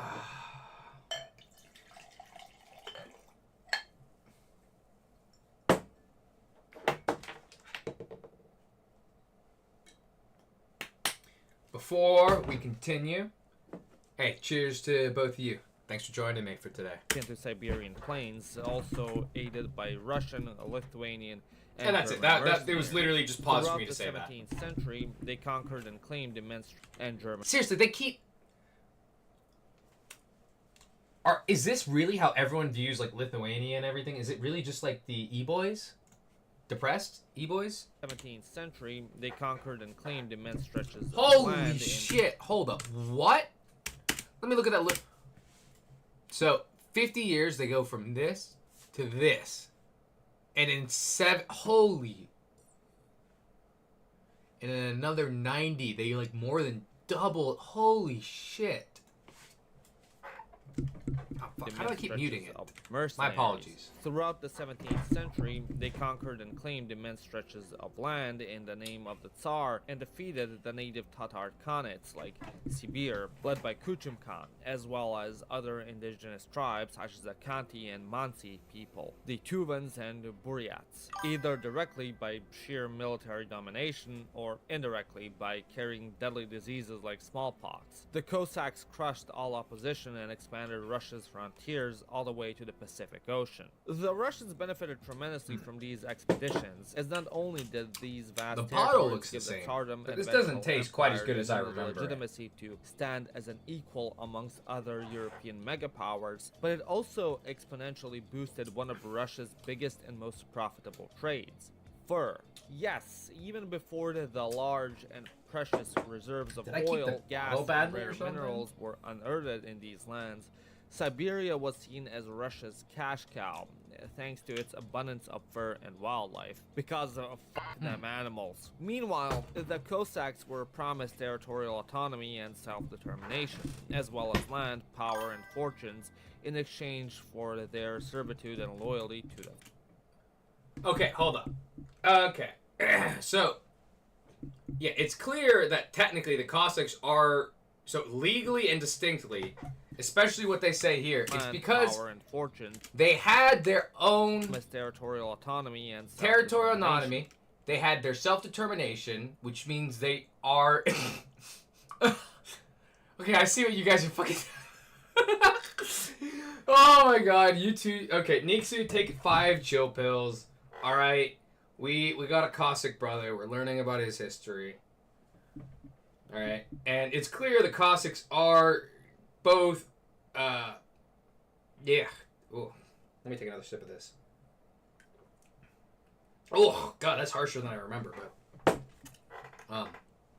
yeah, like they said they had their own land, their own autonomy, their own distinct religion, culture, actions. Even if they're in the same land, it's not really Russian. The Cossacks are... I'm gonna put a pin in that one. I'm gonna put that up on the wall and say that's official now.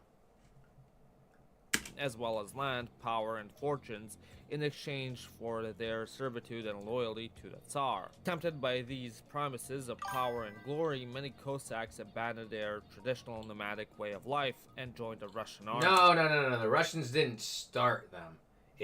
They were separate from the Russians. I mean, well, there were some. So it was a collections of peoples who were not just Russian prison, like escaped convicts, but a mixture of people and of other people who were, well, some of them were Russian outlaws, right? But, like, that's like saying Australia is just fucking England. It's not. It was a collections of all different peoples, right? It's like saying America is just, you know, Republican. No, not most of them, actually. And the video has made that mostly clear, I thought. They were pretty distinct. Maybe I missed that, but later on, then they did decide to work for the Tsar, but it's more like an interim contract from what it seems than anything. Australia? No. Actually, a good number of them were from other European countries. It was quite a mixing pot. You'd be surprised. Dude, if you go to Australia, okay, first, a couple things you need to do. They have really good chocolate ice cream there, okay? There was this tour I went on. Oh, fuck, there was this coastal city. Dude, the ice cream there, it was so rich. Yeah, it said Russian, Tatar, Polish, Ukrainian, Ruthenian, Romanian. Remember, we even went back and talked about the contract that they had and all that shit and how they can't... Yeah, so... Over half of Australia for the British... Okay, but if the other 50% are a mixture of 20 different, and then they all do their own thing, then they're not really British anymore. They're Australian. Like, maybe the first generation, if you really want to go like that, but even then, like, then they all quickly just become Australian. You're no longer, like, from Wales, or you're no longer from fucking Ireland. It was the Muscovites. Wait, no, I thought the Muscovites were... Hold up. Hold up.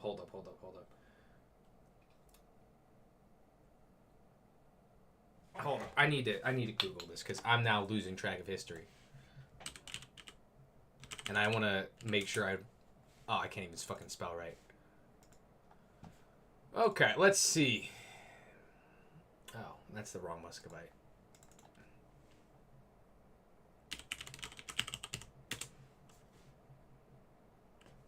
Moscow.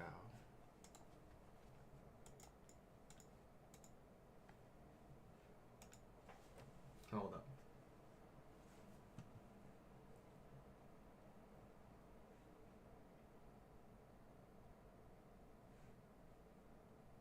The Grand Principality of Moscow, or Muscovy, was a principality of...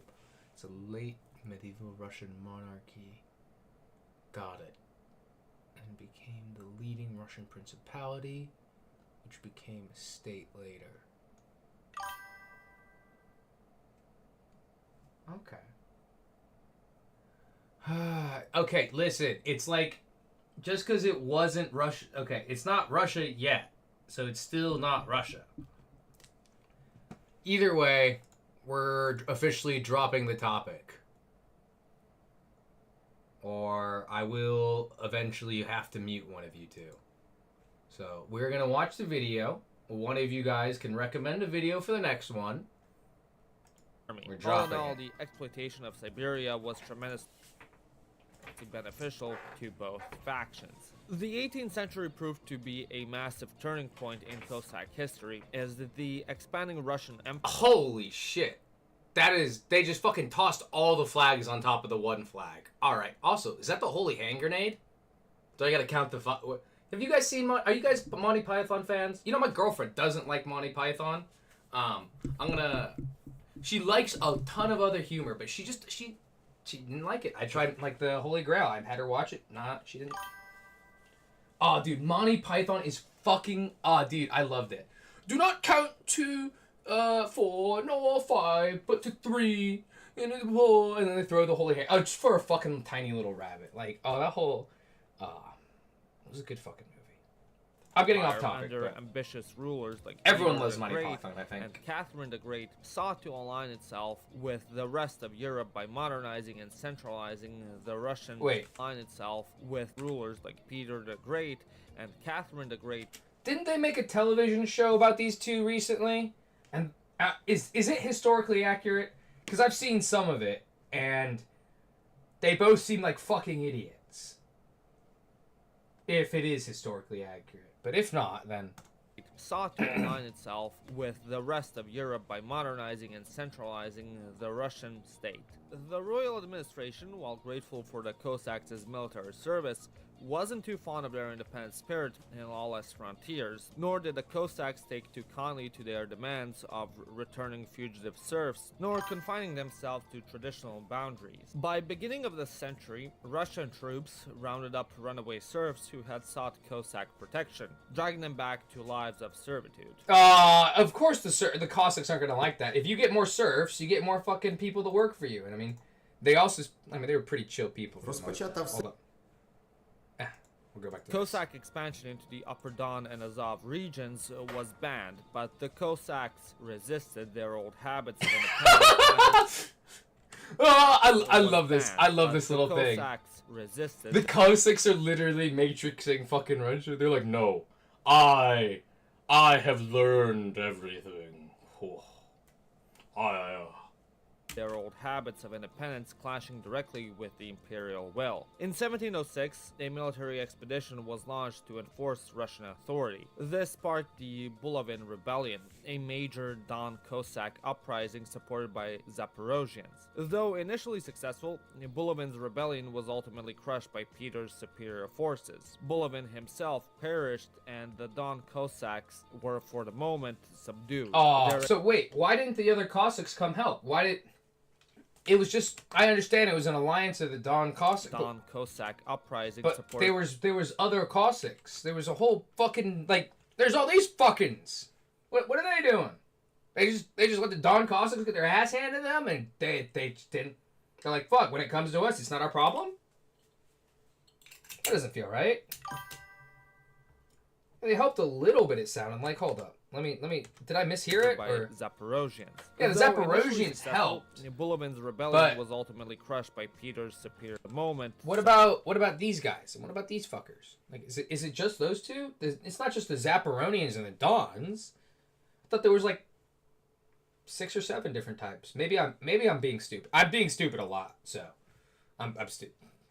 Doesn't help that I'm drinking. Their expansionist ambitions checked. Some, unwilling to accept Russian rule, fled east to the Kuban River, seeking protection from the Ottoman Empire and forming the Kuban Cossack host. This host, alongside others like the Zaporozhian and Yaik, more Ural Cossacks, were repressed and punished. In clear displays of imperial dominance and authority, a symbolic shift occurred in 1721. Cossack affairs were transferred from the Foreign Ministry to the War Ministry in Moscow, a virtual annexation into the Russian state. Under this sustained pressure from Peter and his successors, Peter, take a chill the pill! traditional Cossack way of life began to erode, and the once nomadic freemen became Russia's imperialist enforcers. The freebooting democratic spirit waned as many turned to farming and enrolled in the Russian army. Yet, for those without land or means, the old Cossack traditions of banditry persisted, now targeting not just outsiders, but fellow Cossacks as well. Oh, god damn it, and they turn on each other? To police their own rebellious brothers, fighting alongside Russian troops to maintain order. Discontent simmered throughout the 18th century, fueled by grievances like inequality, serfdom, and forced conscription of free Cossacks into the regular army. The resentment ignited in the massive Pugachev Rebellion, an uprising that shook the foundations of Catherine the Great's Russia. It began amongst the Yaik Cossacks, and its head was Emelian Pugachev, a Don Cossack and former lieutenant in the Russian army, who boldly declared himself to be the assassinated Tsar Peter III, Catherine's deceased husband. Don't laugh. It was a common and quite successful tactic during the time of troubles. This claim resonated. That worked? Tsar Peter, lieutenant in the Russian army, who boldly declared himself to be the assassinated Tsar Peter III, Catherine's deceased husband. And then no one Don't said laugh. anything? It was a common and quite successful tactic during the time of troubles. This claim resonated deeply with many Cossacks, peasants, and other disaffected groups who longed for a just and rightful ruler. Pugachev's rebellion rapidly gained momentum, spreading like wildfire across the Volga and Ural regions. Cossacks joined by peasants, ethnic Okay, you know, now that I minorities, think and about it, some- how the fuck would anyone verify he's not, though? Like, unless there's a painting of the dude, and how many people have paintings of the fucking leader of Russia? Like, maybe some of the nobility? Maybe a couple other people who, like, are like local governors, but like, was that something people had to have? I don't think so. Was it? Were people required to have a photo of the current ruler in their house? I would imagine not. Yeah, I would imagine. Yeah, paintings are fucking expensive, so you know, I was being a shithead, like, oh, how could people fall for that? But like, if you think about it more, it's not that hard. That's yeah, because it's harder to verify he isn't than he is. Oh, weird.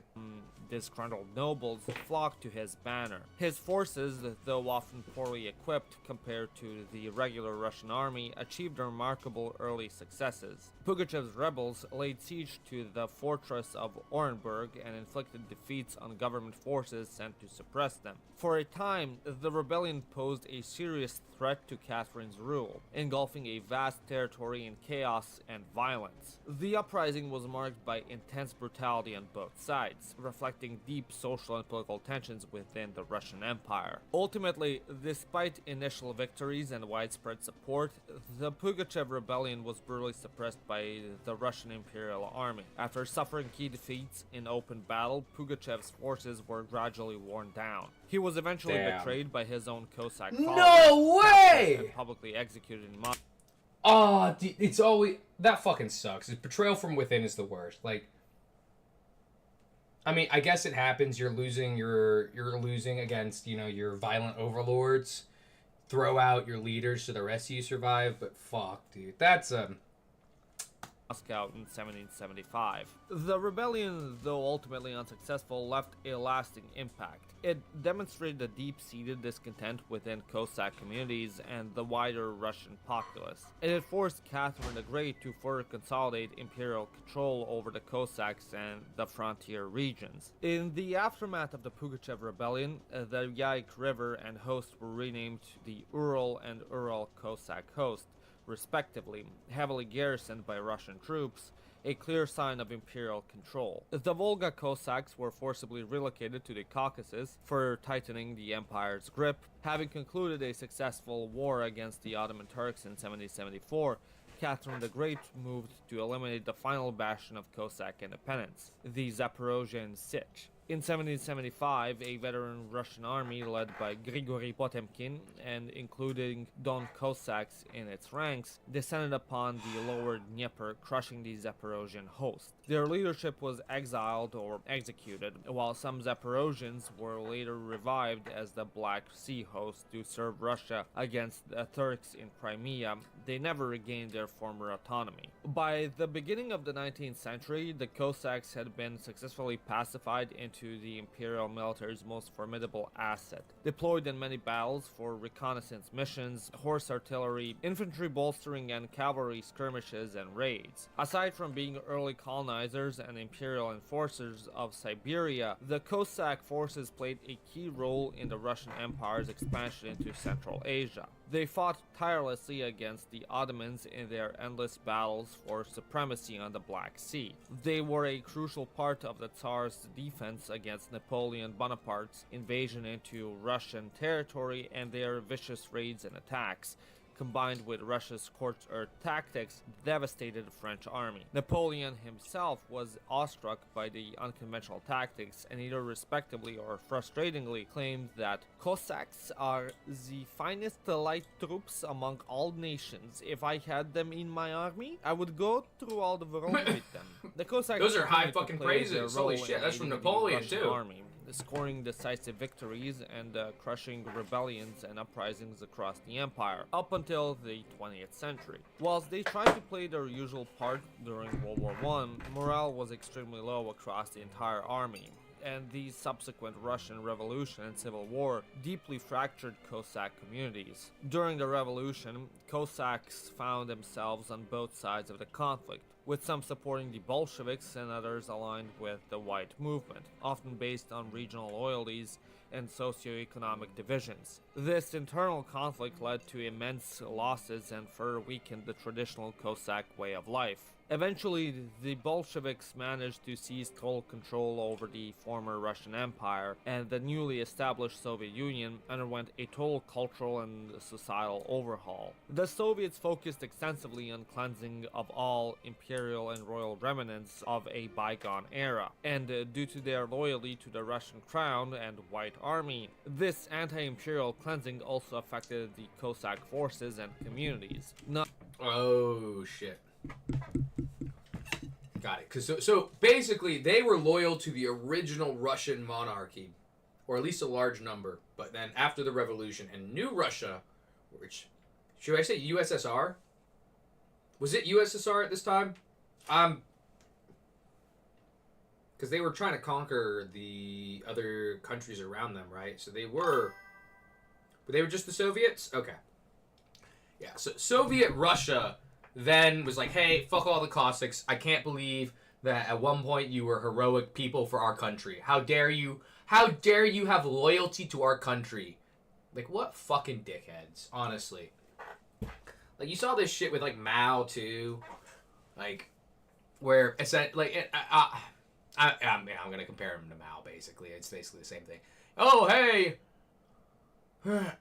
The Union of Soviet Social Republic. Okay, so that is why it's the USSR. Oh, I never knew that's what the name was for. I thought the USSR was like the United, States of Soviet Russia. Yeah, for whatever reason, the United States of Soviet Russia made sense to me. But, Union of Soviet Social Republics makes more sense. It's CCP. Why is it... What? Why is it CCCP in Russia? I'm confused. Is it just like the spelling of it in Russia, or like I assume you spell it the same? Acrylic? What? I'm sorry, I have no clue what the word acrylic means. Unless you mean acrylic, which I know what an acrylic is, but I know what acrylic as a material is, but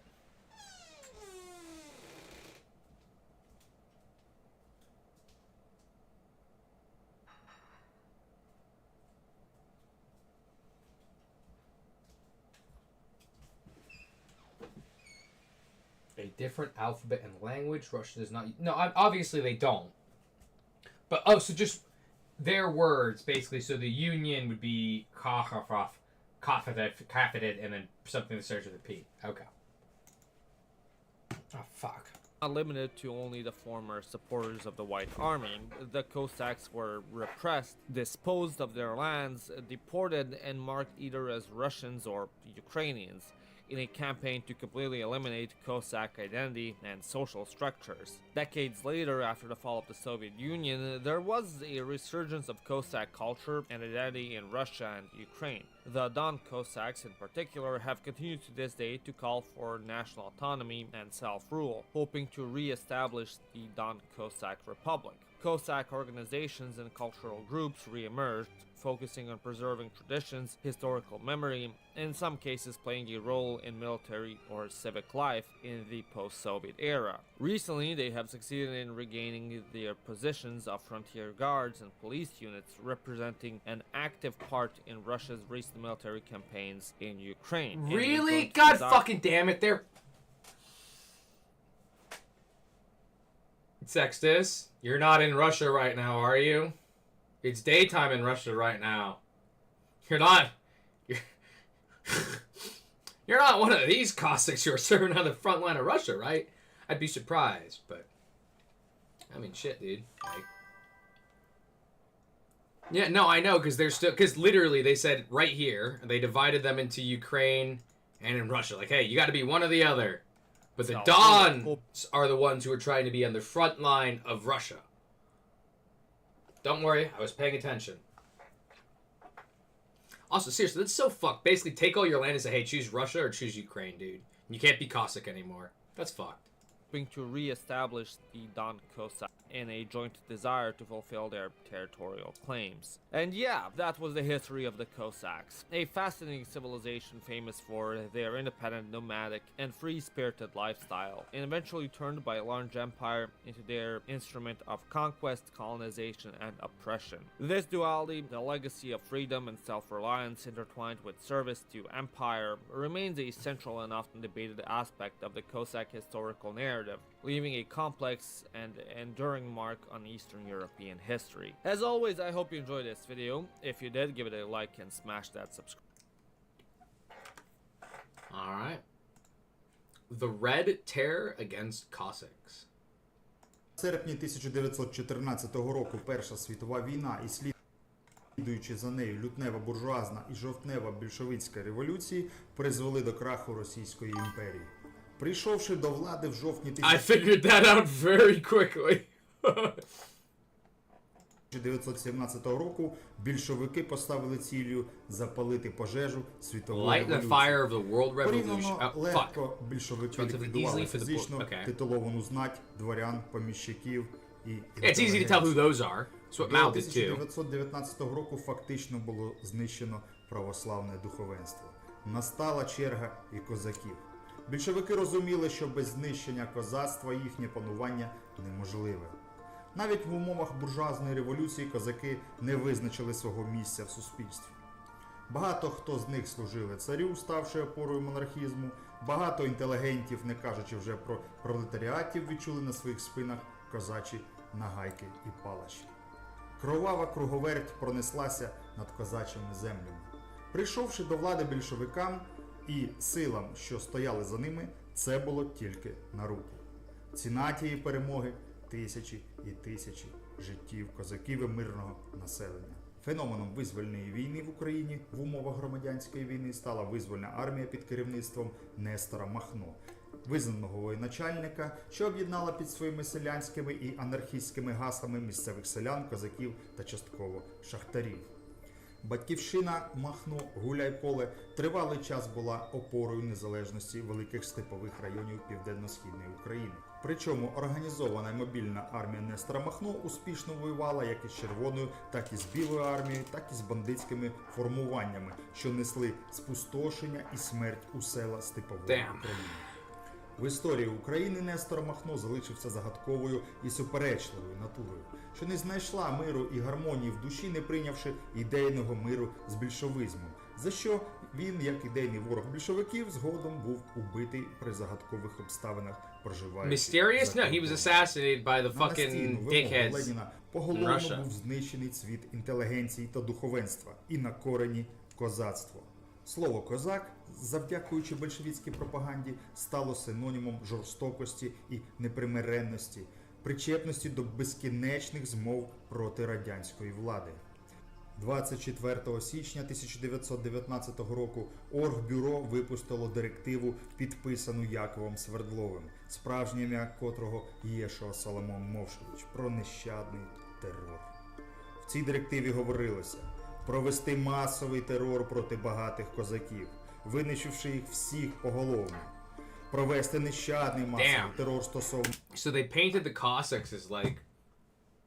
Hold up. Got a hair in my mouth. as like part of the ruling force. Oh, hey, look, they have money. They were oppressing you. You need to fucking eliminate them. Like, oh, look, they're part of the old monarchy. They were part of the problem. Like, fuck, dude. Like, it's like being a doctor, basically. Like, and I know they were eliminating the intellectuals, but like, shit. It's like you did a honorable job for a good time, and you get decent benefits from it. It's like, you're not a billionaire because you fucking abused kids or sold their fucking lives for a penny. You know, you did a fucking normal shot. Like, fuck, I don't like that. Всіх козаків, що Like, it брали makes sense участь that they would do it like that. I у just... боротьбі з радянською владою. Конфіскувати хліб і змусити засипати всі надлишки в зазначені пункти. Це стосується як хліба, так і всіх сільських. Yeah, no, dude, they need to... First, they dehumanize you. Oh, look, it's a violent thug, right? They don't say you're a violent person, a violent thug, or a monster, and they're like, oh, look at these Cossacks. They take all your land. They're horrible. They're monsters.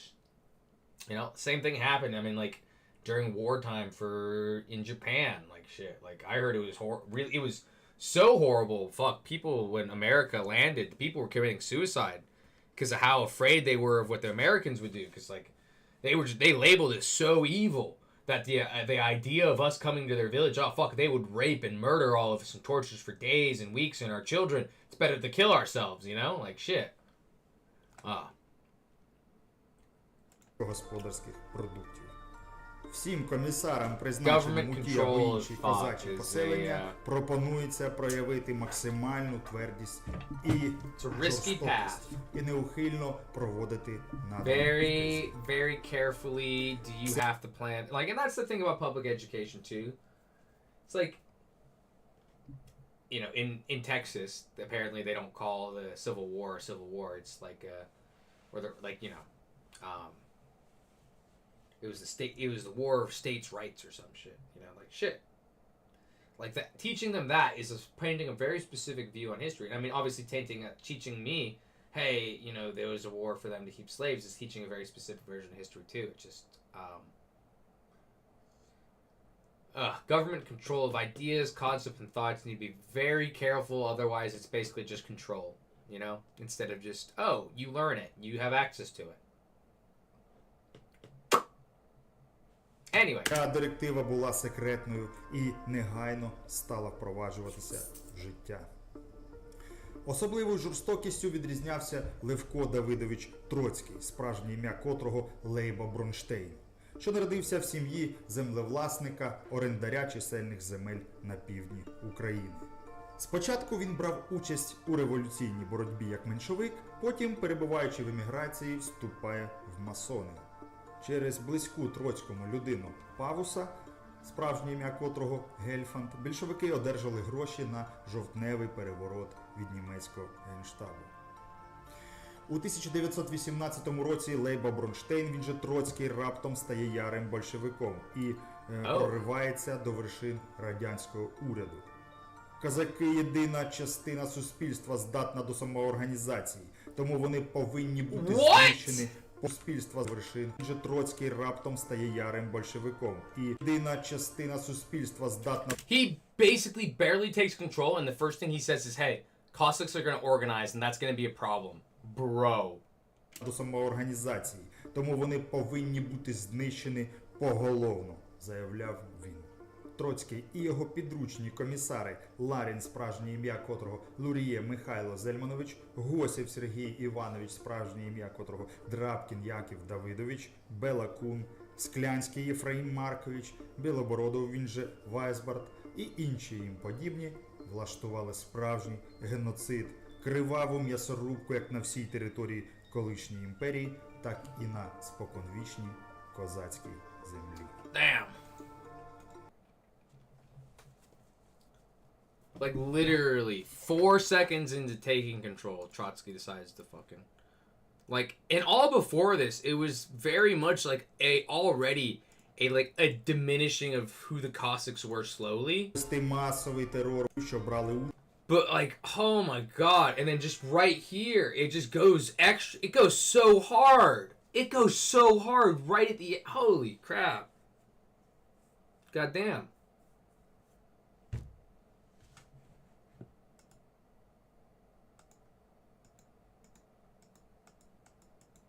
Конфіскувати 7 козаків Мальц негайно стала справжнім, що народився орендар. Викину. And, like, before this, it was already really shit. Like, let's make the Cossacks' lives as shitty as possible. And then, but they come here. And what, and fucking, країн. Орендаря чи землевластин, що народився всього Лейба Бронштейн. Leba Bronstein, like, fucking barely takes over and gets in charge. And he's like, fuck. У 1918 році Oh, God, I can't believe, like, Trotsky just immediately throws him under the bus. Holy shit. Also, I didn't know Trotsky's real name was Leba. Okay, damn. I just always knew him as Trotsky. It feels weird seeing a different name. Alright, I think I have time for one more short video. Niksu, you got one? Sextius, either of you? Yeah, pretty much the original Soviet... Okay, so why... Oh, well, that was fast. Man, you already had that fucking video ready, bruv. It's an early morning. Battle for airport? When did this take place? Oh, this is recent warfare. Alright. Let me go ahead and just update the title then. What should I fucking call this shit? I don't know. Mod.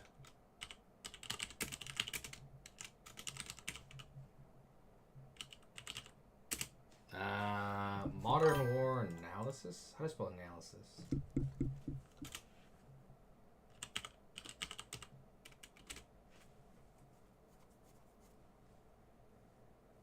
To sound more Russian.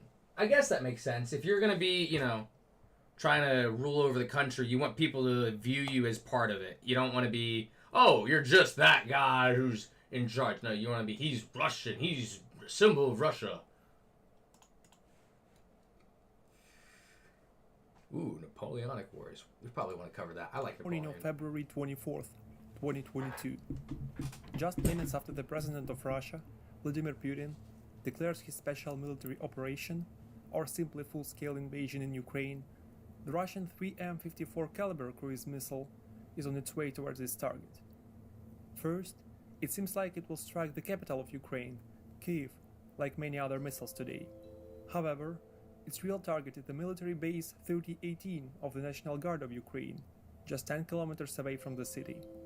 Around 6 a.m., the missile explodes on the empty exercise ground in front of the barracks. A couple of minutes later, another one hits near the local residential buildings. It says near. Is it all missing? A small town, which will become known for one of the most significant and fierce battles of the first days of full-scale Russian invasion. This town is called Hostomel. Wait, what? And end the war in really? The missiles. Wait, you're telling me that this little town is that important? This town is fucking like. All right, well, we'll see. Or I guess I'll see. Near Antonov Airport. You clearly also already know. Hostomel Airport is an international cargo air hub and testing facility that is located in the northern part of the small town of Hostomel. The complex was built in 1959 and includes 2 closed-heated hangars for maintenance and repair work, control tower, and multiple administrative and research buildings. Its unique feature is a reinforced concrete runway, 3,500 meters long and 56 meters wide, suitable for the landing of the extremely heavy planes. Oh, for extremely heavy planes. Shit. So Russia wanted to take over this town and then probably use it as a landing port for their bigger boys, and then they would just bomb Kiev from there, resupply, and then do whatever the fuck they want, I guess. Damn. Largest aircraft in the world, the mighty. Yeah, no, dude, because they said, oh, this is a place where you can land heavy planes. Hey, big bomb planes, big cargo planes, big supply planes, big personnel planes, like all that shit lands here. AN-225 Mriya is under the maintenance in one of the hangars. At approximately 5 a.m., around 200 conscripts from the local military base of the Ukrainian National Guard, which was the target of the recent missile attack, moved towards the air. And more planes loaded with tanks. Yeah. How effective are tanks nowadays, really? Like, this is a legitimate question with, I guess, the accessibility of all kinds of explosives and other ordnances that can be purchased. You know, I see people with RPGs, with stingers. Like, it's well fucking cheaper than a tank. Before drones? Okay, but not even drones. I'm like, have you seen the fucking military hardware Ukrainians are utilizing against Russia? Like, they're utilizing fucking anti-air. They're using stingers. They're using fucking, like, they're using real shit, dude. And, like, now they're running around with, fucking, what's it called? Disruptor packs. Not disruptor packs. Like, there's things that just, like, have a signal in the air. What are they called? EMP packs? No. Drones are currently the best. Dude, you know, I fucking hate, and this is, like, it's really depressing. When I get, like, those YouTube drone footages, and it's like, you see just drones dropping grenades on people, you know? Like, RPGs would help, but tons of tanks and thousands of men on Kiev on day one. No, you're right, actually, you know? If you could just completely form up an army before people have time to gain a resistance, or even get those RPGs. Yeah, that's a good point. That's not something I thought of. Question. Legitimate question for the both of you, or whoever is watching. Would you guys ever be a drone operator in war? Right? If that was an option. Or, I mean, shit. I mean, I guess that is an option. Start training now before you go to the military, but, like... Oh, you have been a drone operator before. Oh, shit. Is it hard? I've never flown a drone before.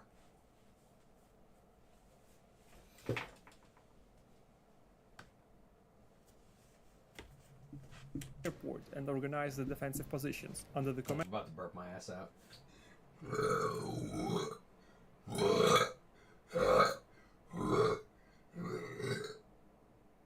I am not sorry for that.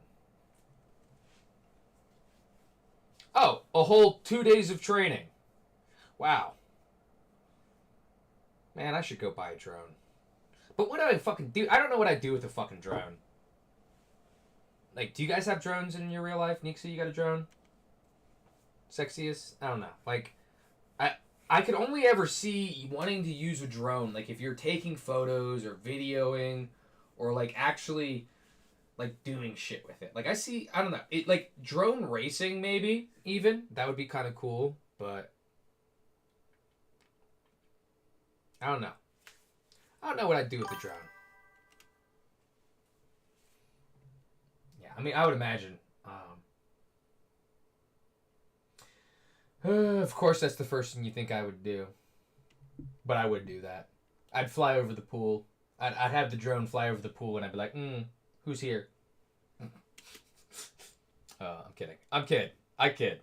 What I probably would use it for is, like, I would go check to see if the pool is empty. And then go by myself. Because I only like swimming by myself. I don't like swimming where there's a lot of people. You know? Especially in the hot tub. Fucking hate when there's a lot of people in the hot tub. And of the 35-year-old... Ooh, could they carry groceries? Could I have it pick up my groceries? Only with small arms, Soviet-made band pads. See, that's what I'm talking about. Armed only with small arms, Soviet-made... Oh, Soviet-made ones. Oh my god.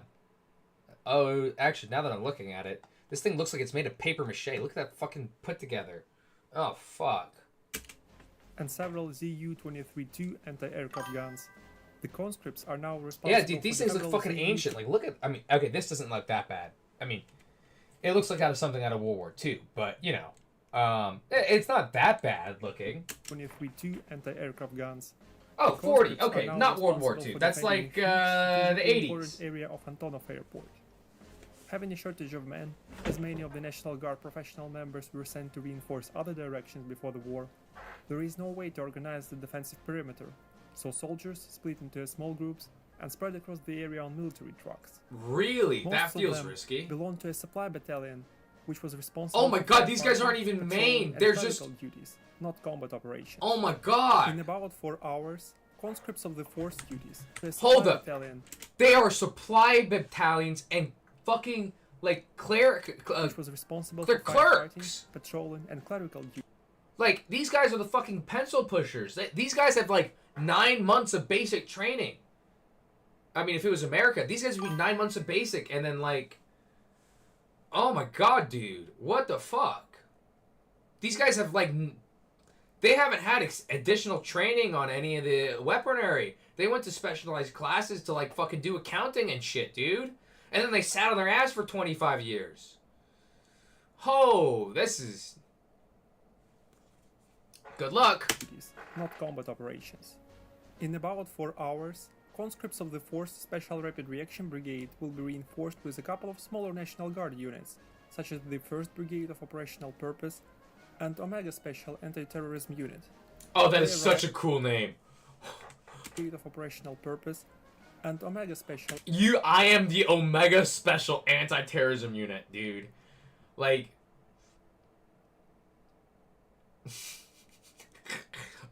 walk up to anyone. I am Omega Special. Yeah, I'm the Omega Special math guy. It does? Oh, you're right. It has the sword. It has... in the moon. And is that a cross? Wait, is the cross part... I remember the sword in the moon. I think I remember that cross.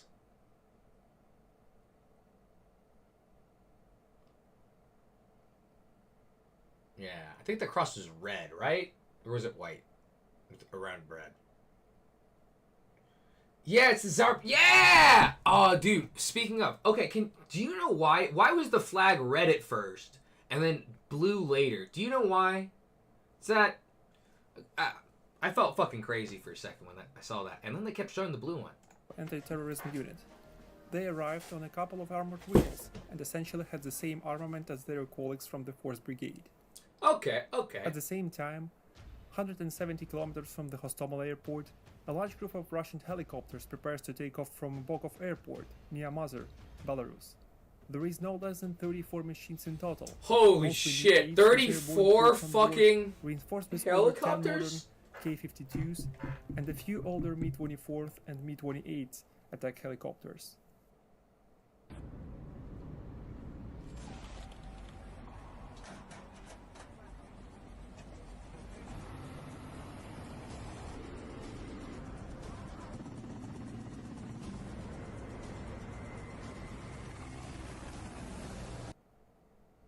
Staying in Belarus airspace as long as they can, the first wave of attack helicopters crossed the Ukrainian border unnoticed at approximately 9:30 am. Lightly armed Mi-8s with troops departing the second wave, which accompanies the first one. Following the path above the wide Dnipro River, the first wave travels directly to the south in a lone formation. As they approach the capital from the north, they take a sharp turn near the Kyiv hydroelectric power plant. They're not going to do something to it, At this are they? very moment, the Ukrainian missile impacts one of the Oh, helicopters, shit! forcing it to perform a crash landing. Almost simultaneously, Nice work, Ukraine. another direct hit is scored, forcing the Russian Mi-24 to quickly lose altitude and disappear in the calm waters of the water bank. The rest of the machines start dropping flares to lower their chances of being hit, and rush toward the riverbank to avoid the fate of the two destroyed aircraft. As of 10:30 am, Russia suffers its first losses on its way to Hostomel. That's good. Hey, losses before they even get there is exactly what Ukraine needs right now. Shit, just imagine, like, you're on your fucking way to work and you see this shit. Like, that'd be fucking terrifying. You, like, look up in the sky, you see helicopters flying as fast as they can, dropping flares. Like, holy fuck. Check it. Check. Is this about the flag? Oh, this is about the video. Okay, this is literally...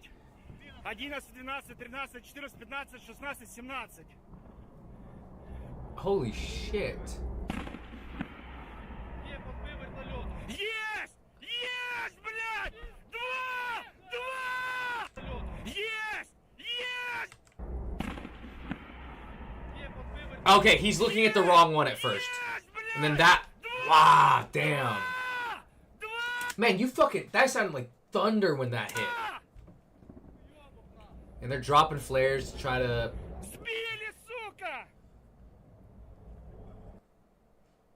Damn. That's very fucking hype. Out of fucking Ukraine! I know this was a while ago, but... Okay. What? Oh my fucking god. This war has been going on for 4 years. Oh my fucking god.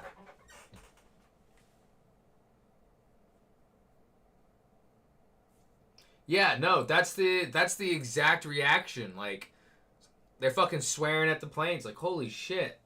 Dude, I didn't realize this war has gone on for so long. Like, this is gonna sound fucked, but the media doesn't cover this shit anymore. We're worried about Trump starting a fucking World War III with Iran right now. We don't even have time for fucking Ukraine. Like, I mean, he's already kind of started it, so I can't really say a lot. But, like, fuck, dude. I don't think about wait, no way. That's huge. Holy shit. Wait, no. This started in 2014? No fucking way. Hold up.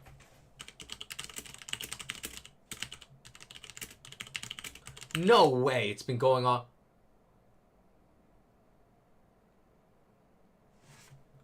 Oh my god.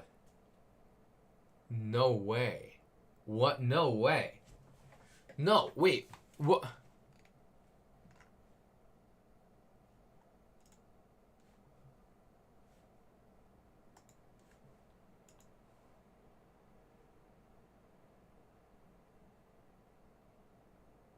Oh my god. Yeah, no. Holy shit. Yeah, I forgot about the, you know, I forgot because they were basically just doing a bunch of cyber warfare and hackers and shit. And I remember Russia hosting, like, the hacker conventions to get more people. Oh, fuck. Oh my god.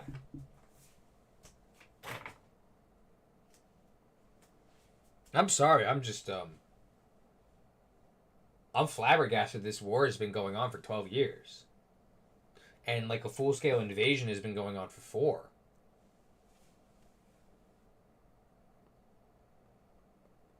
Holy. I'm gonna watch this helicopter being shot down to make me feel better.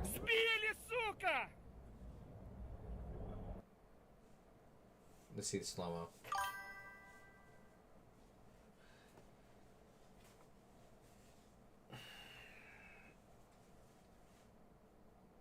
They're throwing bodies for inches of land.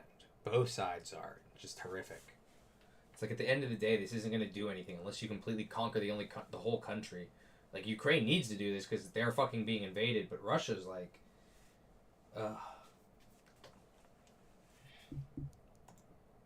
Fucking stupid war. Stupid ass fucking war, in my opinion.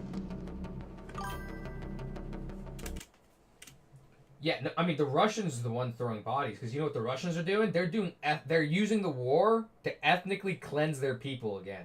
It's fucked, right? So you know how the Cossacks used to be the big dick military guys? Well, since they got rid of all the Cossacks, they're like, hey, what other minorities can we throw at the front lines? And then, well, that's what they're doing. You're a political minority, thrown to the front lines. You are an ethnic minority, thrown to the front lines. Like... Yeah, no, because they're bringing in cheap African mercenaries. Like, it's fucking ridiculous. And aren't they... Like, correct me if I'm wrong. I thought they were doing, like, a program so that you could become a Russian citizen and join the army. Or as you join the army and you become a Russian citizen after a certain service. Correct me if I'm wrong about that, but I think I thought I heard about that.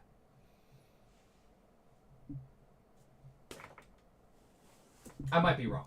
Like, a lot of people say shit. And it's probably not accurate, so. Yeah, and then they put... Yeah, exactly. It's like, oh, we don't have to worry about giving them citizenship. They're gonna fucking die already. Like...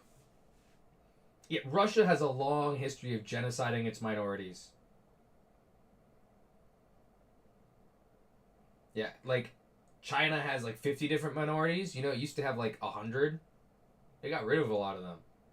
They got rid of a fucking ton of them. They do the same, and, like, it's fucking fucked. Like...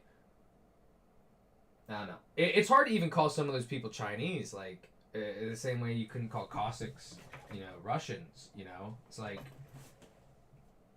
there's such a unique culture and identity, you know, tied to that. It's like, I mean, yeah, and I get it. There's, you know, is it Hao or Min? What was the type of Chinese that's the most dominant? I don't remember. I stopped paying attention to that. But still. What? What? No, that's bullshit. They're forcing Ukrainians in Russian areas to fight for... Dude, that's how you get an internal rebellion. Like, if I was one of the Ukrainians and a Russian soldier tried to do that, I would say, okay, I would join the army. I would go find the highest ranking officer and shoot them in the fucking face. Oh, and then they shoot me. Oh, whoops. Oh, well, I died fighting for my country. Like, shit, dude. That's gonna fucking start happening. That is the stupidest shit I've ever heard of.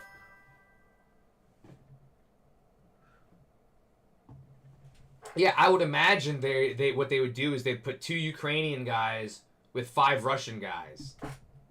Or 10 Russian guys, so it's really hard for them to do shit, but still, like... Fuck. Someone's gonna eventually decide this is too much, and they're gonna do something really big, and then the Russian army's gonna be like, fuck, this was a stupid idea. It's gonna happen. They just haven't suffered from it yet.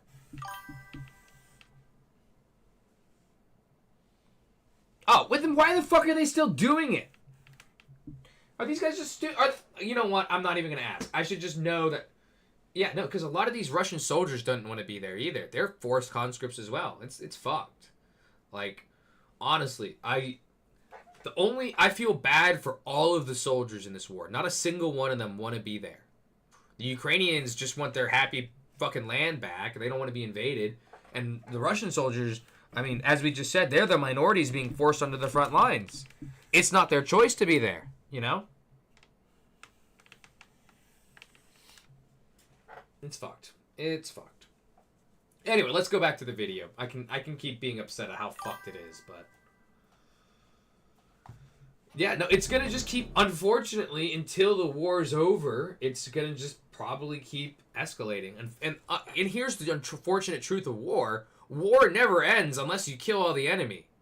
So you have no choice but to go back to the drawing board and get peace. There is only war or peace.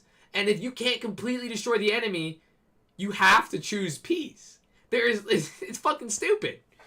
And people still choose to go to war, get nothing, and they're like, oh, whoopsies. Well, I'm rich. 800 million other people died, but I made a pretty buck. Dude, Ukraine I don't know. Legitimate question to both of you.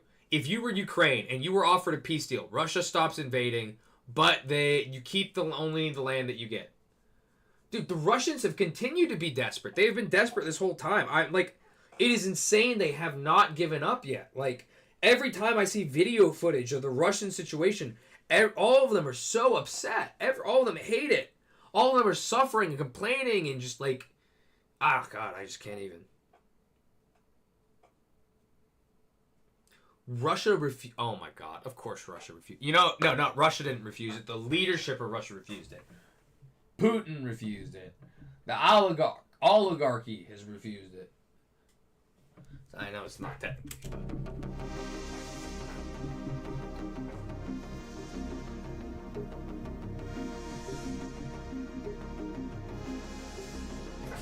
that's insane, bro. Also, hold up, wait. Oh my God, this is the... Oh, yeah, I don't think the people in there survived.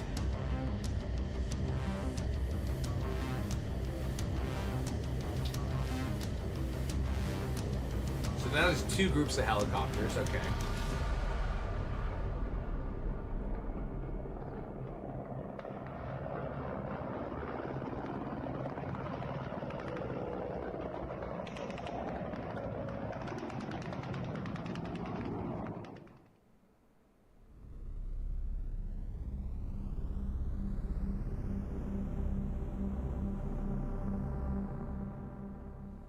Now, the lone formation breaks into 2 groups. Forces of Group A fly to the northwest to attack the airport from the north. Okay, so the attack helicopters go to actually hit it, clear the Group runway. moved The out troops of all then by land a little bit southwest further to away approach in the airfield city. from the south. Okay. Their mission is to cut off the base of the 4th Ukrainian Special Rapid Reaction Brigade of the National Guard from the airport and destroy the defenders stationed there. Around 11 am, the helicopter groups finally arrived at Hostomel. As helicopters from both groups approached the airport, K-52s, Mi-28s and Mi-24 are the first ones to unleash the unguided rockets and autocannon fire on defenders. However, instead of a surprise attack on a formation of unorganized troops, invaders face a spread out National Guard groups that immediately open fire with all weapons that they have. Yeah, you know, it was a good thing actually. I know I was like, "Oh man, they're just specialists." But the fact that they realized, and this is way at the beginning, hey guys, let's spread out so that we can't all be killed by one explosion or by a bunch of attack helicopters. So smart. And they're all utilizing different kinds of terrain. And they built, looks like little defenses, which I like even better. On a couple of Especially these guys. These guys were in the middle of fucking nowhere. But like, these guys were good, these guys were good, these guys are good, these guys are good. Armored vehicles. The airport. However, instead of a surprise attack on a formation of unorganized troops, invaders face a spread out National Guard groups that immediately open fire with all weapons that they have.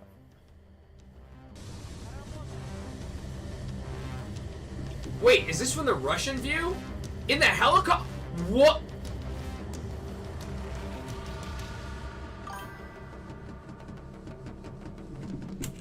Fucking dude, this is insane. Like, we have live footage of the war happening from both perspectives. Like, yeah.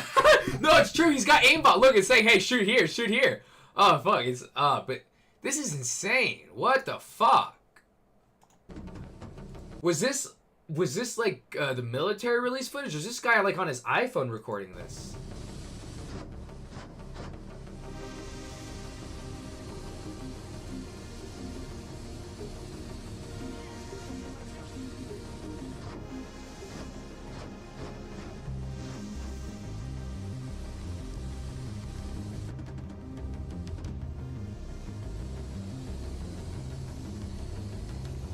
You know, you know what's fucked? When this guy probably took this video, he was probably thinking, "Oh God, look how cool I'm gonna be firing these missiles and shooting this fucking plane. Shooting this fucking helicopter. Everyone's gonna want to see this." Like, I mean, and he's true. Everyone wants to see it, but just, oh yeah, shitty aim. I'm glad he's fucking missing, dude. Like, fuck, he's Russia. We're not voting for him. We're not rooting for him. He could have stormtrooper aim for all I care.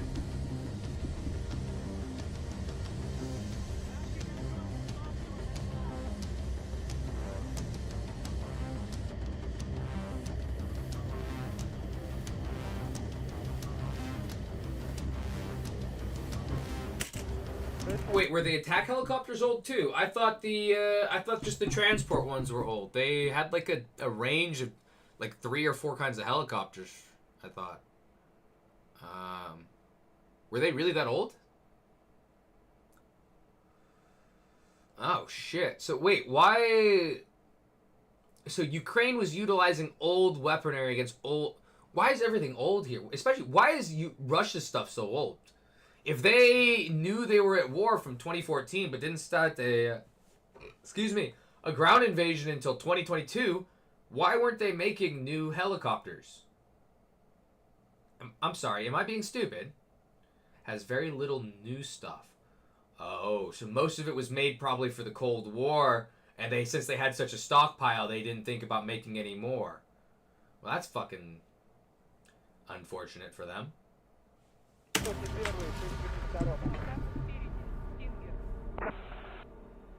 Wait, no way. So basically, they invaded Ukraine, and Ukraine's like, oh, well, we have all these weapon factories. I wonder what we could do with them. Damn. Well, I don't feel bad for Russia. One of the defenders, Sergei Fatalyuk, runs to the airstrip of the airport with Soviet Iglamen pad. He aims at the Russian K-52 flying directly at him, but the distance is too short for launch and the helicopter passes over him. Sergei immediately turns around and after a brief aiming, launches his missile into the tail of the enemy helicopter, Missile tracks down the machine, forcing it to crash right on the airstrip. Atta fucking boy. This incident proves the vulnerability of the most modern Russian helicopters to manpads, even as obsolete as Igla, developed in 1971. As more and more attack Yeah, helicopters... see, that's what I kind of expected to happen. There's... But yeah, no, I expected a lot of people would have those anti-air RPGs and Stingers. They seem a lot more effective against helicopters, though, than they would be tanks. Oh, that's good. That makes me happy. God, he just runs out in the middle of the field. So... explode. This incident... I mean, this thing is obviously a fucking wreckage of a hunk, right? This is just fucking absolute destruction and ash. Now, this is a legitimate question. If they were afraid that they would utilize the airstrip, why were there not steps to destroy it? Or, like, rig it? Like, all they would need is in the center of... or a couple of places to place explosives, I guess. Just wait. Oh. Okay, then. I will wait. Proves the vulnerability of the most modern I'm sorry, Russian I'm what's known as an impatient manpads, fucking even as dickhead. obsolete as Igla, developed in 1971. As more and more attack helicopters engage in the fight, Mi-8s arrive, but most of them have trouble landing with troops aboard due to intense fire. Rockets and autocannons of helicopters destroy the airport fuel tanks and a couple of planes near the airstrip. Oh, come on, those planes didn't do anything. They were just there's a normal plane. That's millions of dollars worth of planes. Heavy damage is inflicted on Oh, wait, what the fuck? Strip, covering the skies in the black smoke. Oh, I mean, they hit some of the planes, but they looks like they tried to avoid some of the bigger ones. Like they're hitting the buildings here. They hit that plane, but okay, at least they left the nice big like people planes alone. It's not like they could go anywhere either. They're fucking all blocked off here, so that probably would have just been a waste of rockets. Heavy damage is inflicted on hangars and overall airport infrastructure. However, this provides little help to invading forces, as Russia loses 3 K-52s and the Mi-28. Jesus Christ. They're getting their fucking asses handed to them. National Guard's putting up a big fucking fight. That one wasn't hit too bad, but definitely enough to take it down. Holy shit, that one was fucking... Whoa! Oh my god! It feels insane. I can, like, literally just watch a modern war online. Like, right, I'm just on YouTube, dude, and I'm seeing, like... Oh my god. Well, let's keep going, I guess.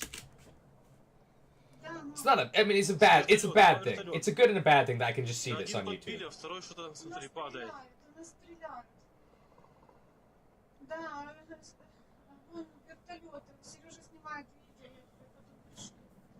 Он подбитый, смотри, сейчас будет падать. Один уже сбили. Ну прямо с балкона снимаю. Садится, смотри, на поле. С балкона. С балкона будто влево, тут лес, у нас все понятно. Сел. Да. Мужики, я подбит, кто видит кашку, обозначаю себя, иду на вынужденную. Борт управляем. Позывной 865, стойка первая не выпущена, ставить.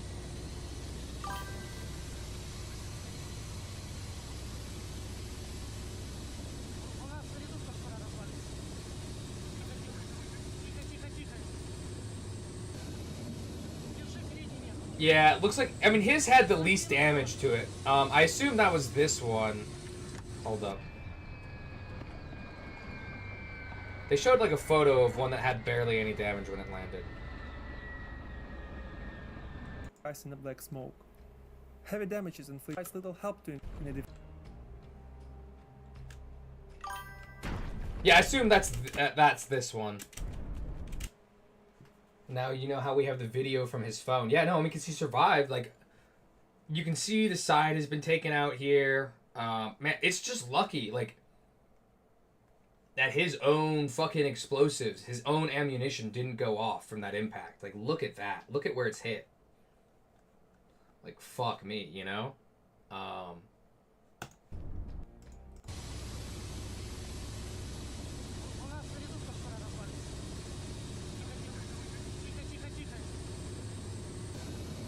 For emergency landing, this is not that bad of a landing, luckily.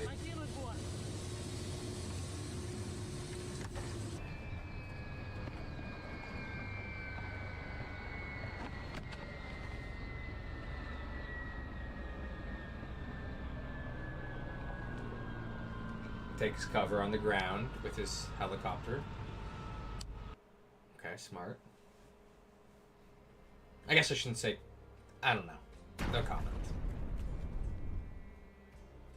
I can comment on that shit. I can say they did smart move.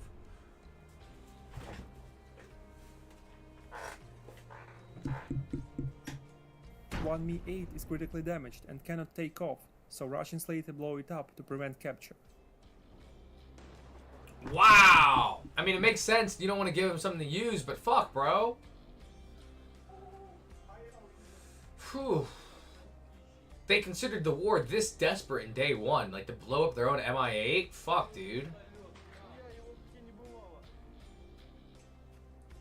It's like decimated. A considerable number of Ukrainian forces also were protecting the base of National Guard, including firefighters who damaged multiple Russian helicopters with machine gun and rifle fire. Out of firefighters! For another hour, firefighters? More like firearm fighters. And are ordered to start retreating in an organized manner toward their base. This allows all Russian Mi-8s to finally land on the western outskirts of the airport. Please tell me there's explosives to blow up. Or maybe not.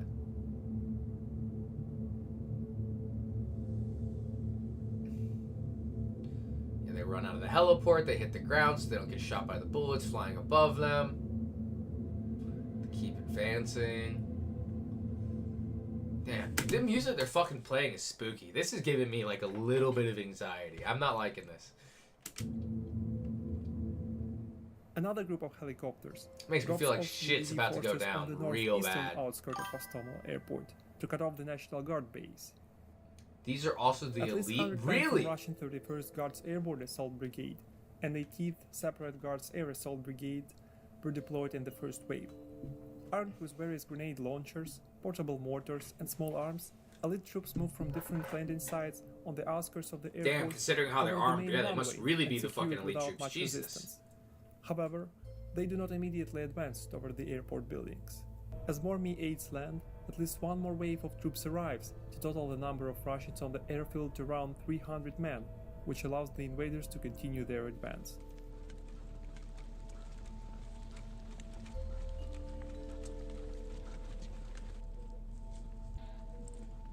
They move cautiously through the administrative buildings towards the flight control tower.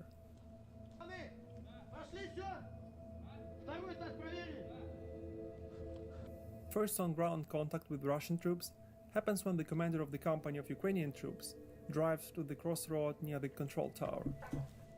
His armored vehicle is hit by the grenade launcher, but the grenade miraculously doesn't penetrate, and he's forced to make a full circle around the hangar lucky under bastard. the enemy fire to return back to his forces.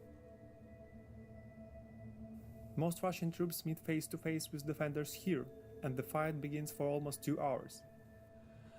Excuse me. Excuse me.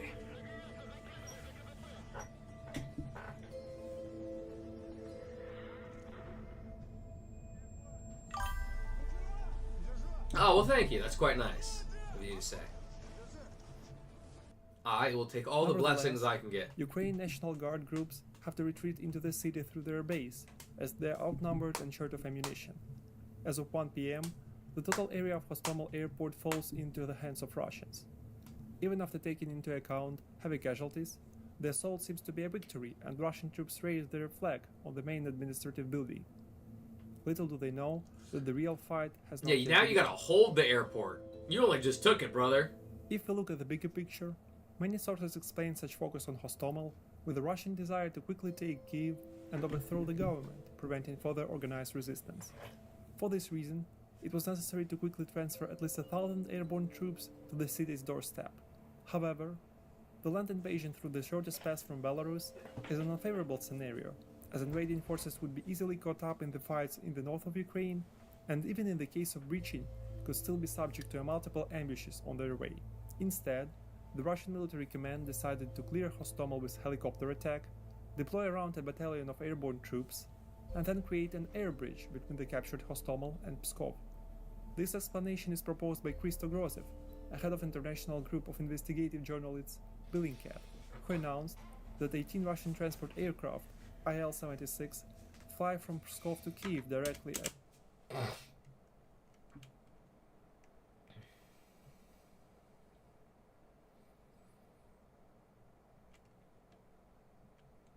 Damn. as Russian forces gain a foothold in Hostomel. Capable of carrying over 1,000 troops in total, and even light armored vehicles, they plan to arrive in Hostomel, which is the most suitable airport near Kiev for such heavy planes to land on. In case of success, over 1,000 men with light armored vehicles. Yeah, those right light to the armored capital vehicles would basically to make Kiev conquering in the serious city. danger. Yeah. However, the Russian military command failed to predict how events will unravel. Due to fierce resistance, the helicopter groups not only take significant losses, but also waste precious time circling around without a chance to land. Thank As God lightly for armored that. infantry of the Ukrainian Force Special Rapid Reaction Brigade that initially protected the airport slowly retreat under the pressure of oncoming waves of Russians. They gave time for the forces of 72nd Separate Mechanized, 80th, and 95th Separate Airborne Assault Brigades to deploy and encircle the Hostomel airport. Holy shit, Though they all just Ukrainian fucking light pulled airborne up. brigades arrived quickly from Zhytomyr on transport helicopters. The 72nd Mechanized Brigade has to move their heavy tanks and artillery over 100 kilometers from their base in Bila Tserkva. Therefore, the time factor was critical in this situation. As Russian forces do not advance further and most likely have strict orders to guard the airport until the main forces arrive on strategic airlifters, there is a brief pause in fighting. This allows Ukrainians to bring artillery into positions to support their counterattack. At 3:30 p.m., the President of Ukraine, Volodymyr Zelensky, in his address to the nation, declares that the encirclement of the Hostomel airport is complete and gives the order to clear the area. Ворожений десант в Гостомелі блокують. Війська отримали наказ на знищення. Approximately at the same time, the artillery of the armed forces and the National Guard of Ukraine, as well as Ukrainian Su-24 bombers, attack the airport with shells and bombs. Ukrainian military command correctly predicts the Russian plans, and the idea behind an intense artillery barrage and airstrikes is to damage the airstrip beyond repair. Wait, hold up. Barrage and airstrikes. Russian Is this the plans, fairy tale and music? the idea behind an intense artillery barrage and airstrikes is to damage the airstrip beyond repair. That sounds like that's from some fucking like generic shonen anime music. I don't know where that's from. I fucking heard that shit before. I don't know. That music in the background. Furthermore, Ukrainian land forces start to advance from multiple directions with close air support of Sounds Mi-24 helicopters with unguided rockets on board. As a result of fierce fight, Russians sustain heavy casualties and are forced to desert into the One fields and Piece forests now. around the airport. Somewhere. It's also worth mentioning that active assistance in counterattack was provided by Georgian Legion, a military unit formed by mostly ethnic Maybe I'll Georgian also just be volunteers stupid. fighting on the side of Ukraine since 2014. As of 9 p.m., Hostomel airport is under the control of Ukrainian armed forces, which marks their most significant victory on the first day of full-scale Russian invasion. Russian military command has to abort the mission of delivering more forces into the area by air, and all planes which departed from Pskov land in Belarus. Looking at the bigger picture, the situation still remained pretty dangerous for Ukrainians. During the intense fighting for the airport earlier this day, Russians crossed the border from Belarus territory. Dude, this and is quickly barely. This is less than. This is like fucking hour 5. Like it's not even full day 1. Like this. First through the radioactive Chernobyl exclusion zone, where Ukrainian forces did not have any defensive lines. Oh, I wonder During why the they didn't night have of defensive February lines 24th, in the Ukrainian Chernobyl territory, exclusion which was zone. through the radioactive Chernobyl exclusion zone, where Ukrainian forces did not have any defensive lines. During the night of February 24th and morning of February 25th, a large number of Russian troops in heavy armor arrived on the outskirts of Hostomel, and the fight for the airport turned into the battle for the whole town. Such a fast advance through the north of Ukraine was a success on tactical level, but a failure on the operational one. As time passed, it becomes clear that Russians cannot supply their forces near Kiev for an effective advance into the city, since they only secured individual roads in their rapid advance, not key towns. It has the potential to become a forward operating basis. On February 25th, however, Ukrainians are forced to retreat from Hostomel airport under the pressure of several Russian battalion tactical groups. To prevent any further attempts to establish an air bridge, Ukrainian artillery again launches a heavy shelling of the Attaboy! demolishes the Antonov Airport airfield. Good fucking thinking. Exactly what I would have fucking done. Among Russian units of the territory Good. of the airfield, which further slows down invading forces. Right, they're on the airfield to March fucking 5th, take it over. the You're not town gonna of just Hostomel let fell into them. the hands of Russians, but no further advance was made. Ukrainian forces carried out attempts to counterattack, and even had partial success on March 16th. On April 1st, 2022, Russian armed forces left Hostomel, as well as the whole north of The Ukraine. Butcher The of decision to retreat Burkov? is explained by high What? Russian casualties, poor logistics, and overall lack of progress in taking control over Kiev due to effective resistance of the Ukrainian forces in the area. Is that a person or? In conclusion, the Battle for Hostomel Airport became the first one Or is that in like a sequence of weapon, or what is the disastrous defeats Butcher during of Russian Butcher? attempts to conquer Ukraine in a fast-paced manner. The whole operation counted on a complete absence of resistance. Ukrainian troops and Yeah, except the Ukrainian troops were organized and ready to do shit, had and, remarkable you know. communication and planning, which allowed them to mitigate multiple threats. Even though initially everything went according to the Putin's plan, the defenders of the airport efficiently used little resources they had to maximize the Oh my god, dude. harm to invaders and led more prepared units to encircle strategically That's important so area. fucked.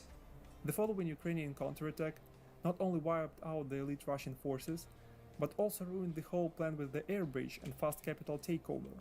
These forced Russians to attack through the forest on the north of Ukraine, where their logistical lines were crippled by constant ambushes. Guerrilla warfare. Therefore, the Battle Warfare. for Hostomel Warfare. defined further Fuck yeah. military operations in the area, and Oh my god, dude. most likely was one of the reasons why Russia had Yeah, to I'm not gonna withdraw go from find that north of video. Ukraine in April.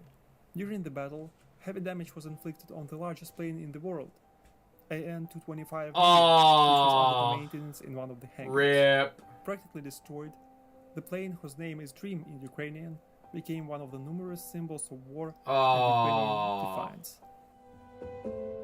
I kind of feel bad for the big plane. It didn't deserve that shit. It's just a big plane. Look at it. It's so big. Well, you know it. It's just a plane. No. No. Yeah, this sad music really be hitting diff.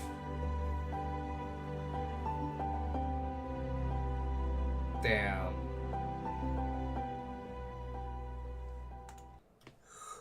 Alright. Thank you for the cool fucking video. Ugh. I think that's me calling it, though. I think it's nap time. It's 3:30 a.m. At least for me. Niksu, Sextius, thank you for joining me. I thoroughly enjoyed your guys' fucking videos. Quality videos. I would love to learn more about the Ukrainian war if you want to submit more of those. If not, I mean, choose whatever fucking section of war history you like. Peace, Niksu, and peace, Sextius. I need a fucking nap. But yeah, don't forget, send me as many of these fucking videos as you guys like. I'm always a fan of them. Alright. My goodbyes lasted too long. Adi.